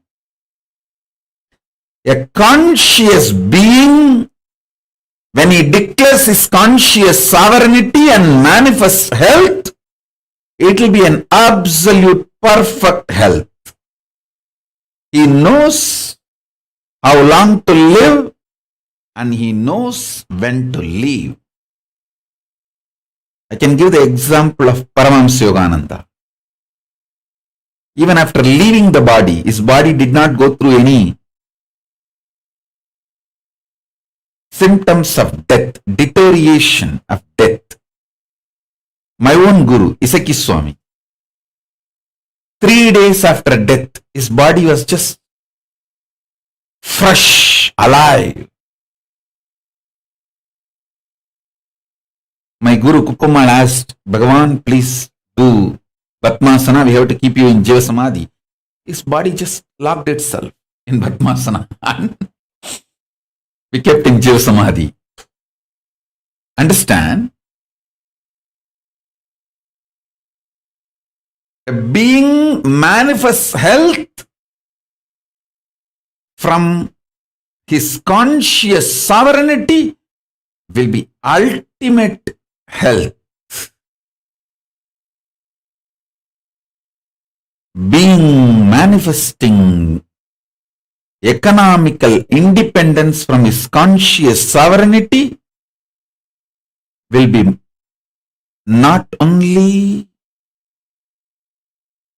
wealthy forever, his wealth will do good to him and to the world. The methodology he adopts for becoming wealthy will do good to him and for the society.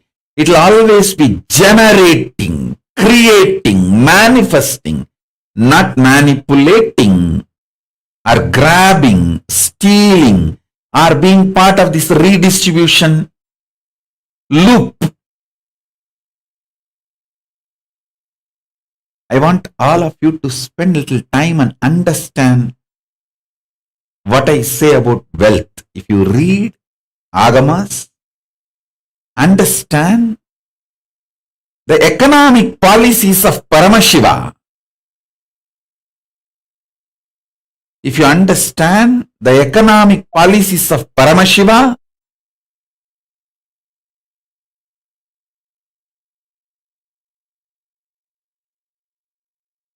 if you are able to see me, hear me, please wave your hands.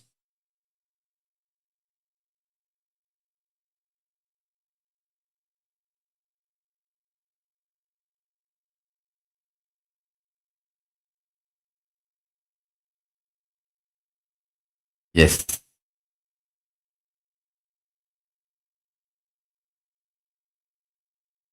Shiva Yoga, I am seeing everything you guys are doing and enjoying.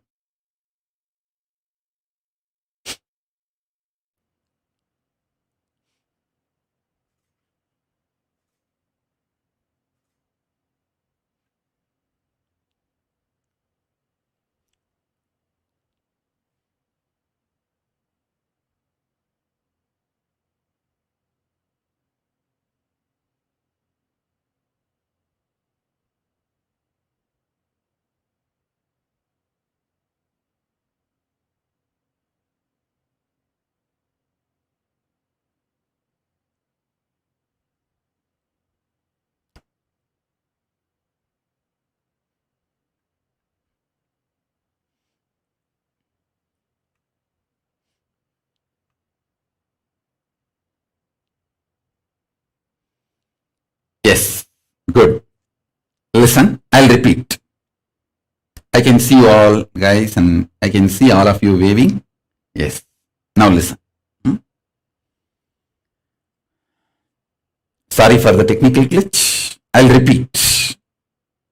repeat because my purpose is for all of you to manifest this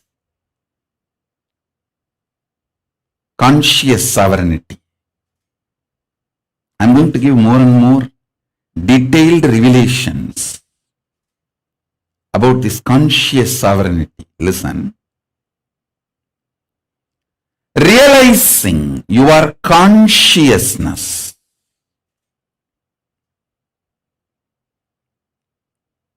and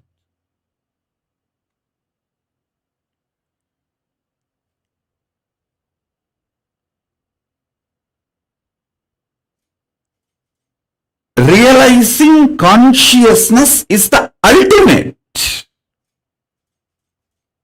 and declaring your conscious sovereignty and making your life manifesting conscious sovereignty in every level. Your health should be centered on conscious sovereignty. You should manifest physical health from the great realization of conscious sovereignty. You should manifest mental health from the great realization of conscious sovereignty. I tell you, 99% of your problems are mental health related. The remaining 1% you don't have problem. Only in this pralaya I can see how people are creating real problems because of their imaginary, delusory mental problems. Listen. The imaginary, delusory mental problems, they are not able to handle and make decisions, create real problems, physical problems.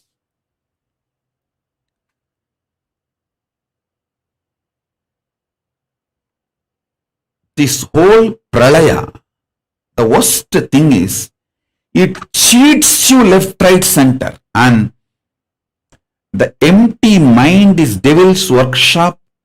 The word will become reality in this pralaya. You go on imagining things, get deluded, and you really feel your delusions are really, really real. That's the worst thing. You should manifest mental health from conscious sovereignty.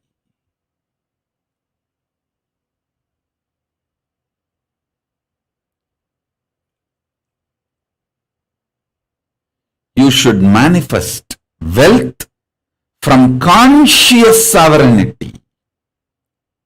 You should manifest powers from conscious sovereignty.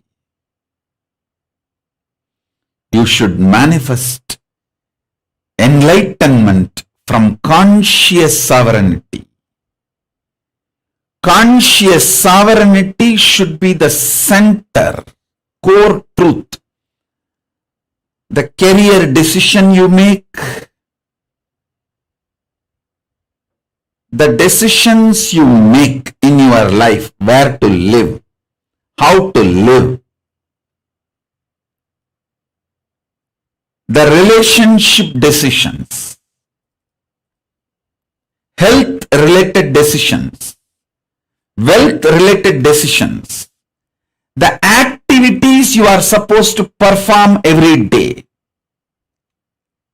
the words you will be uttering every day, everything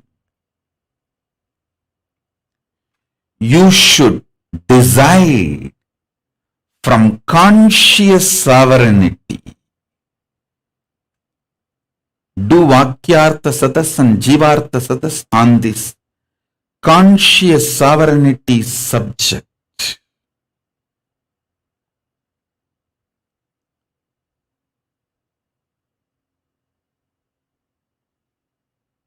I'll help you to experience more and more the truth about the conscious sovereignty in further satsang. Today I wanted to introduce this science of conscious sovereignty. I'll explain the physics of conscious sovereignty, chemistry of conscious sovereignty, biology of conscious sovereignty in every level. First, understand the importance of conscious sovereignty.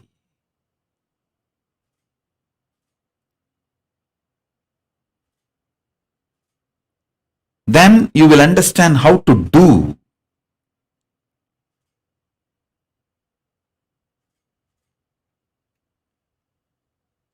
Your devotion should be centered on conscious sovereignty. Your surrender should be centered on conscious sovereignty. Your enlightenment should be centered on conscious sovereignty. Your power manifestation should be centered on conscious sovereignty. Your love should be centered on conscious sovereignty. Your lust should be centered on conscious sovereignty. Your passion should be centered on conscious sovereignty.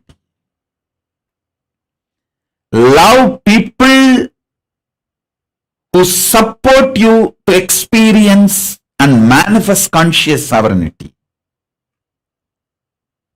Enjoy the physical intimacy with people who are filled with the bio-memory of conscious sovereignty and manifest the same in you when you share your body with them. Whether your love, your lust, your intimacy, your career, your wealth, your health, all decisions make based on conscious sovereignty.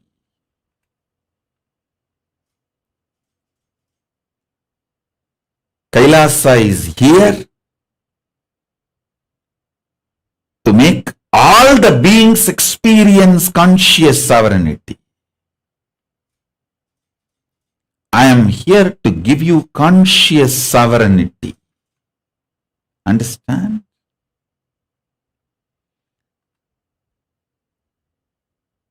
Receiving the knowledge about the conscious sovereignty, freedom to live the lifestyle of conscious sovereignty,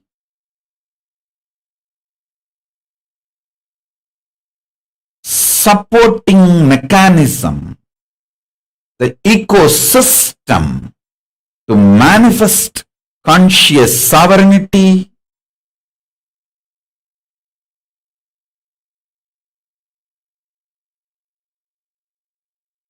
this should be the goal of every human being.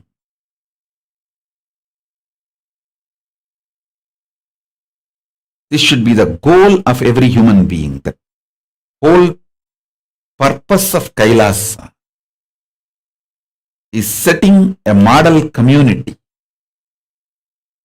of conscious sovereignty.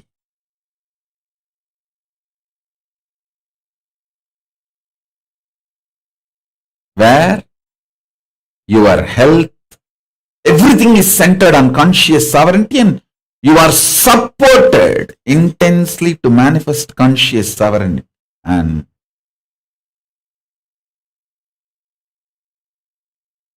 you can learn from this model community and take it and manifest this wherever you are.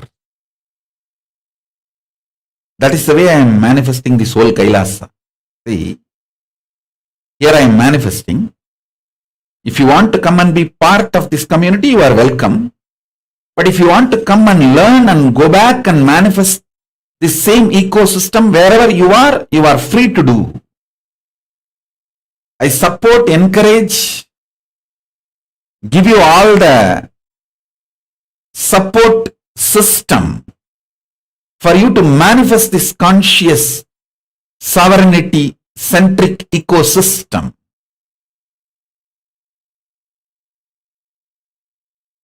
Wherever you are. That's the way I'm making this Kailasa. It is fundamentally conscious sovereignty centric,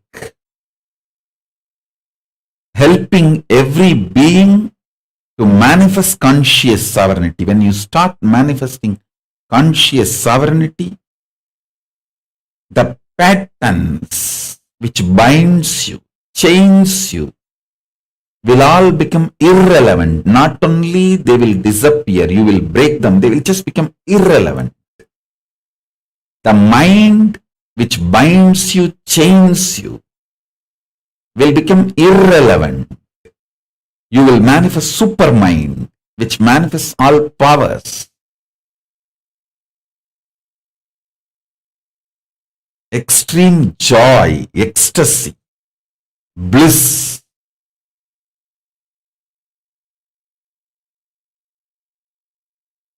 completion, powers.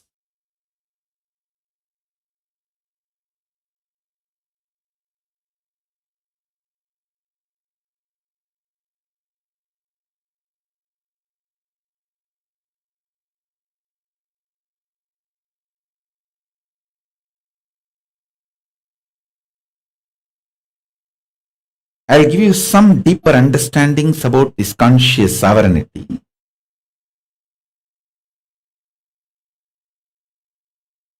It is such highly matured, enlightening truth.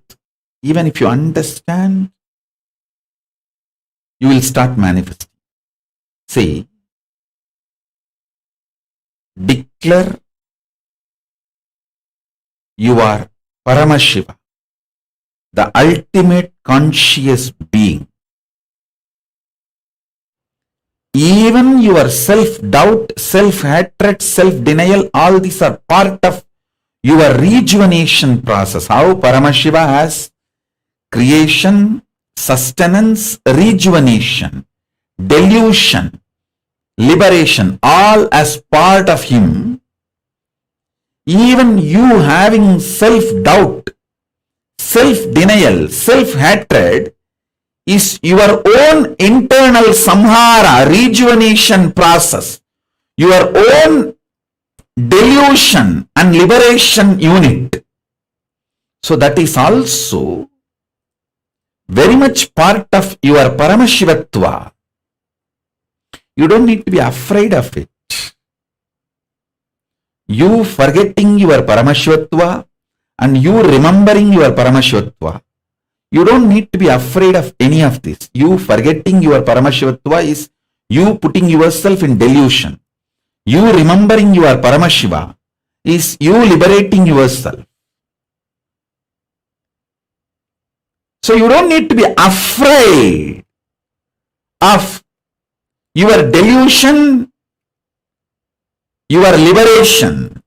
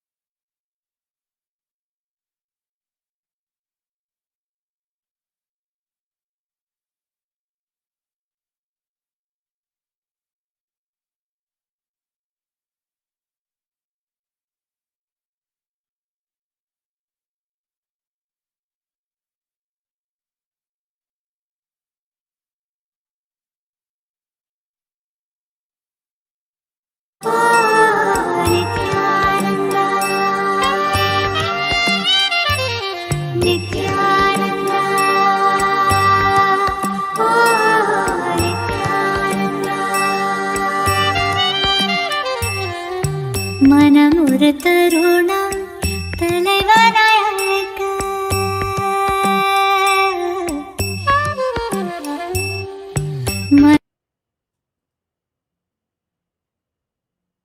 Listen.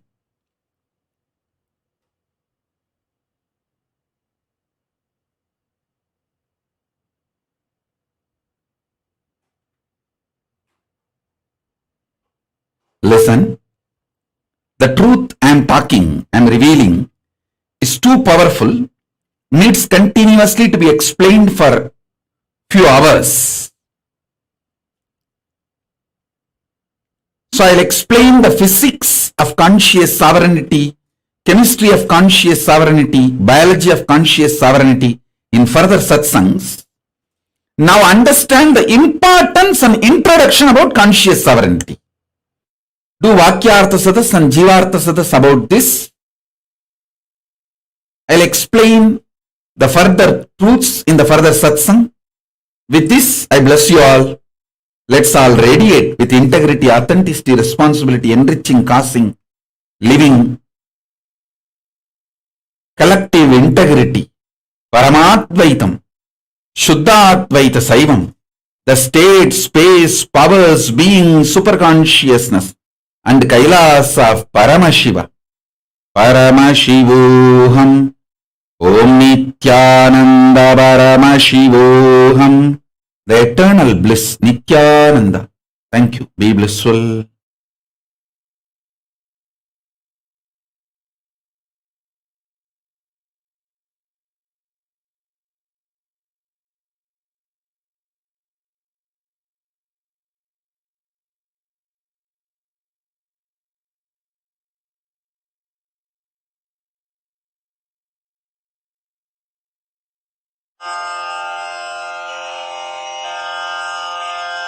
Shri कैलासोन्नतद्वादशान्त Shyamala पीठारूढ Shri Meenakshi सुन्दरेश्वरा भिन्न स्वरूप परशिवपुत्र रत्न कुमार गुरुमण्यतुल्यावतार श्री पार्वती स्तन्यपानलब्ध दिव्य ज्ञान विश्रुत सकल निगमागम सारभूत द्राविड वेद प्रवक्त्रे श्रीमत् परमशिव करुणा समधिगत मुक्तामय चतुरश्रयान गीयमान छत्र चामर श्री चिन्ह काहलादि समस्त बिरदावल्यलंकृत ज्ञान विज्ञान चक्रवर्ती सर्वजन संघ सद्यो निर्वाण दीक्षा व्ययापवर्ग वर्ष विश्राण जीमूत परमत कलभ केसरी शैव सिद्धांत स्थापनाचार्य श्री राजाधिराज पांड्य महाराज गुरु क्षपण शाक्यादि महांधकार निवारण ज्ञान भानु वीक्षणानर्हार्हध्वजोच्छेदन पूर्वक श्रीमद्वृषभध्वज स्थापक शैव समय कर्त्रे सर्वज्ञ पीठारूढ़ श्री जगद्गुरु श्री ज्ञान संबंध देशिक स्वामी वागीश सुंदर माणिक्य वाचक स्वामिनाम् अवतार भूत श्री ज्ञान संबंध स्वामी पुनरुद्धृत श्यामला पीठ सर्वज्ञ पीठ त्रिनवत्युत्तर द्विशततम गुरु महासन्निधान अरुणगिरि योगीश्वर परंपरागत अरुणाचल सर्वज्ञ पीठ गुरु महासन्निधान कैलास परंपरागत कांची कैलास सर्वज्ञ पीठ त्रयस्त्रिंशदुत्तर द्विशततम गुरु महासन्निधान नित्योत्सव नित्य मंगल नित्य कल्याण नित्य रजित कैलास परंपरागत आदि कैलास नित्यानंद पीठ महासंस्थान महासिंहासन पीठ कर्तः साक्षात् श्री परमशिव समुद्भूत कैलास परंपरागत वैवस्वतमनु इक्ष्वाकु हरिश्चन्द्र भगीरथ श्रीरामचन्द्र शूरसेन इत्यादि अनवच्छिन्न सार्वभौम चक्रवर्ति परम्परागत चतुष्षष्टि योगिनी मण्डित चतुष्षष्टि सम्प्रदाय प्रवर्तक मनुधर्म शासन सूर्यवंश प्राप्त सर्वज्ञपीठ सुराङ्गी साम्राज्य मूर्धाभिषिक्त चूडामणे साक्षात् श्री परमशिव समुद्भूत कपिल महागुरु पुनरुद्धृत महानिर्वाणि पीठ अष्टोत्तर सहस्र श्री महामण्डलेश्वर साक्षात् श्री परमशिव सिंहासनाभिषिक्त समस्त गणनायक श्री महागणपति समारंभ अनवच्छिन्न पीठाधीश्वर गुरु परंपरा प्राप्त अटल पीठ अष्टोत्तर सहस्र श्री अटल पीठाधीश्वर धर्म मुक्ति स्वर्गपुर स्वर्ण पीठ त्रयोविंश गुरु महासन्निधान कैलास परंपरागत आदिपीठ सर्वज्ञ पीठ जगद्गुरो श्री कैलास पुनरुद्धारक श्री कैलास परमाचार्य श्रीमत्परमहंस परिव्राजकाचार्य वर्य सच्चिदानंद प्रणव स्वरूप श्रोत्रिय ब्रह्मनिष्ठ श्रीमज्जगद्गुरु श्रील श्री भगवत् श्री नित्यानंद परमशिव श्री ज्ञान संबंध देशिक परमाचार्य स्वामिन् अत्रागत्य परिपाल्य च अस्मान् विज्ञान वितरणेन विजयी भव जय जय।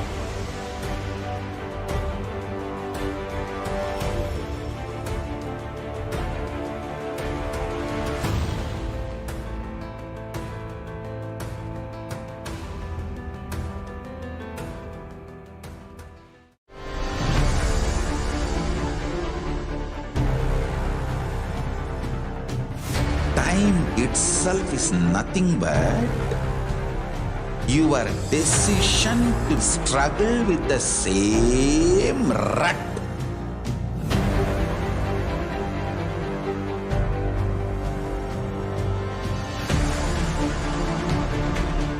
Your decision to struggle with the same rut is time, Kala.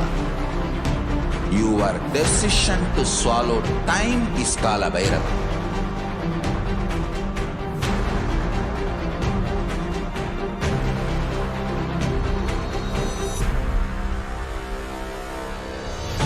Stand. Be a conscious woman or man. Be conscious being.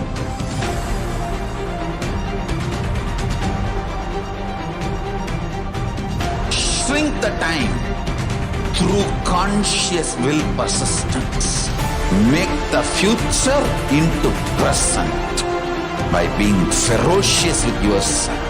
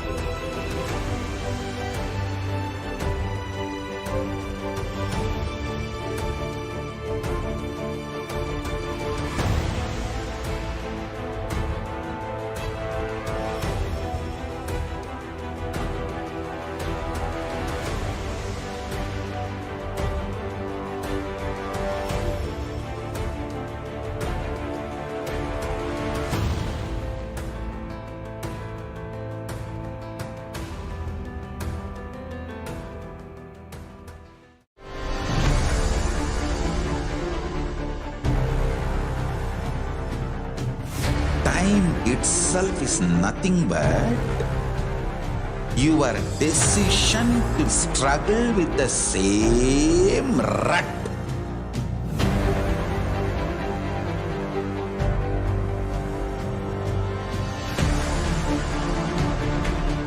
Your decision to struggle with the same rut is time, Kala. Your decision to swallow time is Kala Bhairava.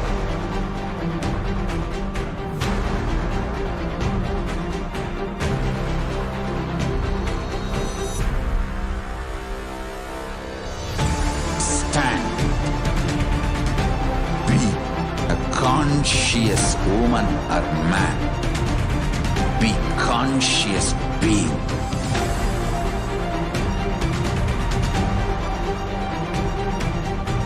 Shrink the time through conscious will persistence. Make the future into present by being ferocious with yourself.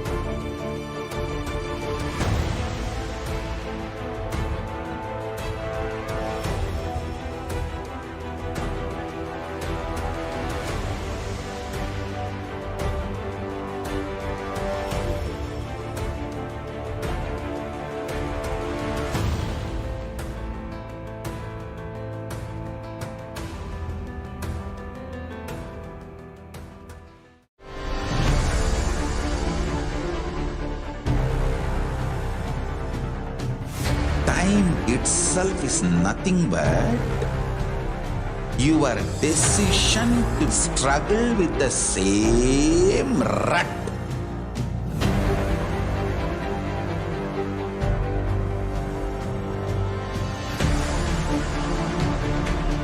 Your decision to struggle with the same rut is time, Kala. Your decision to swallow time is Kala Bhairava.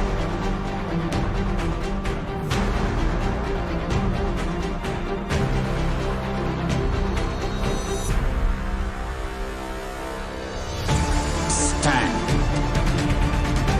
Be a conscious woman or man.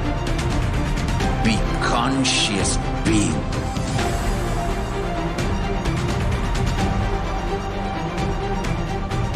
Shrink the time through conscious will persistence.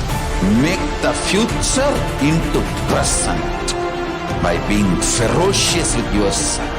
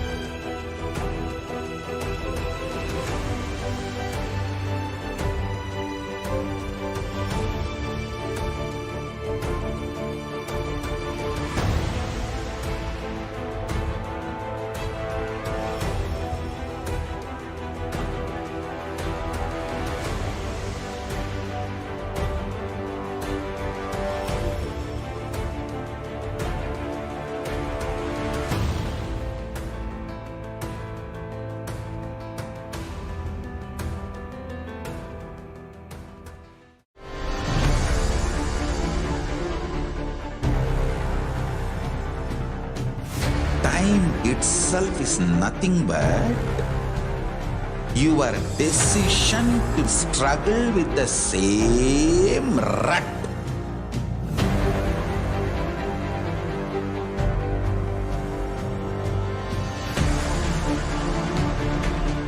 Your decision to struggle with the same rut is time, Kala.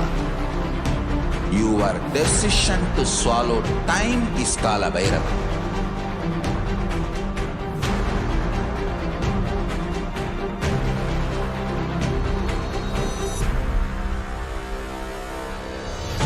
Stand. Be a conscious woman or man. Be conscious being.